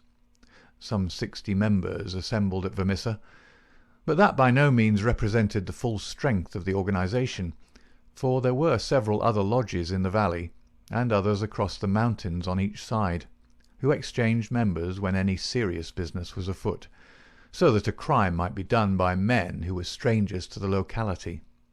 Altogether, there were not less than 500 scattered over the coal district. In the bare assembly room, the men were gathered round a long table. At the side was a second one, laden with bottles and glasses, on which some members of the company were already turning their eyes. McGinty sat at the head, with a flat black velvet cap upon his shock of tangled black hair, and a coloured purple stole round his neck, so that he seemed to be a priest presiding over some diabolical ritual. To right and left of him were the higher lodge officials, the cruel, handsome face of Ted Baldwin among them. Each of these wore some scarf or medallion as emblem of his office. They were, for the most part, men of mature age, but the rest of the company consisted of young fellows from 18 to 25, the ready and capable agents who carried out the commands of their seniors. Among the older men were many whose features showed the tigerish, lawless souls within, but looking at the rank and file, it was difficult to believe that these eager and open-faced young fellows were in very truth a dangerous gang of murderers, whose minds had suffered such complete moral perversion that they took a horrible pride in their proficiency at the business, and looked with deepest respect at the men who had the reputation of making what they called a clean job.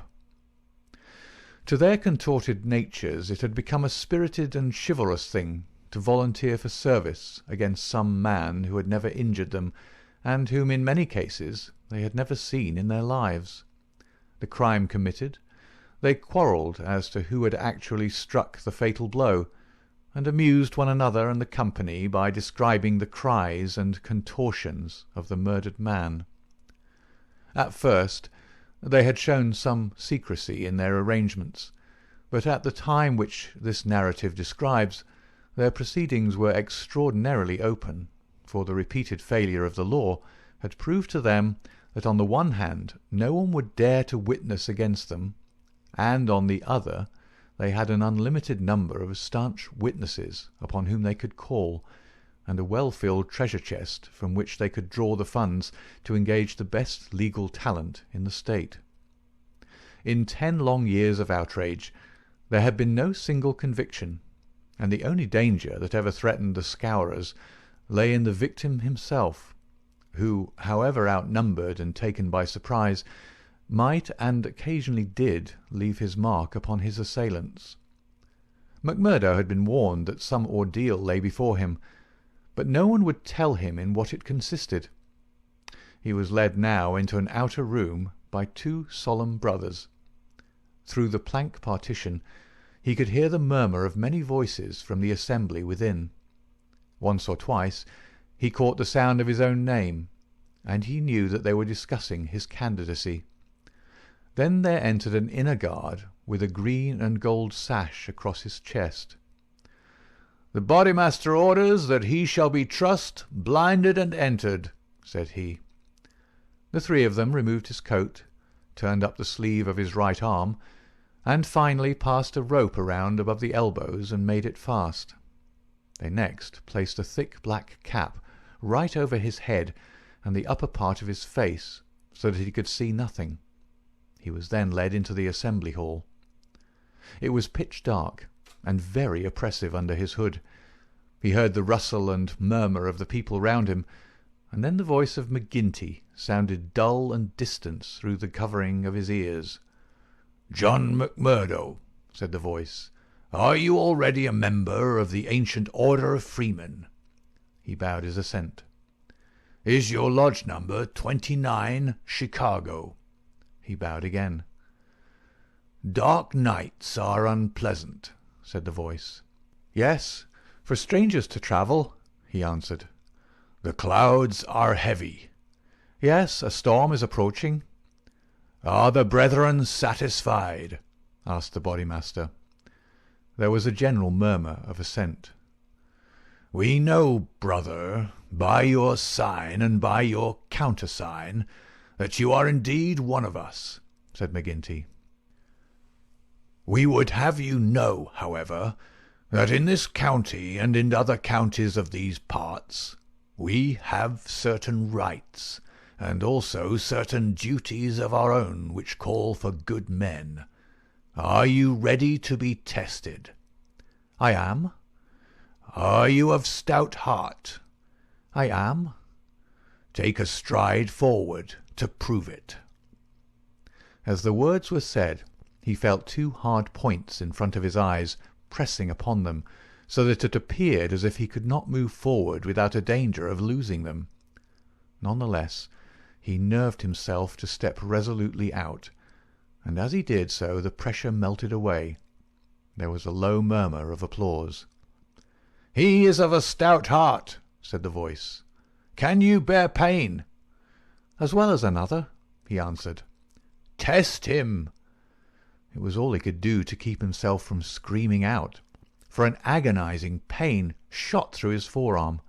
He nearly fainted at the sudden shock of it, but he bit his lip and clenched his hands to hide his agony. "I can take more than that," said he. This time there was loud applause. A finer first appearance had never been made in the lodge. Hands clapped him on the back, and the hood was plucked from his head. He stood blinking and smiling amid the congratulations of the brothers.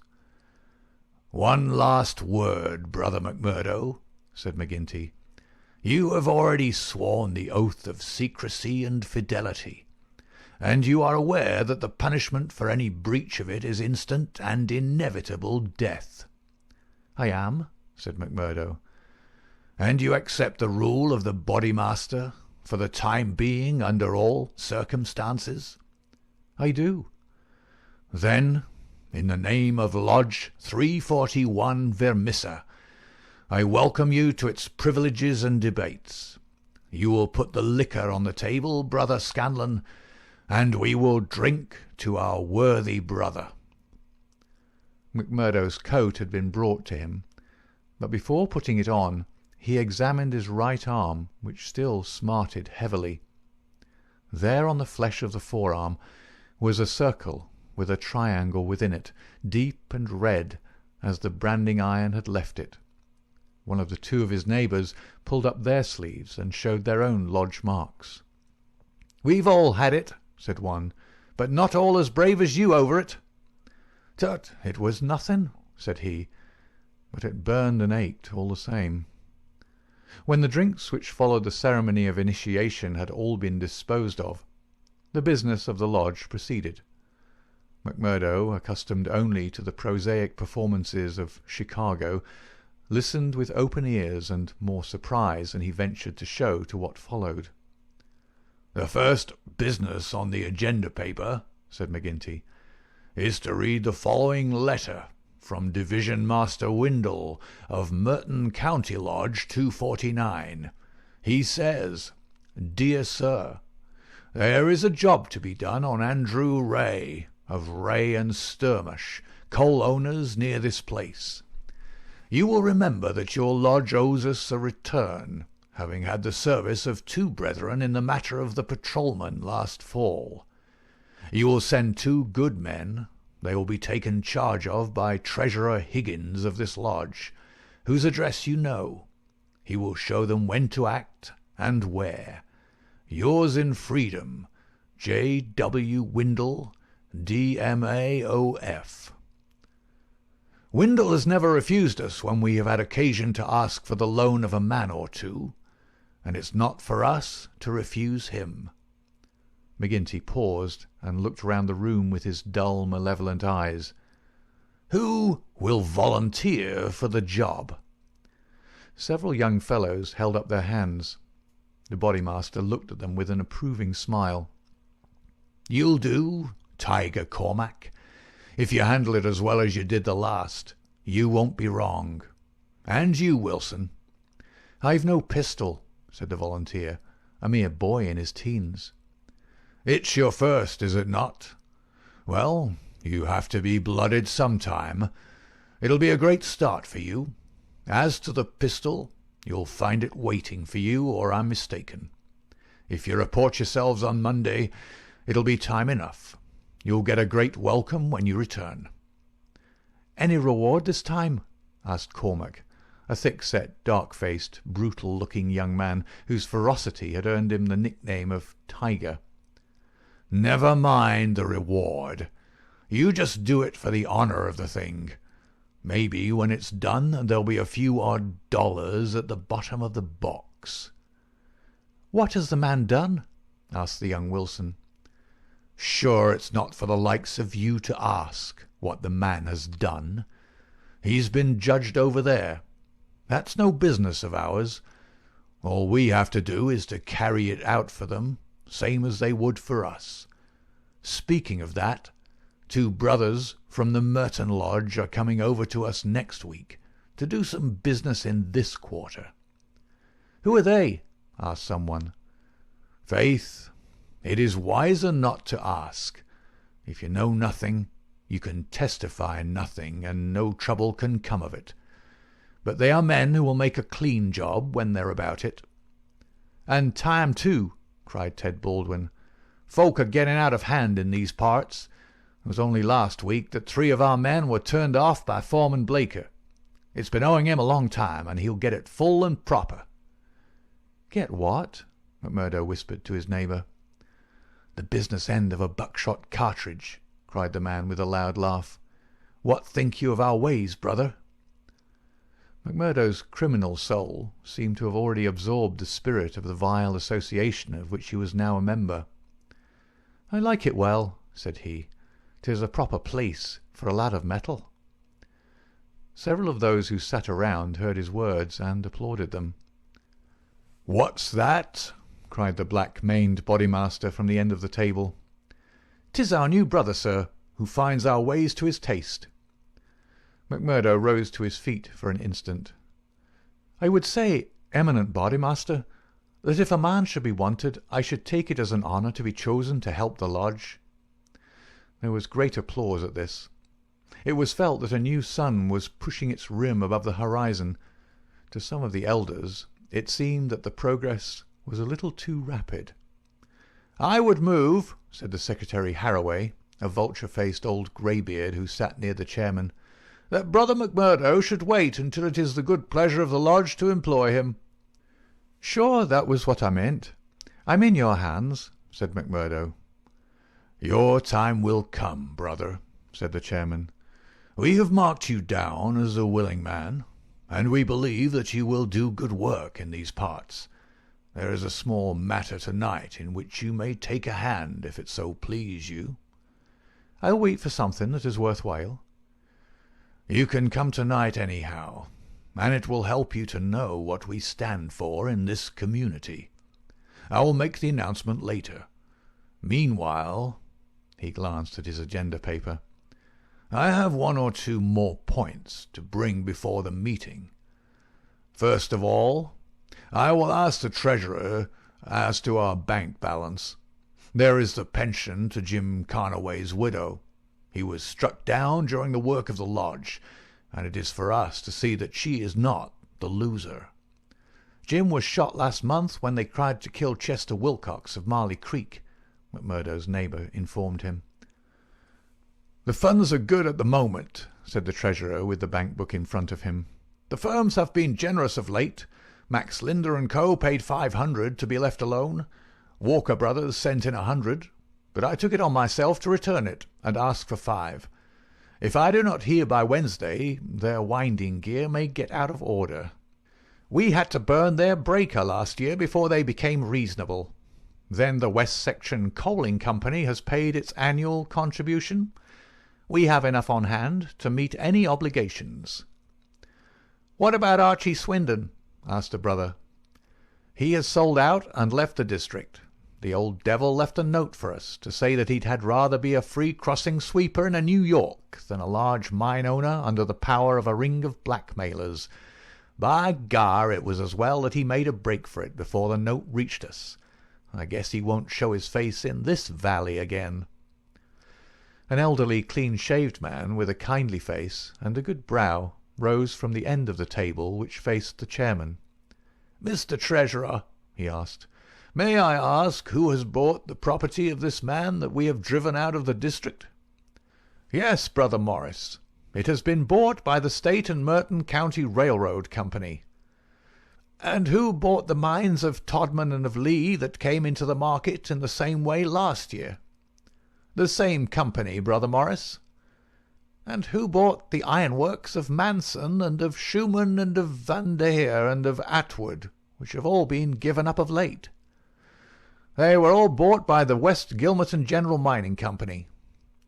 "I don't see, Brother Morris," said the chairman, "that it matters to us who buys them, since they can't carry them out of the district." "With all respect to you, eminent bodymaster, I think it may matter very much to us. This process has been going on now for 10 long years. We are gradually driving all the small men out of trade. What is the result? We find in their places great companies like the railroad or the General Iron, who have their directors in New York or Philadelphia, and care nothing for our threats. We can take it out of their local bosses, but it only means that others will be sent in their stead, and we are making it dangerous for ourselves. The small men could not harm us. They had not the money nor the power. So long as we did not squeeze them too dry, they would stay on under our power. But if these big companies find that we stand between them and their profits, they will spare no pains and no expense to hunt us down and bring us to court." There was a hush at these ominous words, and every face darkened as gloomy looks were exchanged. So omnipotent and unchallenged had they been, that the very thought that there was possible retribution in the background had been banished from their minds, and yet the idea struck a chill to the most reckless of them. "It is my advice," the speaker continued, "that we go easier upon the small men. On the day that they have all been driven out, the power of this society will have been broken." Unwelcome truths are not popular. There were angry cries as the speaker resumed his seat. McGinty rose with gloom upon his brow. "Brother Morris," said he, "you were always a croaker. So long as the members of this lodge stand together, there is no power in the United States that can touch them. Sure, have we not tried it often enough in the law courts? I expect the big companies will find it easier to pay than to fight, same as the little companies do. And now, brethren," McGinty took off his black velvet cap and his stole as he spoke, "this lodge has finished its business for the evening, save for one small matter which may be mentioned when we are parting. The time has now come for fraternal refreshment and for harmony." Strange indeed is human nature. Here were these men, to whom murder was familiar, who again and again had struck down the father of the family, some man against whom they had no personal feeling, without one thought of compunction or of compassion for his weeping wife or helpless children, and yet the tender or pathetic in music could move them to tears. McMurdo had a fine tenor voice, and if he had failed to gain the goodwill of the lodge before, it could no longer have been withheld after he had thrilled them with "I am sitting on the stile Mary" and "On the banks of Allan Water."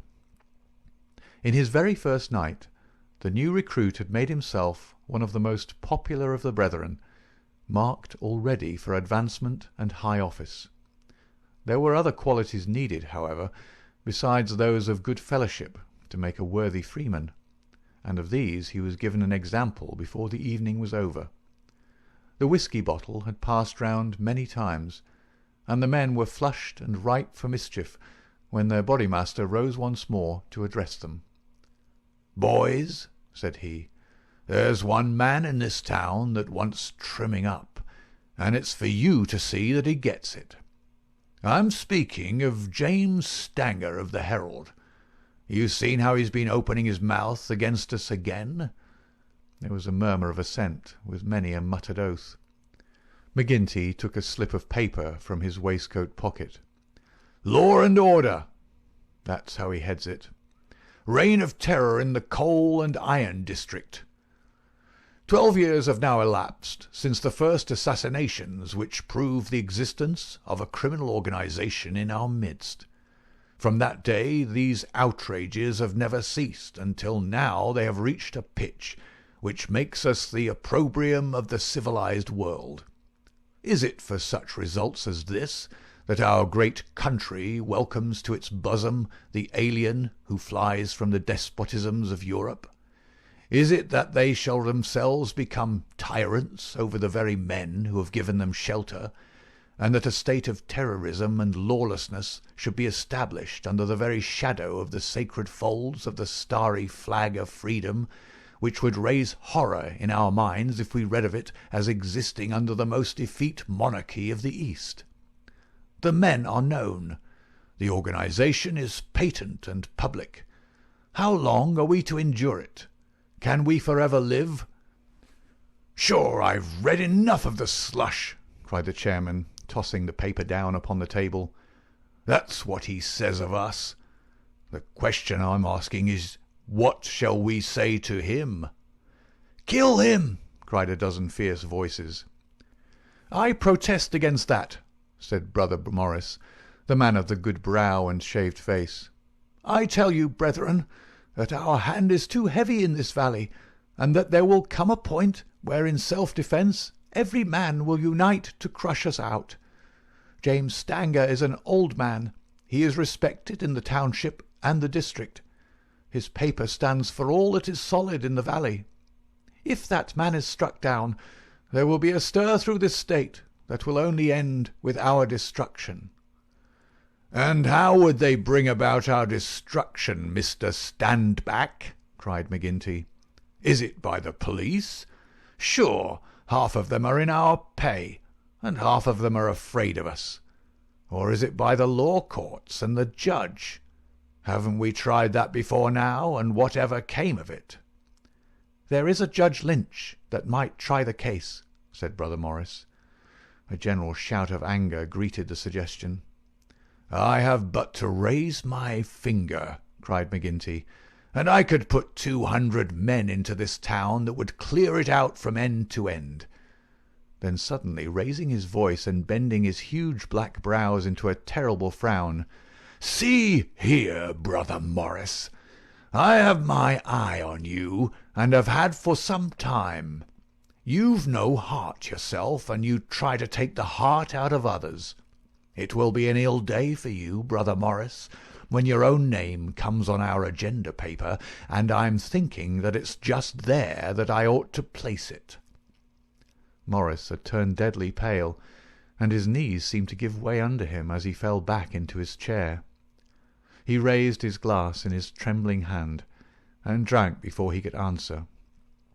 "I apologize, eminent bodymaster, to you and to every brother in this lodge, if I have said more than I should. I am a faithful member. You all know that. And it is my fear lest evil come to the lodge which makes me speak in anxious words. But I have greater trust in your judgment than in my own, eminent bodymaster, and I promise you that I will not offend again." The bodymaster's scowl relaxed as he listened to the humble words. "Very good, Brother Morris. It's myself that would be sorry if it were needful to give you a lesson. But so long as I am in this chair, we shall be a united lodge in word and in deed. And now, boys," he continued, looking round at the company, "I'll say this much, that if Stanger got his full deserts there would be more trouble than we need ask for. These editors hang together, and every journal in the state would be crying out for police and troops. But I guess you can give him a pretty severe warning. Will you fix it, Brother Baldwin?" "Sure," said the young man eagerly. "How many will you take?"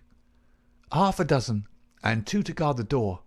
You'll come, Gower, and you, Mansell, and you Scanlon, and the 2 Willoughbys." "I promised the new brother he should go," said the chairman. Ted Baldwin looked at McMurdo with eyes which showed that he had not forgotten nor forgiven. "Well, he can come if he wants," he said in a surly voice. "That's enough. The sooner we get to work the better." The company broke up with shouts and yells and snatches of drunken song.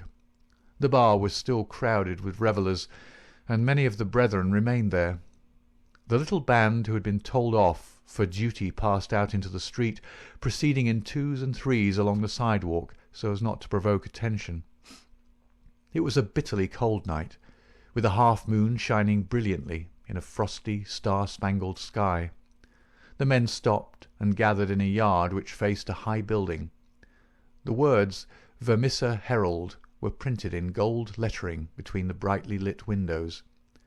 From within came the clanking of the printing press. "Here you," said Baldwin to McMurdo. "You can stand below at the door and see that the road is kept open for us. Arthur Willoughby can stay with you. You others come with me. Have no fears, boys, for we have a dozen witnesses that we are in the Union Bar at this very moment."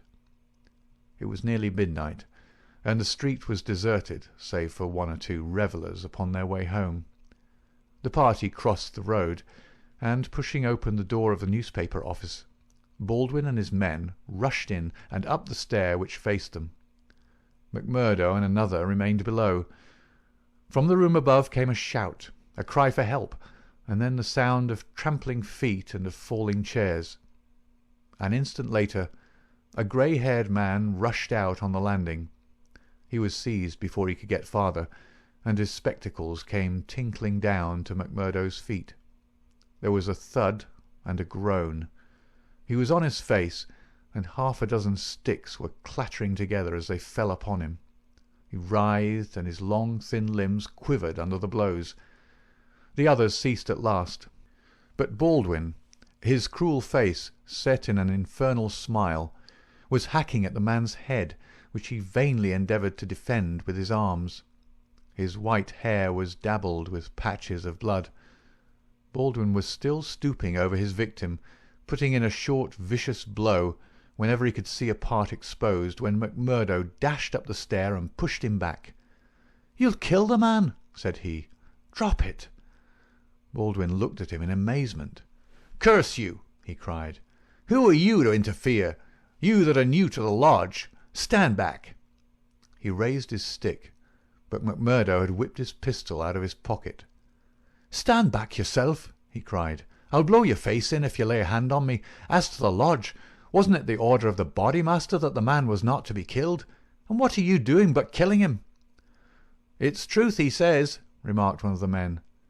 "By gar, you'd best hurry yourselves," cried the man below. "The windows are all lighting up, and you'll have the whole town here inside of 5 minutes." There was indeed the sound of shouting in the street, and a little group of compositors and pressmen was forming in the hall below, and nerving itself to action. Leaving the limp and motionless body of the editor at the head of the stair, the criminals rushed down and made their way swiftly along the street. Having reached the Union House, some of them, mixed with the crowd in McGinty's saloon, whispering across the bar to the boss that the job had been well carried through. Others, and among them McMurdo, broke away into side streets, and so by devious paths to their own homes. End of chapter 3.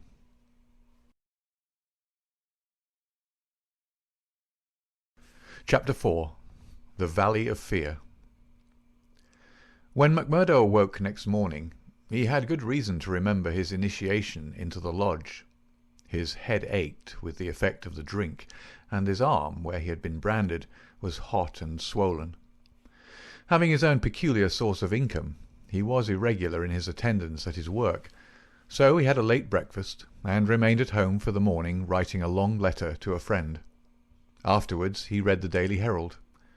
In a special column, put in at the last moment, he read, "Outrage at the Herald office. Editor seriously injured." It was a short account of the facts with which he was himself more familiar than the writer could have been. It ended with the statement, The matter is now in the hands of the police, but it can hardly be hoped that their exertions will be attended by any better results than in the past. Some of the men were recognised, and there is hope that a conviction may be obtained. The source of the outrage was, it need hardly be said, that infamous society which has held this community in bondage for so long a period, and against which the Herald has taken so uncompromising a stand.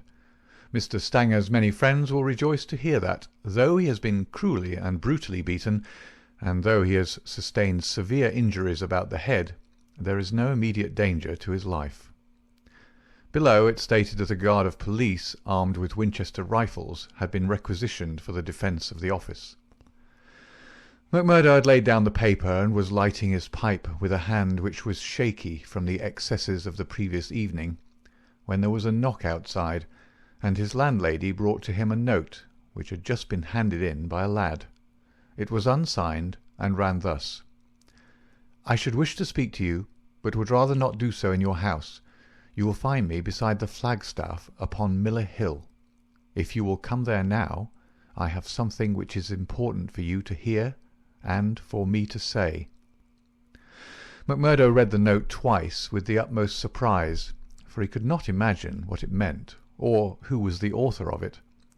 Had it been in a feminine hand, he might have imagined that it was the beginning of one of those adventures which had been familiar enough in his past life, but it was the writing of a man, and of a well-educated one too. Finally, after some hesitation, he determined to see the matter through. Miller Hill is an ill-kept public park in the very centre of the town. In summer it is a favourite resort of the people, but in the winter it is desolate enough. From the top of it one has a view, not only of the whole straggling, grimy town, but of the winding valley beneath, with its scattered mines and factories blackening the snow on each side of it, and of the wooded and white-capped ranges flanking it. McMurdo strolled up the winding path, hedged in with evergreens, until he reached the deserted restaurant which forms the centre of summer gaiety. Beside it was a bare flagstaff, and underneath it a man, his hat drawn down and the collar of his overcoat turned up. When he turned his face, McMurdo saw that it was Brother Morris, he who had incurred the anger of the bodymaster the night before. The lodge sign was given and exchanged as they met. "I want to have a word with you, Mr. McMurdo," said the older man, speaking with a hesitation which showed that he was on delicate ground. "It was kind enough of you to come." "Why did you not put your name to the note?" "One has to be cautious, mister. One never knows in times like these how a thing may come back to one. One never knows either who to trust or who not to trust." "Surely one may trust brothers of the lodge." "No, no, not always," cried Morris with vehemence. "Whatever we say, even what we think, seems to get back to that man McGinty." "Look here," said McMurdo sternly. "It was only last night, as you know well, that I swore good faith to our bodymaster. Would you be asking me to break my oath?" "If that is the view you take," said Morris sadly, "I can only say that I am sorry I gave you the trouble to come and meet me. Things have come to a bad pass when two free citizens cannot speak their thoughts to each other." McMurdo, who had been watching his companion very narrowly, relaxed somewhat in his bearing. "Sure I spoke for myself only," said he. "I am a newcomer, as you know, and I am strange to it all. It is not for me to open my mouth, Mr. Morris, and if you think well to say anything to me, I am here to hear it." "And to take it back to Boss McGinty?" said Morris bitterly. "Indeed, then, you do me injustice there," cried McMurdo. "For myself, I am loyal to the lodge, and so I tell you straight, but I would be a poor creature if I were to repeat to any other what you might say to me in confidence.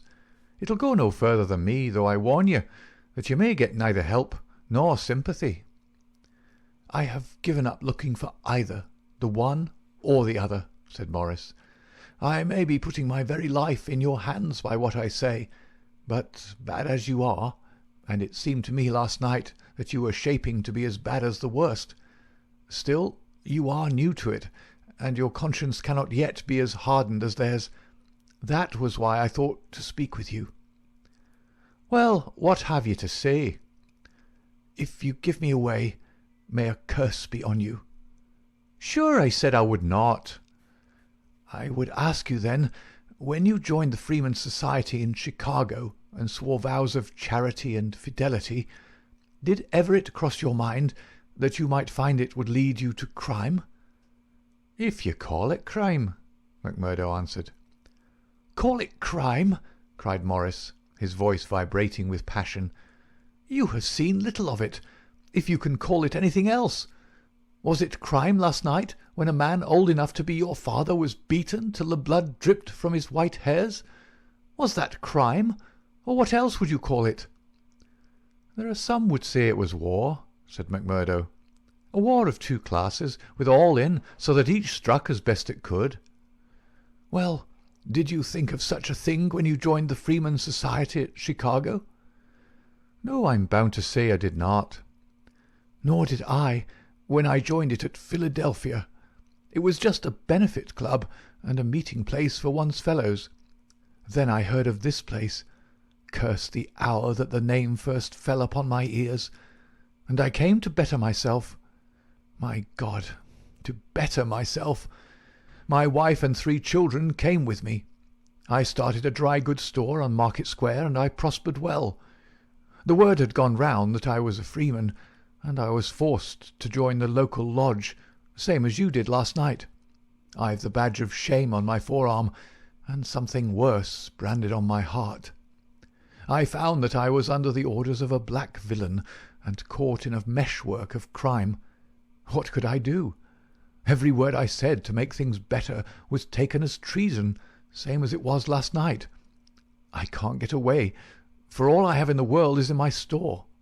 If I leave the society, I know well that it means murder to me, and God knows what to my wife and children. Oh, man, it is awful, awful." He put his hands to his face, and his body shook with convulsive sobs. McMurdo shrugged his shoulders. "You are too soft for the job," said he. "You're the wrong sort for such work." "I had a conscience and a religion, but they made me a criminal among them. I was chosen for a job. If I backed down, I knew well what would come to me. Maybe I'm a coward. Maybe it's the thought of my poor little woman and the children that makes me one. Anyway, I went. I guess it will haunt me forever." "It was a lonely house, 20 miles from here, over the range yonder. I was told off for the door, same as you were last night. They could not trust me with the job. The others went in. When they came out, their hands were crimson to the wrists. As we turned away, a child was screaming out of the house behind us. It was a boy of 5 who had seen his father murdered. I nearly fainted with the horror of it, and yet I had to keep a bold and smiling face, for well I knew that if I did not, it would be out of my house that they would come next with their bloody hands, and it would be my little Fred that would be screaming for his father. But I was a criminal then, part sharer in a murder, lost forever in this world, and lost also in the next. I am a good Catholic, but the priest would have no word with me when he heard I was a scourer, and I am excommunicated from my faith. That's how it stands with me, and I see you going down the same road, and I ask you what the end is to be. Are you ready to be a cold-blooded murderer also, or can we do anything to stop it?" "What would you do?" asked McMurdo abruptly. "You'd not inform?" "God forbid!" cried Morris. "Sure, the very thought would cost me my life." "That's well," said McMurdo. "I'm thinking that you're a weak man, and that you make too much of the matter." "Too much? Wait till you have lived here longer. Look down the valley. See the cloud of 100 chimneys that overshadows it. I tell you that the cloud of murder hangs thicker and lower than that over the heads of the people. It is the valley of fear, the valley of death. The terror is in the hearts of the people from the dusk to the dawn. Wait, young man, and you will learn for yourself." "Well, I'll let you know what I think when I have seen more," said McMurdo carelessly.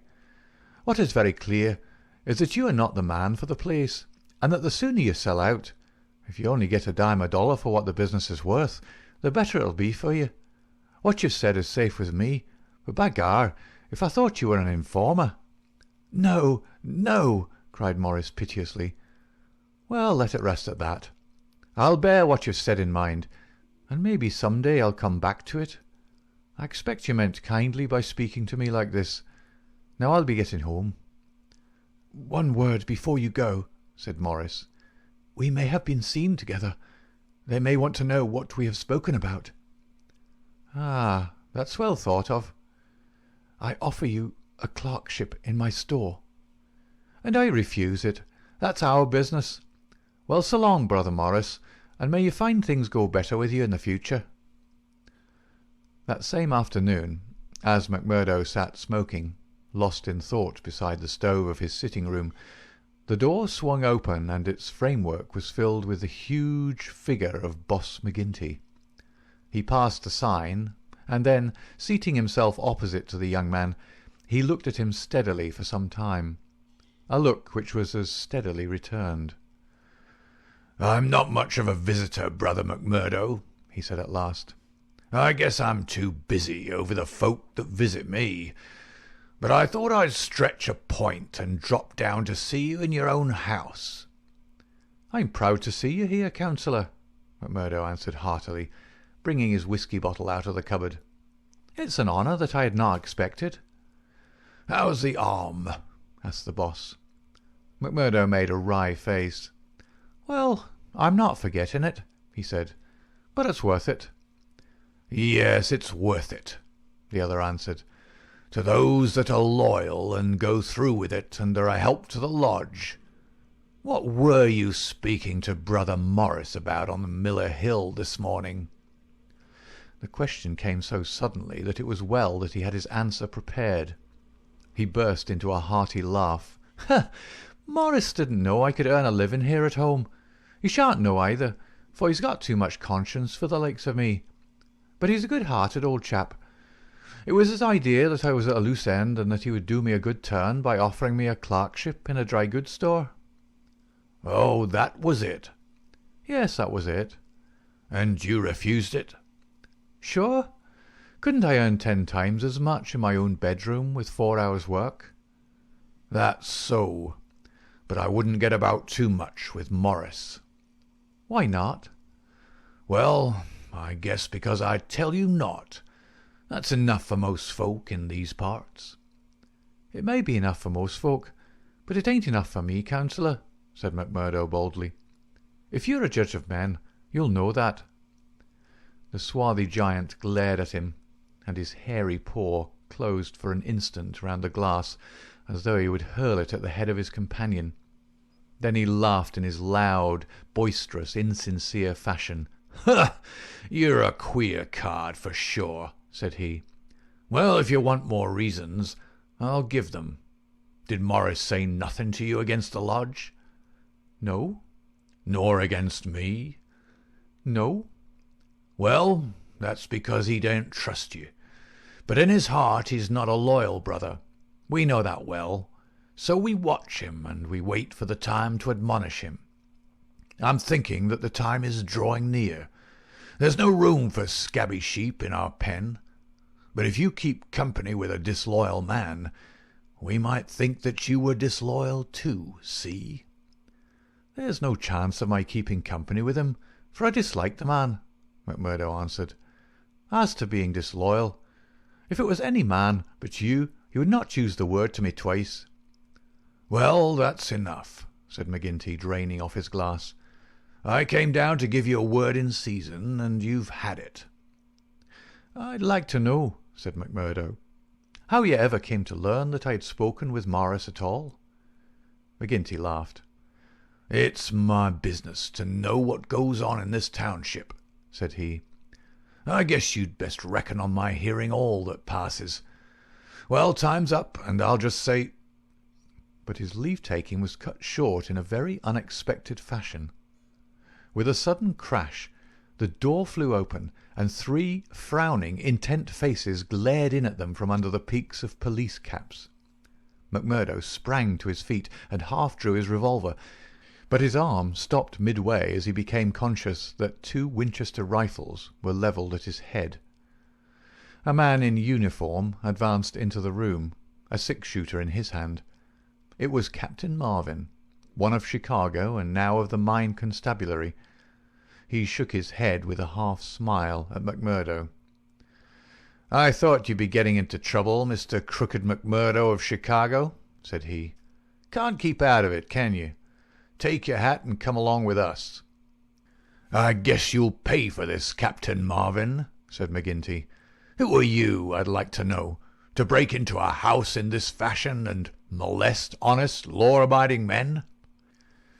"You're standing out in this deal, Councillor McGinty," said the police captain. "We're not out after you, but after this man McMurdo. It is for you to help, not to hinder us in our duty." "He is a friend of mine, and I'll answer for his conduct," said the boss. "By all accounts, Mr. McGinty, you may have to answer for your own conduct some of these days," the captain answered. "This man McMurdo was a crook before ever he came here, and he's a crook still. Cover him, patrolman, while I disarm him." "There's my pistol," said McMurdo coolly. "Maybe, Captain Marvin, if you and I were alone and face to face, you would not take me so easily." "Where's your warrant?" asked McGinty. "By gar, a man might as well live in Russia as in Vermissa while folk like you are running the police. It's a capitalist outrage, and you'll hear more of it, I reckon." "You do what you think is your duty the best way you can, Councillor. We'll look after ours." "What am I accused of?" asked McMurdo. "Of being concerned in the beating of old Editor Stanger at the Herald office. It wasn't your fault that it isn't a murder charge." "Well, if that's all you have against him," cried McGinty with a laugh, "you can save yourself a deal of trouble by dropping it right now. This man was with me in my saloon playing poker up to midnight, and I can bring a dozen to prove it." "That's your affair, and I guess you can settle it in court tomorrow. Meanwhile, come on, McMurdo, and come quietly if you don't want a gun across your head. You stand wide, Mr. McGinty, for I warn you, I'll stand no resistance when I'm on duty." So determined was the appearance of the captain that both McMurdo and his boss were forced to accept the situation. The latter managed to have a few whispered words with the prisoner before they parted. "What about—" He jerked his thumb upward to signify the coining plant. "All right," whispered McMurdo, who had devised a safe hiding-place under the floor. "I'll bid you good-bye," said the boss, shaking hands. "I'll see Riley, the lawyer, and take the defence upon myself. Take my word for it that they won't be able to hold you." "I wouldn't bet on that. Guard the prisoner, you two, and shoot him if he tries any games. I'll search the house before I leave." He did so, but apparently found no trace of the concealed plant. When he descended, he and his men escorted McMurdo to headquarters.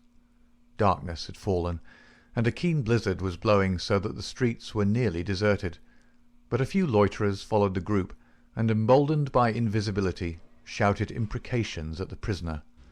"Lynch the cursed scourer!" they cried. "Lynch him!" They laughed and jeered as he was pushed into the police station. After a short formal examination from the inspector in charge, he was put into the common cell. Here he found Baldwin and 3 other criminals of the night before, all arrested that afternoon and waiting their trial next morning. But even within this inner fortress of the law, the long arm of the freemen was able to extend.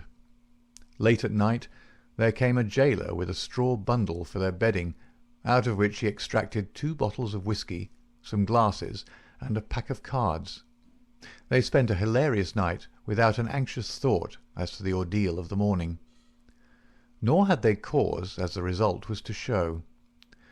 The magistrate could not possibly on the evidence have held them for a higher court.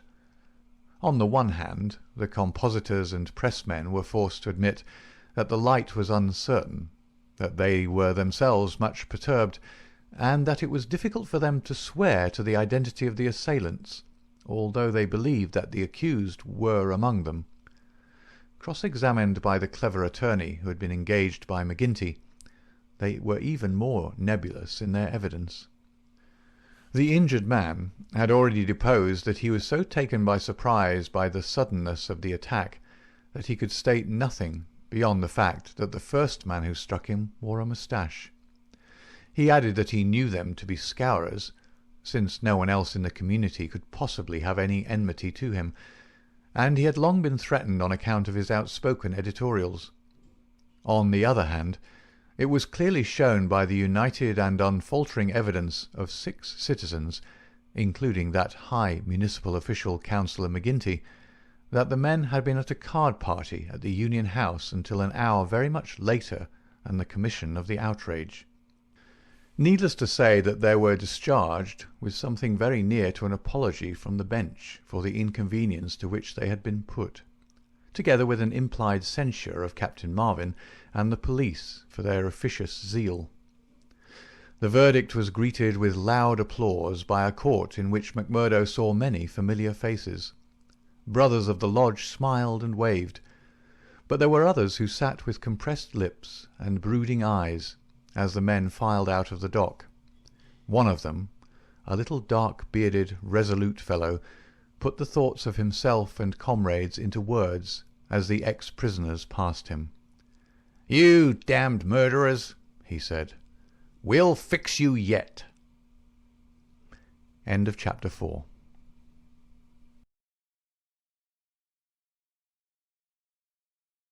Chapter 5. The Darkest Hour.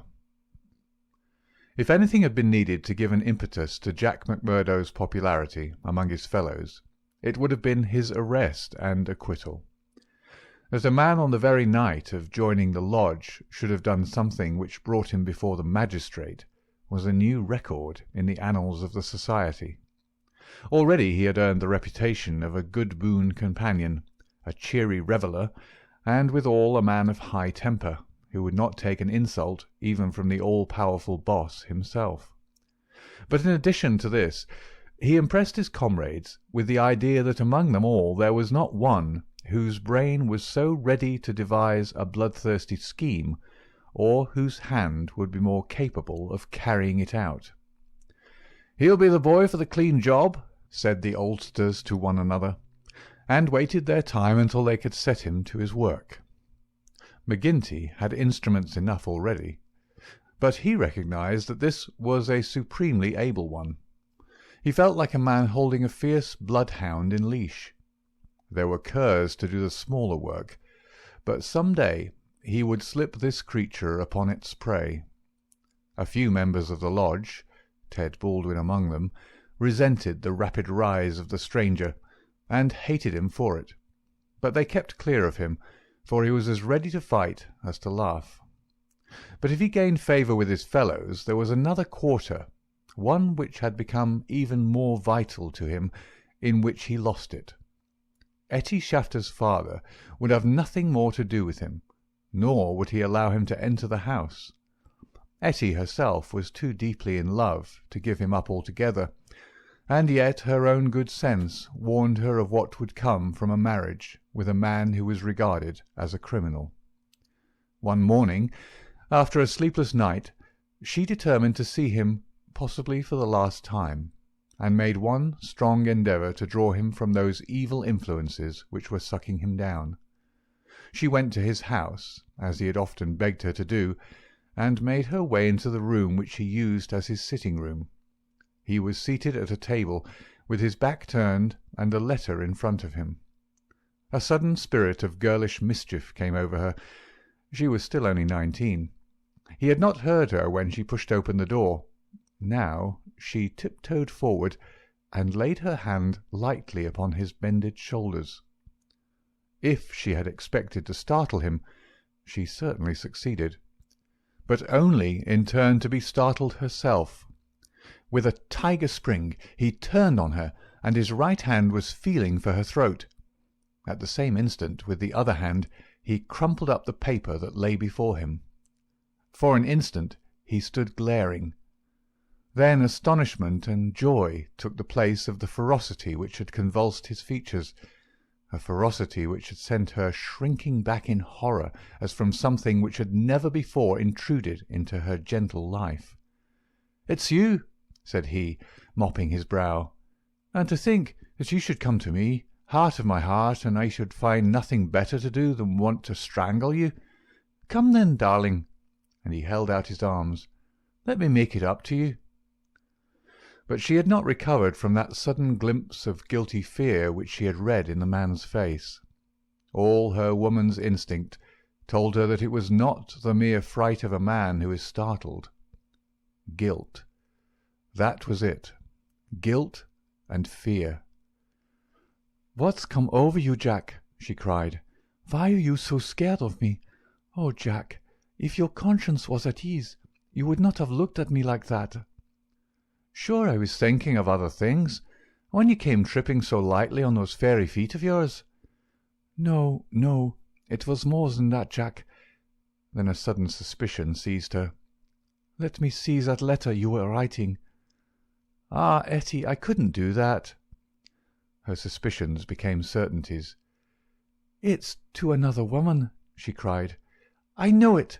Why else should you hold it from me? Was it to your wife that you were writing? How am I to know that you are not a married man, you a stranger that nobody knows?" "I am not married, Etty. See now, I swear it.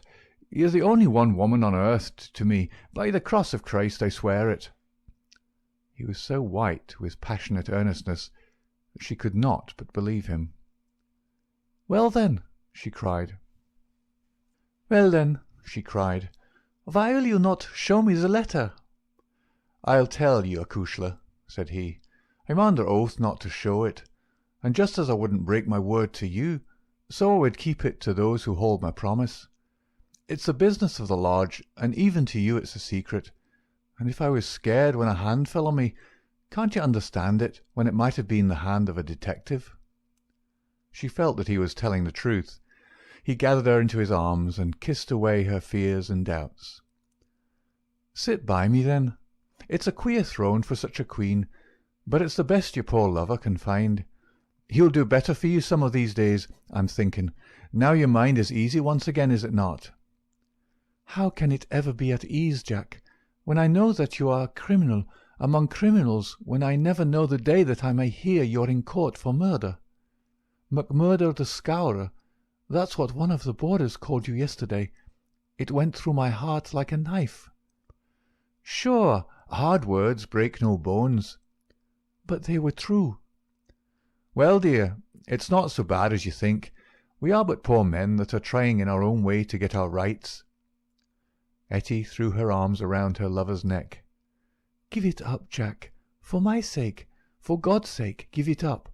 It was to ask you that I came here today. Oh, Jack, see, I beg it of you on my bended knees, kneeling here before you. I implore you to give it up." He raised her and soothed her with her head against his breast. "Sure, my darling, you don't know what it is you're asking. How could I give it up when it would be to break my oath and to desert my comrades? If you could see how things stand with me, you could never ask it of me.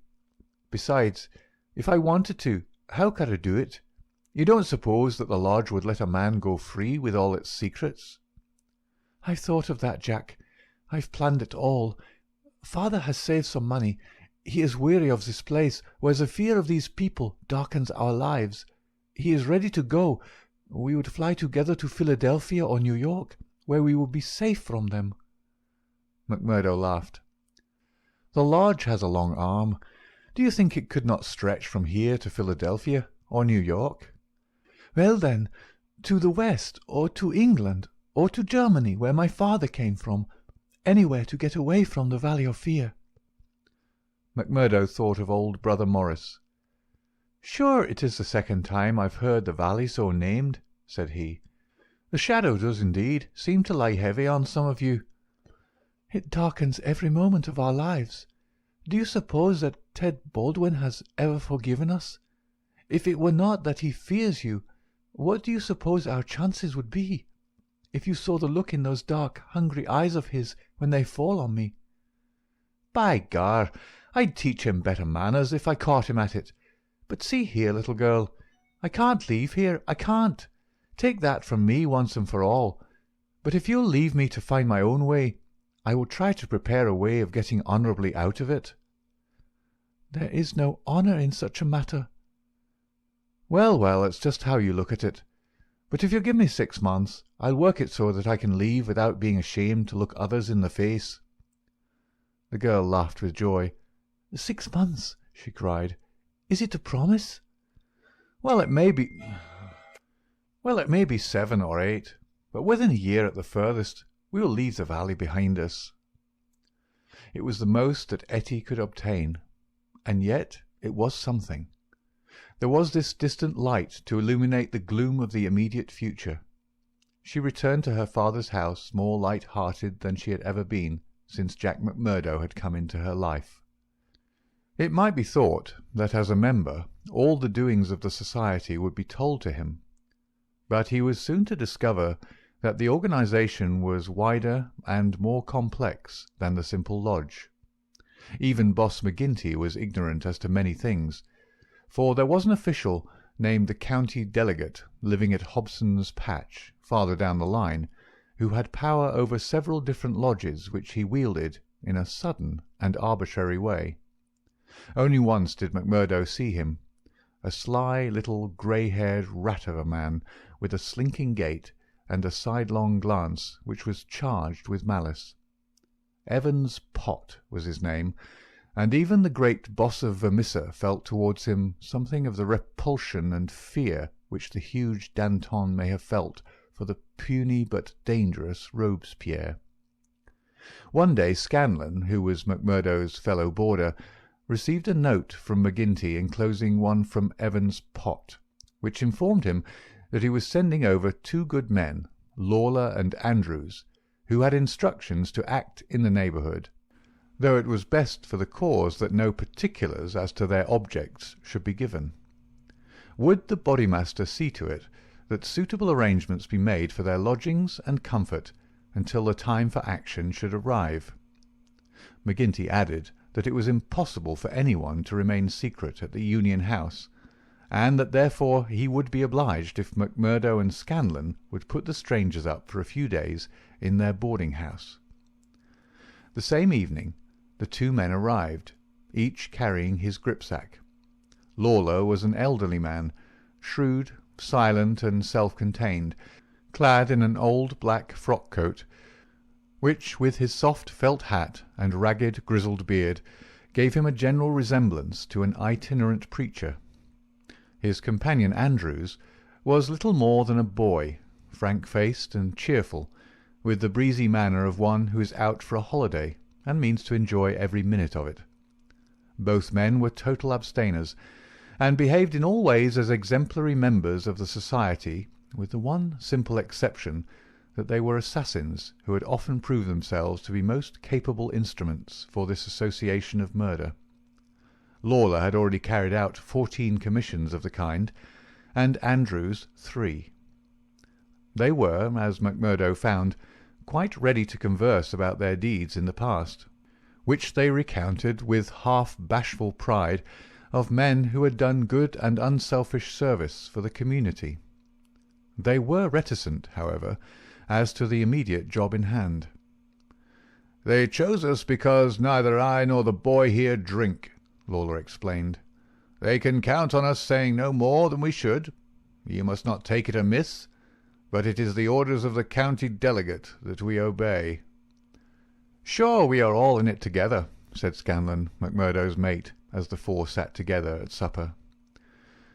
"That's true enough, and we'll talk till the cows come home of the killing of Charlie Williams or of Simon Bird or any other job in the past, but till the work is done we say nothing." "There are 6 about here that I have a word to say to," said McMurdo with an oath. "I suppose it isn't Jack Knox of Ironhill that you're after? I'd go some way to see him get his deserts." "No, it's not him yet." "Or Herman Strauss?" "No, nor him either." "Well, if you won't tell us, We can't make you, but I'd be glad to know." Lawler smiled and shook his head. He was not to be drawn. In spite of the reticence of their guests, Scanlon and McMurdo were quite determined to be present at what they called the fun. When, therefore, at an early hour one morning, McMurdo heard them creeping down the stairs, he awakened Scanlon, and the two hurried on their clothes. When they were dressed, they found that the others had stolen out, leaving the door open behind them. It was not yet dawn, and by the light of the lamps they could see the two men some distance down the street. They followed them warily, treading noiselessly in the deep snow. The boarding-house was near the edge of the town, and soon they were at the crossroads which is beyond its boundary. Here 3 men were waiting, with whom Lawler and Andrews held a short, eager conversation. Then they all moved on together. It was clearly some notable job which needed numbers. At this point there are several trails which lead to various mines. The strangers took that which led to the Crow Hill, a huge business which was in strong hands, which had been able, thanks to their energetic and fearless New England manager, Josiah H. Dunn, to keep some order and discipline during the long reign of terror. Day was breaking now, and a line of workmen were slowly making their way singly and in groups along the blackened path. McMurdo and Scanlon strolled on with the others, keeping in sight of the men whom they followed. A thick mist lay over them, and from the heart of it there came the sudden scream of a steam whistle. It was the 10-minute signal before the cages descended and the day's labour began. When they reached the open space round the mine shaft, there were 100 miners waiting, stamping their feet and blowing on their fingers, for it was bitterly cold. The strangers stood in a little group under the shadow of the engine-house. Scanlon and McMurdo climbed a heap of slag from which the whole scene lay before them.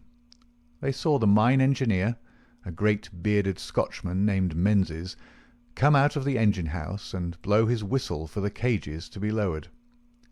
At the same instant a tall, loose-framed young man with a clean-shaved, earnest face advanced eagerly towards the pit-head.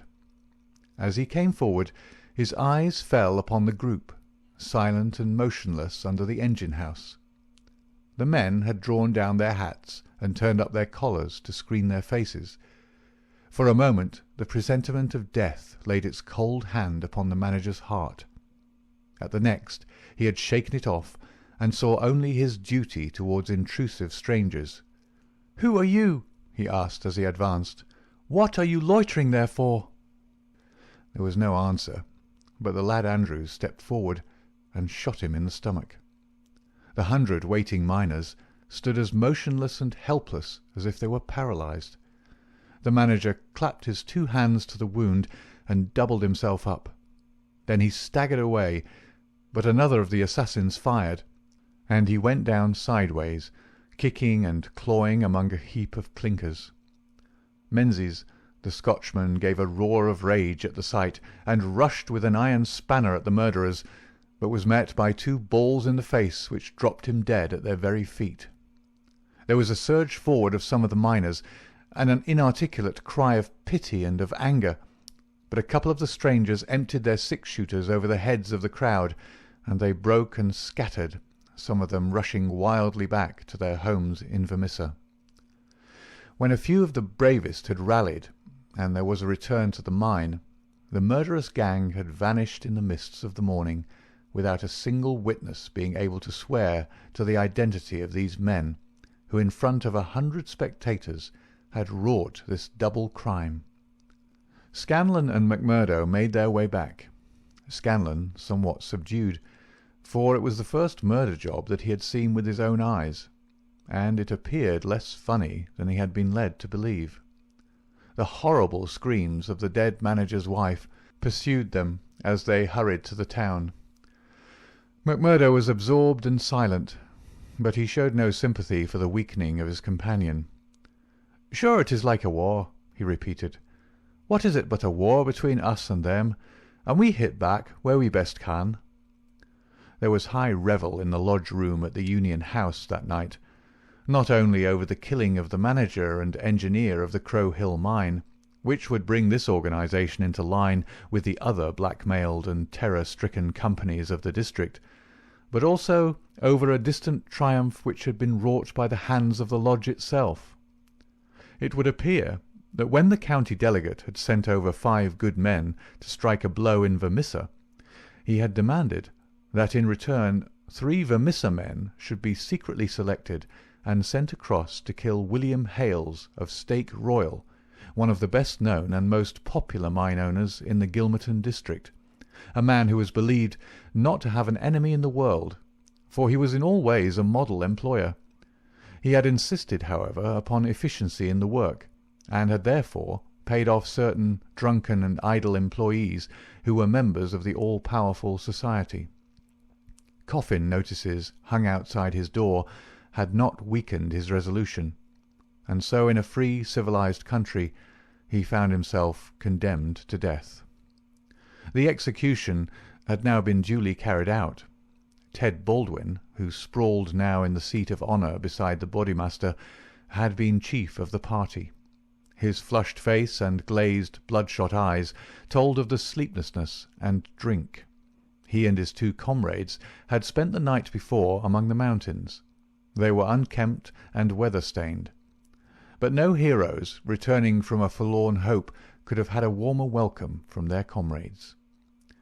The story was told and retold amid cries of delight and shouts of laughter. They had waited for their man as he drove home at nightfall, taking their station at the top of a steep hill, where his horse must be at a walk. He was so furred to keep out the cold that he could not lay his hand on his pistol. They had pulled him out and shot him again and again. He had screamed for mercy. The screams were repeated for the amusement of the lodge. "Let's hear again how he squealed," they cried. None of them knew the man, but there is eternal drama in a killing, and they had shown the scourers of Gilmerton that the Vermissa men were to be relied upon. There had been one contretemps, for a man and his wife had driven up while they were still emptying their revolvers into the silent body. It had been suggested that they should shoot them both, but they were harmless folk who were not connected with the mines, so they were sternly bidden to drive on and keep silent, lest a worse thing befall them.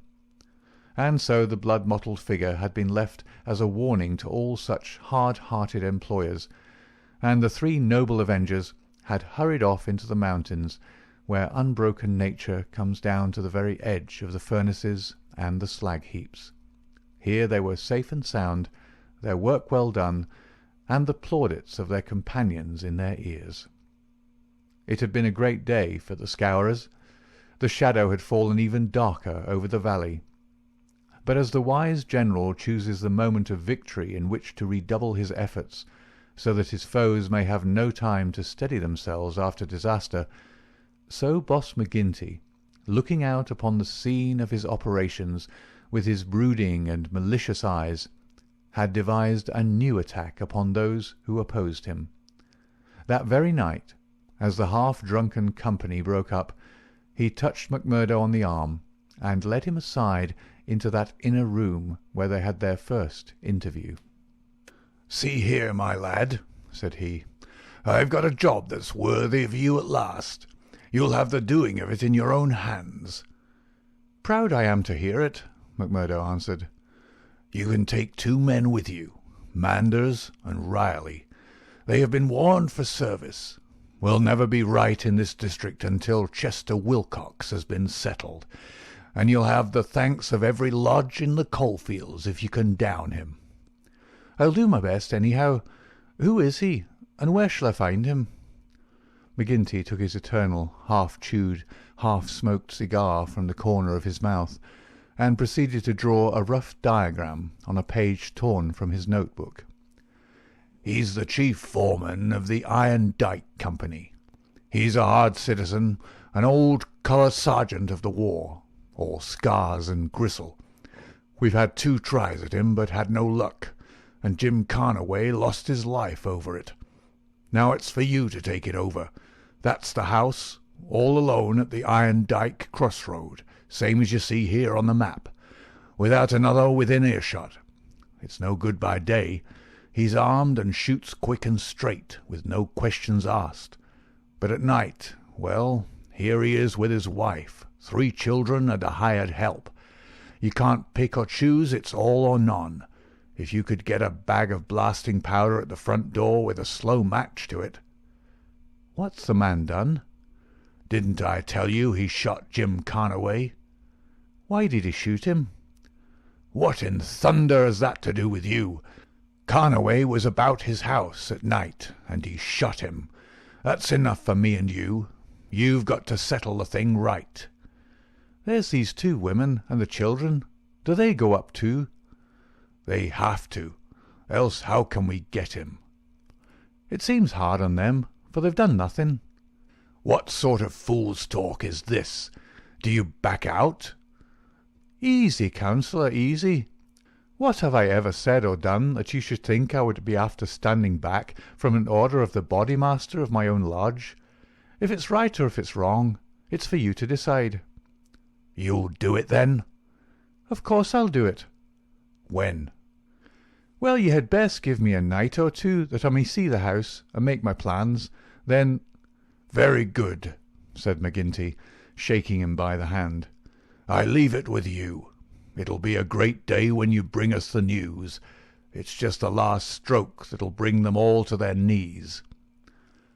McMurdo thought long and deeply over the commission which had been so suddenly placed in his hands. The isolated house in which Chester Wilcox lived was about 5 miles off in an adjacent valley. That very night he started off all alone to prepare for the attempt. It was daylight before he returned from his reconnaissance. Next day he interviewed his 2 subordinates, Manders and Riley, reckless youngsters who were as elated as if it were a deer hunt. 2 nights later they met outside the town, all 3 armed, and one of them carrying a sack stuffed with the powder which was used in the quarries. It was 2 in the morning before they came to the lonely house. The night was a windy one, with broken clouds drifting swiftly across the face of a 3/4 moon. They had been warned to be on their guard against bloodhounds, so they moved forward cautiously with their pistols cocked in their hands. But there was no sound save the howling of the wind, and no movement but the swaying branches above them. McMurdo listened at the door of the lonely house, but all was still within. Then he leaned the powder bag against it, ripped a hole in it with his knife, and attached the fuse. When it was well alight, he and his 2 companions took to their heels and were some distance off, safe and snug in a sheltering ditch, before the shattering roar of the explosion, with the low, deep rumble of the collapsing building, told them that their work was done. No cleaner job had ever been carried out in the blood-stained annals of the Society. But alas, that work so well organized and boldly carried out should all have gone for nothing. Warned by the fate of the various victims, and knowing that he was marked down for destruction, Chester Wilcox had moved himself and his family only the day before to some safer and less known quarters, where a guard of police should watch over them. It was an empty house which had been torn down by the gunpowder, and the grim old colour sergeant of the war was still teaching discipline to the miners of Iron Dyke. "Leave him to me," said McMurdo. "He's my man, and I'll get him, sure, if I have to wait a year for him." A vote of thanks and confidence was passed in full lodge, and so for the time the matter ended. When a few weeks later it was reported in the papers that Wilcox had been shot at from an ambuscade, it was an open secret that McMurdo was still at work upon his unfinished job. Such were the methods of the Society of Freemen, and such were the deeds of the Scourers by which they spread their rule of fear over the great and rich district which was for so long a period haunted by their terrible presence. Why should these pages be stained by further crimes? Have I not said enough to show the men and their methods? These deeds are written in history, and their records wherein one may read the details of them. There one may learn of the shooting of policeman Hunt and Evans because they had ventured to arrest 2 members of the society, a double outrage planned at the Vermissa Lodge and carried out in cold blood upon 2 helpless and disarmed men.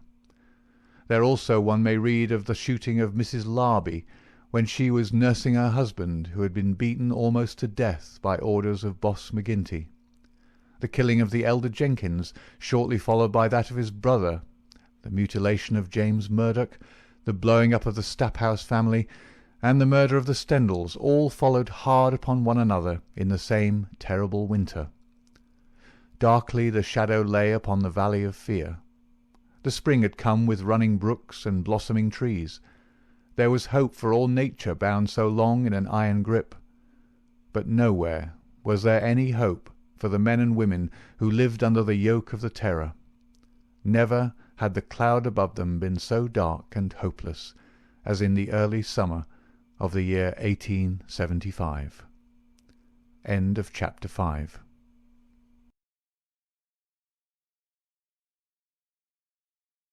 Chapter 6. Danger. It was the height of the Reign of Terror. McMurdo, who had already been appointed inner deacon with every prospect of some day succeeding McGinty as bodymaster, was now so necessary to the counsels of his comrades that nothing was done without his help and advice. The more popular he became, however, with the freemen, the blacker were the scowls which greeted him as he passed along the streets of Vermissa. In spite of their terror, the citizens were taking heart to band themselves together against their oppressors. Rumours had reached the lodge of secret gatherings in the Herald office, and of distribution of firearms among the law-abiding people. But McGinty and his men were undisturbed by such reports. They were numerous, resolute, and well armed. Their opponents were scattered and powerless. It would all end, as it had done in the past, in aimless talk and possibly in impotent arrests. So said McGinty, McMurdo, and all the bolder spirits. It was a Saturday evening in May. Saturday was always the lodge night, and McMurdo was leaving his house to attend it when Morris, the weaker brother of the order, came to see him. His brow was creased with care, and his kindly face was drawn and haggard. "Can I speak with you freely, Mr. McMurdo?" "Sure." "I can't forget that I spoke my heart to you once, and that you kept it to yourself, even though the boss himself came to ask you about it." "What else could I do if you trusted me? It wasn't that I agreed with what you said." "I know that well, but you are the one that I can speak to and be safe. I've a secret here." He put his hand to his breast. "And it is just burning the life out of me. I wish it had come to any one of you but me. If I tell it, it will mean murder for sure. If I don't, it may bring the end of us all. God help me, but I am near out of my wits over it." McMurdo looked at the man earnestly. He was trembling in every limb. He poured some whisky into a glass and handed it to him. "That's the physic for the likes of you," said he. "Now, let me hear it." Morris drank, and his white face took a tinge of colour. "I can tell it to you all in one sentence," said he. "There's a detective on our trail." McMurdo stared at him in astonishment. "Why, man, you're crazy," he said. "Isn't the place full of police and detectives, and what harm did they ever do us?" No, it's no man of the district. As you say, we know them, and it is little that they can do. But you've heard of Pinkertons?" "I've read some of folk of that name." "Well, you can take it from me you've no show when they are on your trail. It's not a take-it-or-miss-it government concern. It's a dead-earnest business proposition that's out for results and keeps out till by hook or crook it gets them. If a Pinkerton man is deep in this business, we're all destroyed." "We must kill him." "Ah, it's the first thought that came to you, so it will be up at the lodge. Didn't I say to you that it would end in murder?" "Sure, what is murder? Isn't it common enough in these parts?" "It is indeed, but it's not for me to point out the man that is to be murdered. I'd never rest easy again. And yet it's our own necks that may be at stake. In God's name, what shall I do?" He rocked to and fro in his agony of indecision. But his words had moved McMurdo deeply. It was easy to see that he shared the other's opinion as to the danger and the need for meeting it. He gripped Morris's shoulders and shook him in his earnestness. "See here, man," he cried, and he almost screeched the words in his excitement. "You won't gain anything by sitting keening like an old wife at a wake. Let's have the facts. Who is the fellow? Where is he? How did you hear of him? Why did you come to me?" "I came to you, for you are the one man that would advise me. I told you that I had a store in the East before I came here. I left good friends behind me, and one of them is in the telegraph service. Here's a letter that I had from him yesterday. It's this part from the top of the page. You can read it yourself." This was what McMurdo read. "How are the Scourers getting on in your parts? We read plenty of them in the papers. Between you and me, I expect to hear news from you before long. 5 big corporations and the 2 railroads have taken the thing up in dead earnest. They mean it, and you can bet they'll get there. They are right deep down into it. Pinkerton has taken hold under their orders, and his best man, Birdie Edwards, is operating. The thing has got to be stopped right now." "Now read the postscript." "Of course, what I give you is what I learned in business, so it goes no further. It's a queer cipher that you handle by the yard every day and can get no meaning from." McMurdo sat in silence for some time with the letter in his listless hands. The mist had lifted for a moment, and there was the abyss before him. "Does anyone else know of this?" he asked. "I have told no one else." "But this man, your friend, has he any other person that we would likely write to?" "Well, I dare say he knows 1 or 2 more." "Of the lodge?" "It's likely enough." "I was asking because it is likely that he may have given some description of this fellow Birdie Edwards. Then we could get on his trail." "Well, it's possible, but I shouldn't think he knew him. He's just telling me the news that came to him by way of business. How would he know this Pinkerton man?" McMurdo gave a violent start. "By gar!" he cried. "I've got him! What a fool I was not to know it! Lord, but we're in luck! We'll fix him before he can do any harm. See here, Morris, will you leave this thing in my hands?" "Sure, if you will only take it off mine." "I'll do that. You can stand right back and let me run it. Even your name need not be mentioned. I'll take it all on myself, as if it were to me that this letter has come. Will that content you?" It's just what I would ask. Then leave it at that, and keep your head shut. Now I'll get down to the lodge, and we'll soon make old man Pinkerton sorry for himself." "You wouldn't kill this man?" "The less you know, friend Morris, the easier your conscience, and the better you'll sleep. Ask no questions, and let these things settle themselves. I have hold of it now." Morris shook his head sadly as he left. "I feel that his blood is on my hands," he groaned. "Self-protection is no murder, anyhow," said McMurdo, smiling grimly. "It's him or us. I guess this man would destroy us all if we left him long in the valley. Why, Brother Morris, we'll have to elect you bodymaster yet, for you've surely saved the lodge." And yet it was clear from his actions that he thought more seriously of this new intrusion than his words would show. It may have been his guilty conscience. It may have been the reputation of the Pinkerton organization. It may have been the knowledge that great, rich corporations had set themselves the task of clearing out the Scourers. But whatever his reason, his actions were those of a man who is preparing for the worst. Every paper which would incriminate him was destroyed before he left the house. After that he gave a long sigh of satisfaction, for it seemed to him that he was safe. And yet the danger must still have pressed somewhat upon him, for on his way to the lodge he stopped at old man Shafter's. The house was forbidden him, but when he tapped at the window, Etty came out to him. The dancing Irish devilry had gone from her lover's eyes. She read his danger in his earnest face.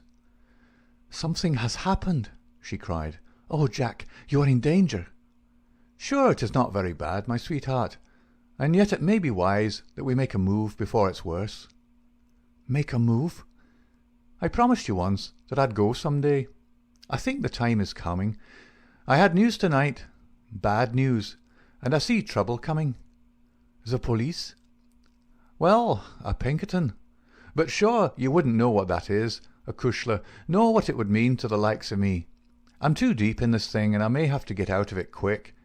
You said you'd come with me if I went." "Oh, Jack, it would be the saving of you." "I'm an honest man in some things, Etty.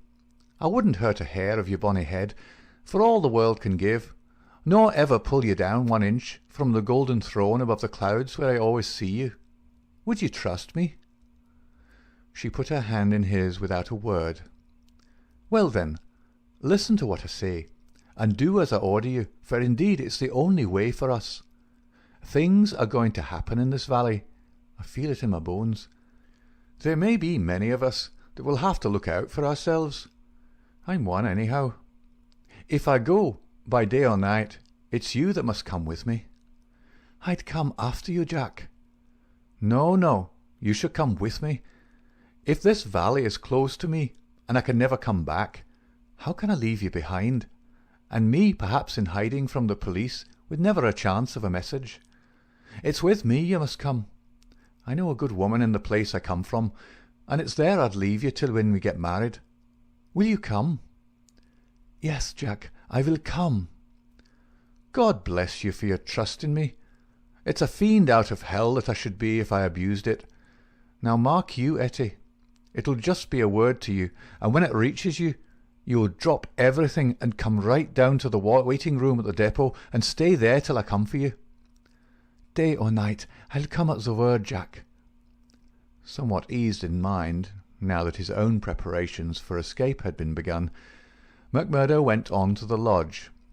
It had already assembled, and only by complicated signs and countersigns could he pass through the outer guard and inner guard who close tiled it.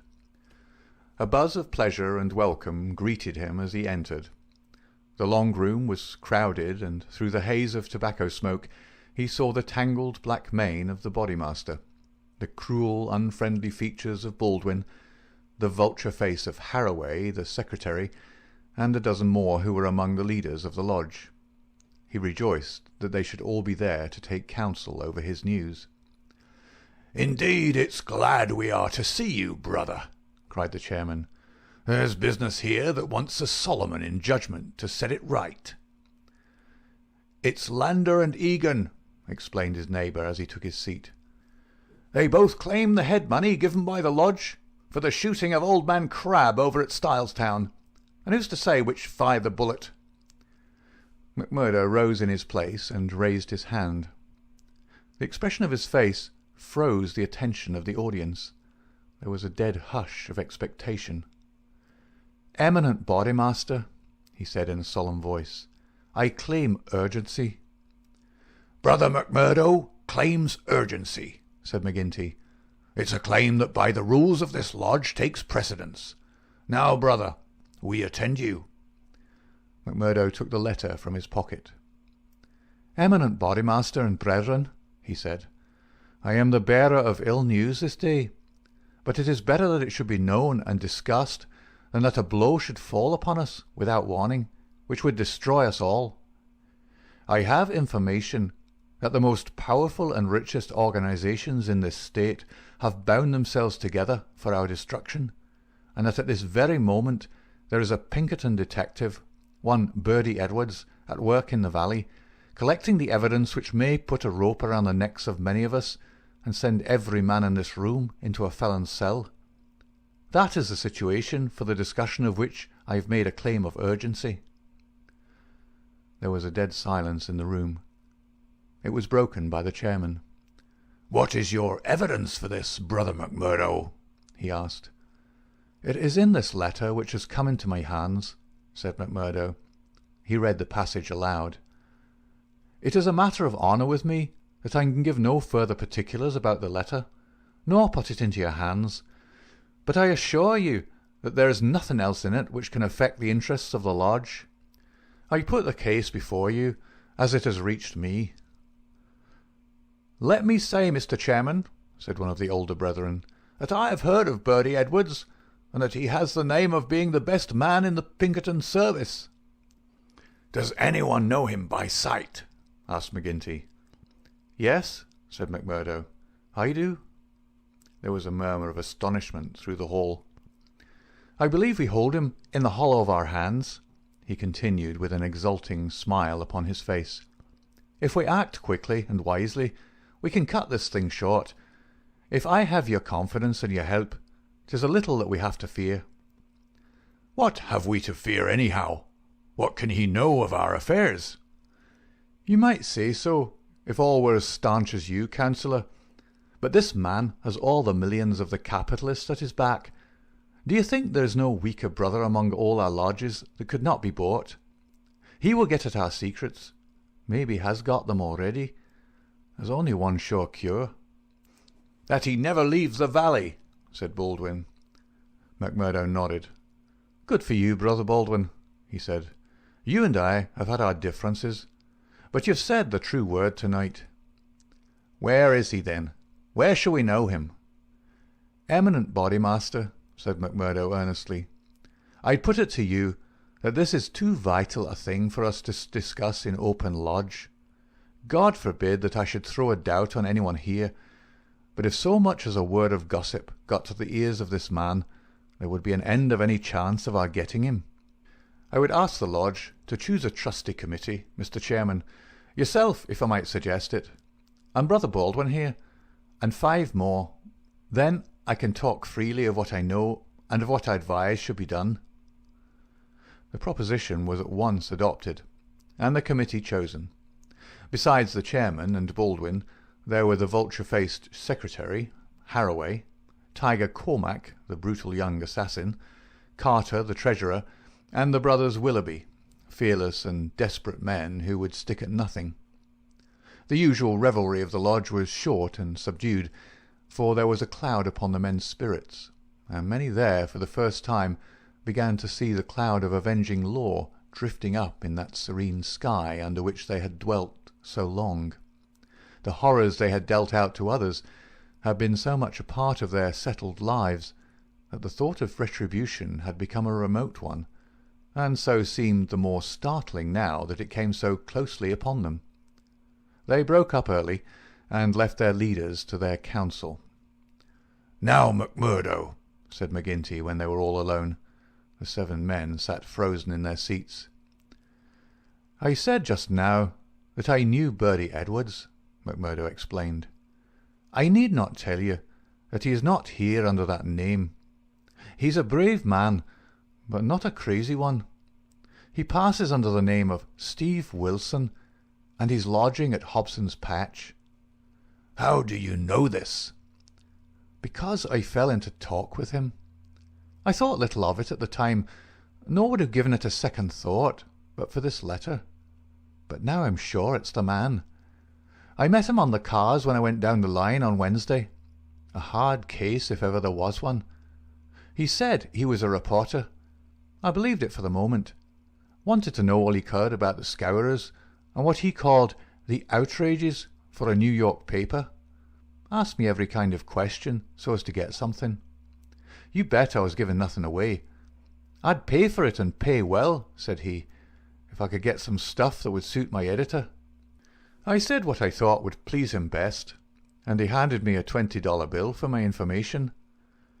"There's 10 times that for you," said he, "if you can find me all that I want." "What did you tell him then?" "Any stuff I could make up." "How do you know he wasn't a newspaper man?" "I'll tell you. He got out at Hobson's Patch, and so did I. I chanced into the Telegraph Bureau, and he was leaving it. "See here," said the operator after he'd gone out, "I guess we could charge double rates for this." "I guess you should," said I. He'd filled the form with stuff that might have been Chinese for all we could make of it. "He fires a sheet of this off every day," said the clerk. "Yes," said I, "it's special news for his paper, and he's scared that others should tap it." That was what the operator thought, and what I thought at the time. but I think differently now." "By gar, I believe you're right," said McGinty. "But what do you allow that we should do about it?" "Why not go right down now and fix him?" someone suggested. "Aye, the sooner the better." "I'd start this next minute if I knew where I could find him," said McMurdo. "He's in Hobson's Patch, but I don't know the house. I've got a plan, though, if you'll only take my advice." "Well, what is it?" "I'll go to the patch tomorrow morning. I'll find him through the operator. He can locate him, I guess. Well, then I'll tell him that I'm a free man myself. I'll offer him all the secrets of the lodge for a price. You bet he'll tumble to it. I'll tell him the papers are at my house, and that it's as much as my life would be worth to let him come while my folk were about. He'll see that that's horse sense. Let him come at 10 o'clock at night, and he shall see everything. That will fetch him, for sure." "Well?" "You can plan the rest for yourselves. Widow McNamara's is a lonely house. She's as true as steel and as deaf as a post. There's only Scanlon and me in the house. If I get his promise, and I'll let you know if I do, I'd have the whole 7 of you come to me by 9 o'clock. We'll get him in. If ever he gets out alive, well, he can talk of Bertie Edwards' luck for the rest of his days." "There's going to be a vacancy at Pinkerton's, or I'm mistaken. Leave it at that, McMurdo. At 9 tomorrow we'll be with you. You once get the door shut behind him, and you can leave the rest with us." End of chapter 6.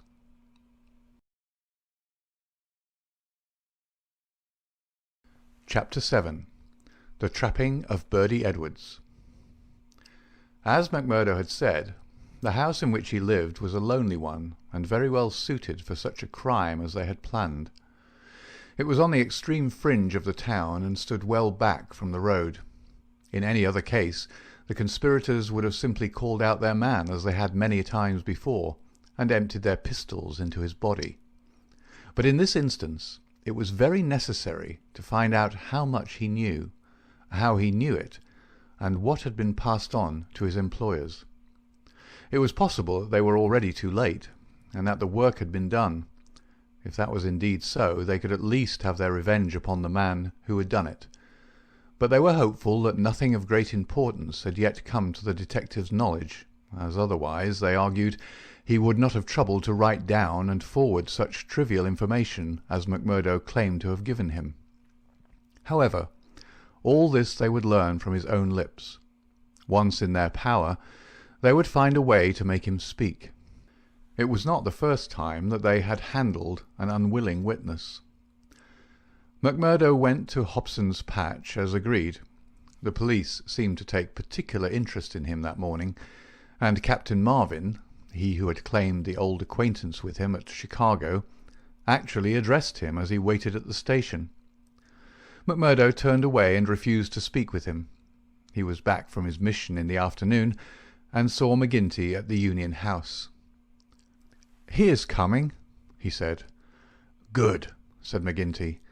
The giant was in his shirt-sleeves, with chains and seals gleaming athwart his ample waistcoat, and a diamond twinkling through the fringe of his bristling beard. Drink and politics had made the boss a very rich as well as powerful man. The more terrible, therefore, seemed that glimpse of the prison or the gallows which had risen before him the night before. "Do you reckon he knows much?" he asked anxiously. McMurdo shook his head gloomily. "He's been here some time, 6 weeks at least. I guess he didn't come into these parts to look at the prospect. If he's been working among us all that time with the railroad money at his back, I should expect that he's got results, and that he's passed them on." "There's not a weak man in the lodge," cried McGinty. "True as steel, every man of them. And yet, by the Lord, there is that skunk Morris. What about him? If any man gives us away, it would be he. I've a mind to send a couple of the boys round before evening to give him a beating up and see what they can get from him." "Well, there would be no harm in that," McMurdo answered. "I won't deny that I have a liking for Morris, and would be sorry to see him come to harm. He has spoken to me once or twice over lodge matters, and though he may not see them the same as you or I, he never seemed the sort that squeals. But still, 'tis not for me to stand between him and you." "I'll fix the old devil," said McGinty with an oath. "I've had my eye on him this year past." "Well, you know best about that," McMurdo answered. "But whatever you do must be tomorrow. For we must lie low until the Pinkerton affair is settled up. We can't afford to set the police buzzing today of all days." "True for you," said McGinty. "And we'll learn from Bertie Edwards himself where he got his news if we have to cut his heart out first. Did he seem to scent a trap?" McMurdo laughed. "I guess I took him on his weak point," he said. "If he could get on a good trail of the Scourers, he's ready to follow it into hell. I took his money." McMurdo grinned as he produced a wad of dollar notes. "And there's much more when he has seen all my papers." "What papers?" "Well, there are no papers, but I filled him up about constitutions and books of rules and forms of membership. He expects to get right down to the end of everything before he leaves." "Faith, he's right there," said McGinty grimly. "Didn't he ask you why you didn't bring him the papers?" "As if I would carry such things, and me a suspected man, and Captain Marvin after speaking to me this very day at the depot." "Aye, I heard of that," said McGinty. "I guess the heavy end of this business is coming on to you. We could put him down an old shaft when we've done with him, but however we work it, we can't get past the man living at Hobston's Patch, and you being there today." McMurdo shrugged his shoulders. "If we handle it right, they can never prove the killing," said he. "No one can see him come to the house after dark, and I'll lay to it that no one will see him go. Now see here, councillor, I'll show you my plan, and I'll ask you to fit the others into it. You'll all come in good time." "Very well. He comes at 10. He's to tap 3 times, and me to open the door for him. Then I'll get behind him and shut it. He's our man then." "That's all easy and plain." "Yes, but the next step wants considering. He's a hard proposition. He's heavily armed. I filmed him proper, and yet he's likely to be on his guard. Suppose I show him right into a room with 7 men in it where he expected to find me alone. There's going to be shooting, and somebody's going to be hurt." "That's so." "And the noise is going to bring every damned copper in the township on top of it." "I guess you're right." "This is how I should work it. You'll all be in the big room, same as you saw when you had a chat with me. I'll open the door for him, show him into the parlour beside the door, and leave him there while I get the papers. That will give me the chance of telling you how things are shaping. Then I'll go back to him with some faked papers. As he's reading them, I'll jump for him and get my grip on his pistol arm. You'll hear me call, and in you'll rush. The quicker the better, for he's as strong a man as I, and I may have more than I can manage. But I allow that I can hold him till you come." "It's a good plan," said McGinty. "The lodge will owe you a debt for this. I guess when I move out of the chair I can put a name to the man that's coming after me." "Sure, councillor. I'm little more than a recruit," said McMurdo, but his face showed what he thought of the great man's compliment. When he'd returned home, he made his own preparations for the grim evening in front of him. First he cleaned, oiled, and loaded his Smith & Wesson revolver. Then he surveyed the room in which the detective was to be trapped. It was a large apartment, with a long deal table in the centre, and the big stove at one side. At each of the other sides were windows. There were no shutters on these, only light curtains which drew across. McMurdo examined these attentively. No doubt it must have struck him that the apartment was very exposed for so secret a meeting. Yet its distance from the road made it of less consequence.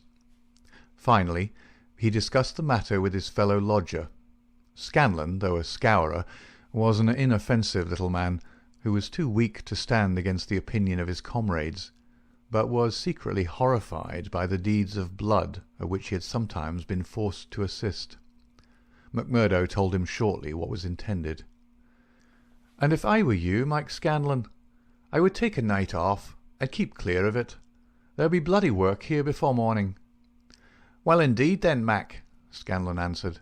"It's not the will, but the nerve that is wanting in me. When I saw Manager Dunn go down at the colliery yonder, it was just more than I could stand. I'm not made for it, same as you or McGinty. If the lodge will think none the worse of me, I'll just do as you advise, and leave you to yourselves for the evening." The men came in good time, as arranged. They were outwardly respectable citizens, well clad and cleanly, but a judge of faces would have read little hope for Bertie Edwards in those hard mouths and remorseless eyes. There was not a man in the room whose hands had not been reddened a dozen times before. They were as hardened to human murder as a butcher to sheep. Foremost, of course, both in appearance and in guilt, was the formidable boss. Harroway, the secretary, was a lean, bitter man with a long, scraggy neck and nervous, jerky limbs, a man of incorruptible fidelity where the finances of the order were concerned, and with no notion of justice or honesty to anyone beyond. The treasurer, Carter, was a middle-aged man with an impassive, rather sulky expression and a yellow parchment skin. He was a capable organizer, and the actual details of nearly every outrage had sprung from his plotting brain. The two Willoughbys were men of action, tall, lithe young fellows with determined faces, while their companion, Tiger Cormac, a heavy, dark youth, was feared even by his own comrades for the ferocity of his disposition. These were the men who assembled that night under the roof of McMurdo for the killing of the Pinkerton detective. Their host had placed whisky upon the table, and they had hastened to prime themselves for the work before them. Baldwin and Cormac were already half drunk, and the liquor had brought out all their ferocity. Cormac placed his hands on the stove for an instant. It had been lighted, for the nights were still cold. "That will do," said he with an oath. "Aye," said Baldwin, catching his meaning. "If he is strapped to that, we'll have the truth out of him." "We'll have the truth out of him, never fear," said McMurdo. He had nerves of steel, this man, for though the whole weight of the affair was on him, his manner was as cool and unconcerned as ever. The others marked it and applauded.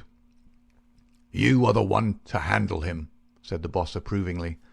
"Not a warning will he get till your hand is on his throat. It's a pity there are no shutters to your windows." McMurdo went from one to the other and drew the curtains tighter. "Sure no one can spy upon us now. It's close upon the hour." "Maybe he won't come. Maybe he'll get a sniff of danger," said the secretary. "He'll come, never fear," McMurdo answered. "He is as eager to come as you can be to see him. Hark to that." They all sat like wax figures, some with their glasses arrested halfway to their lips. 3 loud knocks had sounded at the door. "Hush!" McMurdo raised his hand in caution. An exulting glance went round the circle, and hands were laid upon their weapons. "Not a sound, for your lives," McMurdo whispered as he went from the room, closing the door carefully behind him. With strained ears the murderers waited. They counted the steps of their comrade down the passage.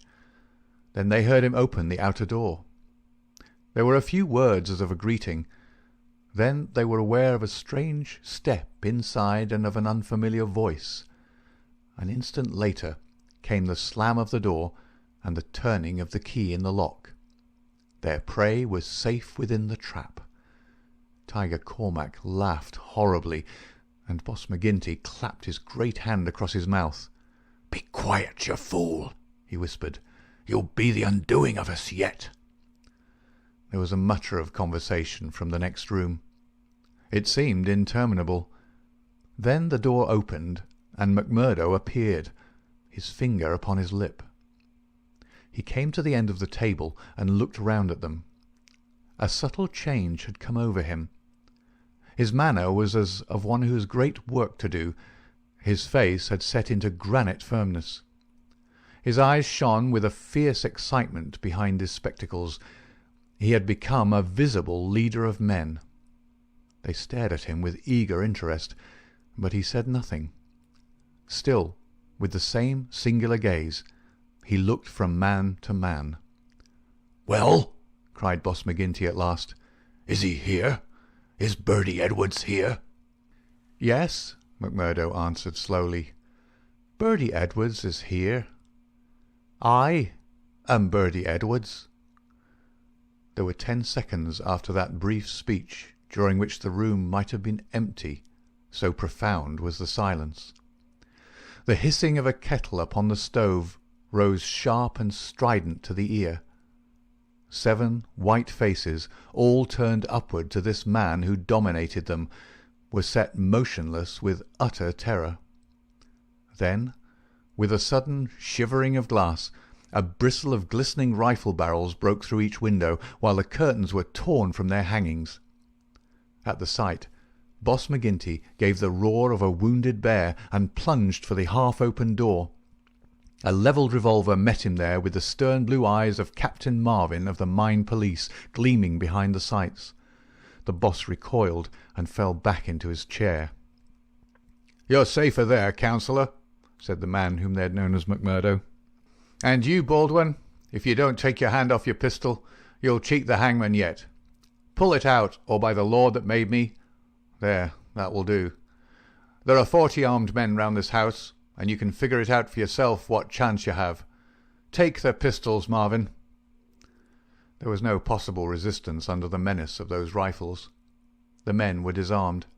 Sulky, sheepish, and amazed, they still sat round the table.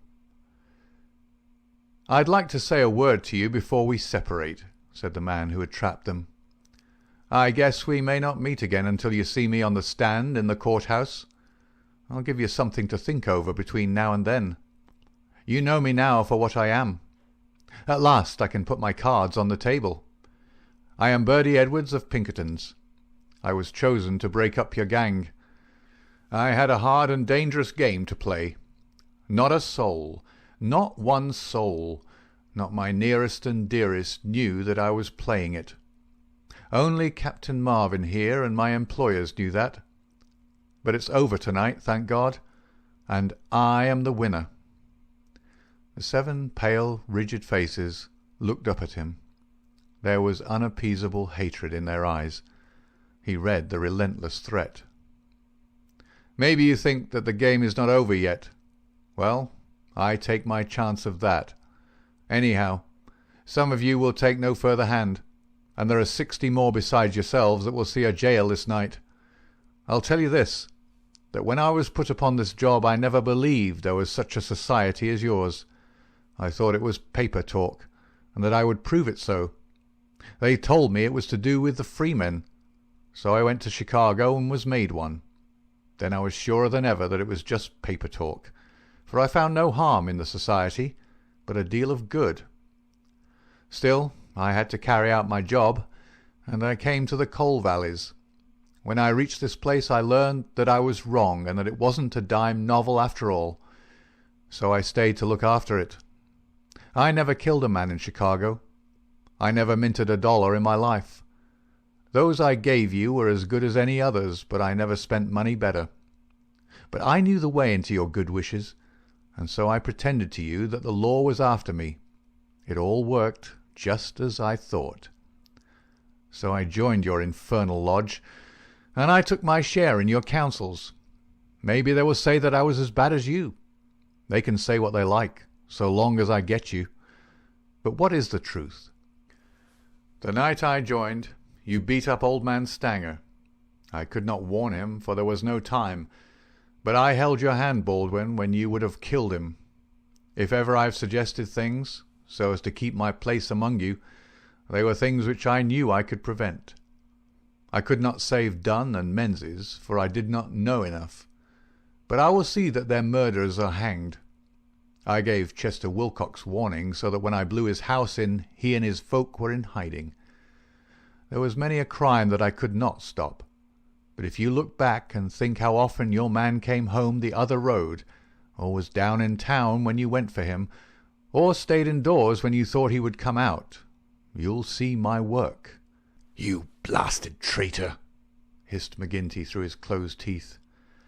"Aye, John McGinty, you may call me that if it eases your smart. You and your like have been the enemy of God and man in these parts. It took a man to get between you and the poor devils of men and women that you held under your grip. There was just one way of doing it, and I did it. You call me a traitor, but I guess there's many 1,000 will call me a deliverer that went down into hell to save them. I've had 3 months of it.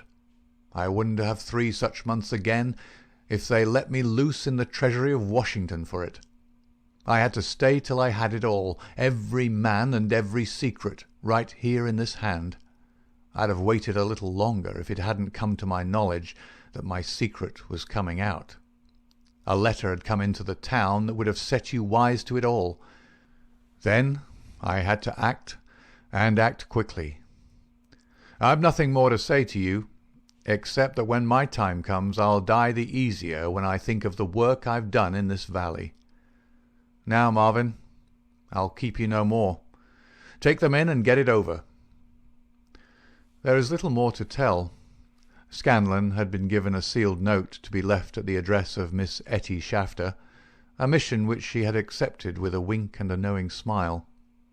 In the early hours of the morning, a beautiful woman and a much muffled man boarded a special train which had been sent by the railroad company, and made a swift, unbroken journey out of the land of danger. It was the last time that ever either Etty or her lover set foot in the Valley of Fear. 10 days later they were married in Chicago, with old Jacob Shafter as witness of the wedding. The trial of the Scourers was held far from the place where their adherents might have terrified the guardians of the law. In vain they struggled. In vain the money of the lodge, money squeezed by blackmail out of the whole countryside, was spent like water in the attempt to save them. That cold, clear, unimpassioned statement, from one who knew every detail of their lives, their organization and their crimes, was unshaken by all the wiles of their defenders. At last, after so many years that they were broken and scattered, the cloud was lifted forever from the valley. McGinty met his fate upon the scaffold, cringing and whining when the last hour came. 8 of his chief followers shared his fate. 50-odd had various degrees of imprisonment. The work of Bertie Edwards was complete. And yet, as he had guessed, the game was not over yet. There was another hand to be played, and yet another and another. Ted Baldwin, for one, had escaped the scaffold. So had the Willoughbys. So had several others of the fiercest spirits of the gang. For 10 years they were out of the world, and then came a day when they were free once more.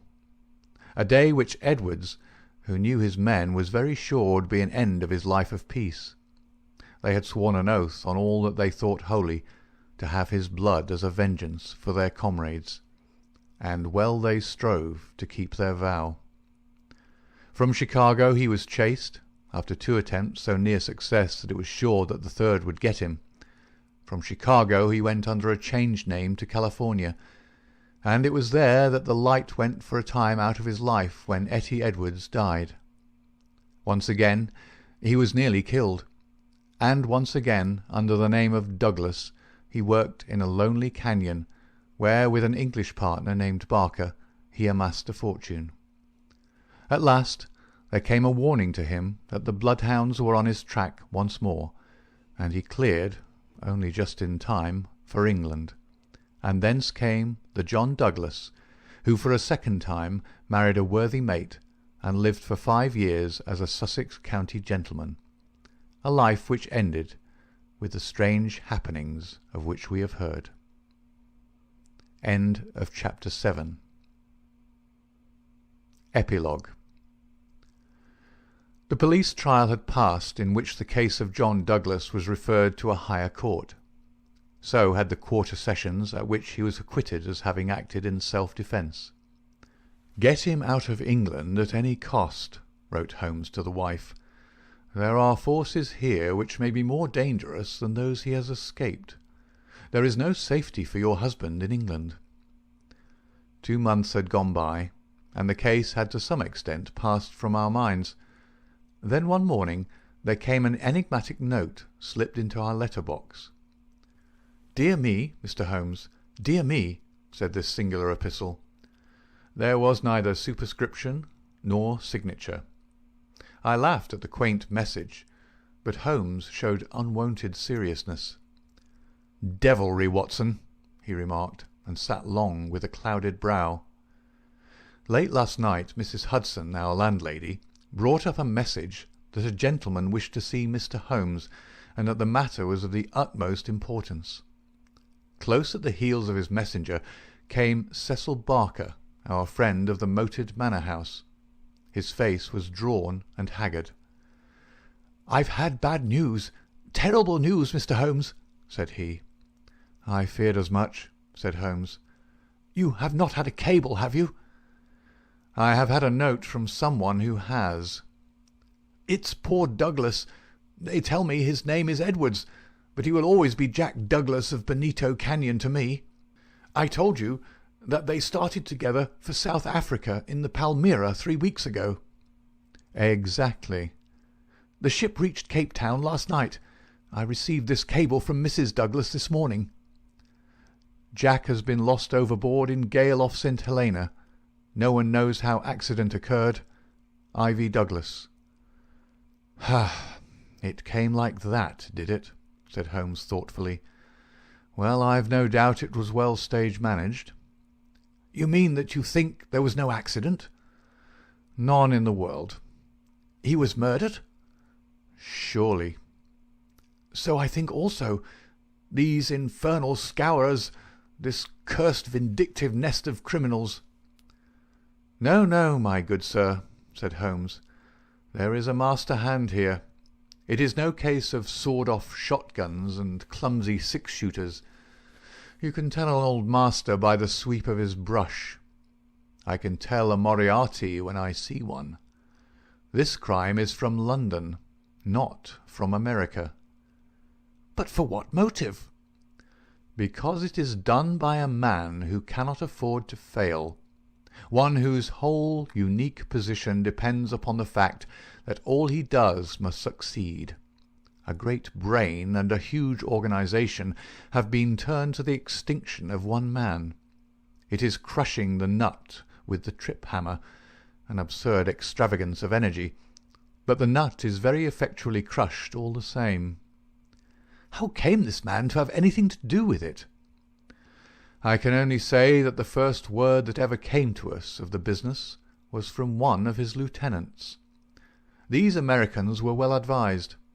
Having an English job to do, they took into partnership as any foreign criminal could do, this great consultant in crime. From that moment their man was doomed. At first he would content himself by using his machinery in order to find their victim. Then he would indicate how the matter might be treated. Finally, when he read in the reports of the failure of this agent, he would step in himself with a master touch. You heard me warn this man at Brockstone Manor House that the coming danger was greater than the past. Was I right?" Barker beat his head with his clenched fist in his impotent anger. "Do not tell me that we have to sit down under this. Do you say that no one can ever get level with this king devil?" "No, I don't say that," said Holmes, and his eyes seemed to be looking far into the future. "I don't say that he can't be beat. But you must give me time. You must give me time."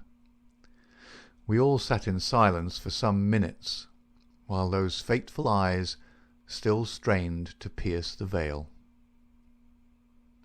End of the Epilogue, and end of The Last Valley by Sir Arthur Conan Doyle. Read by David Clarke.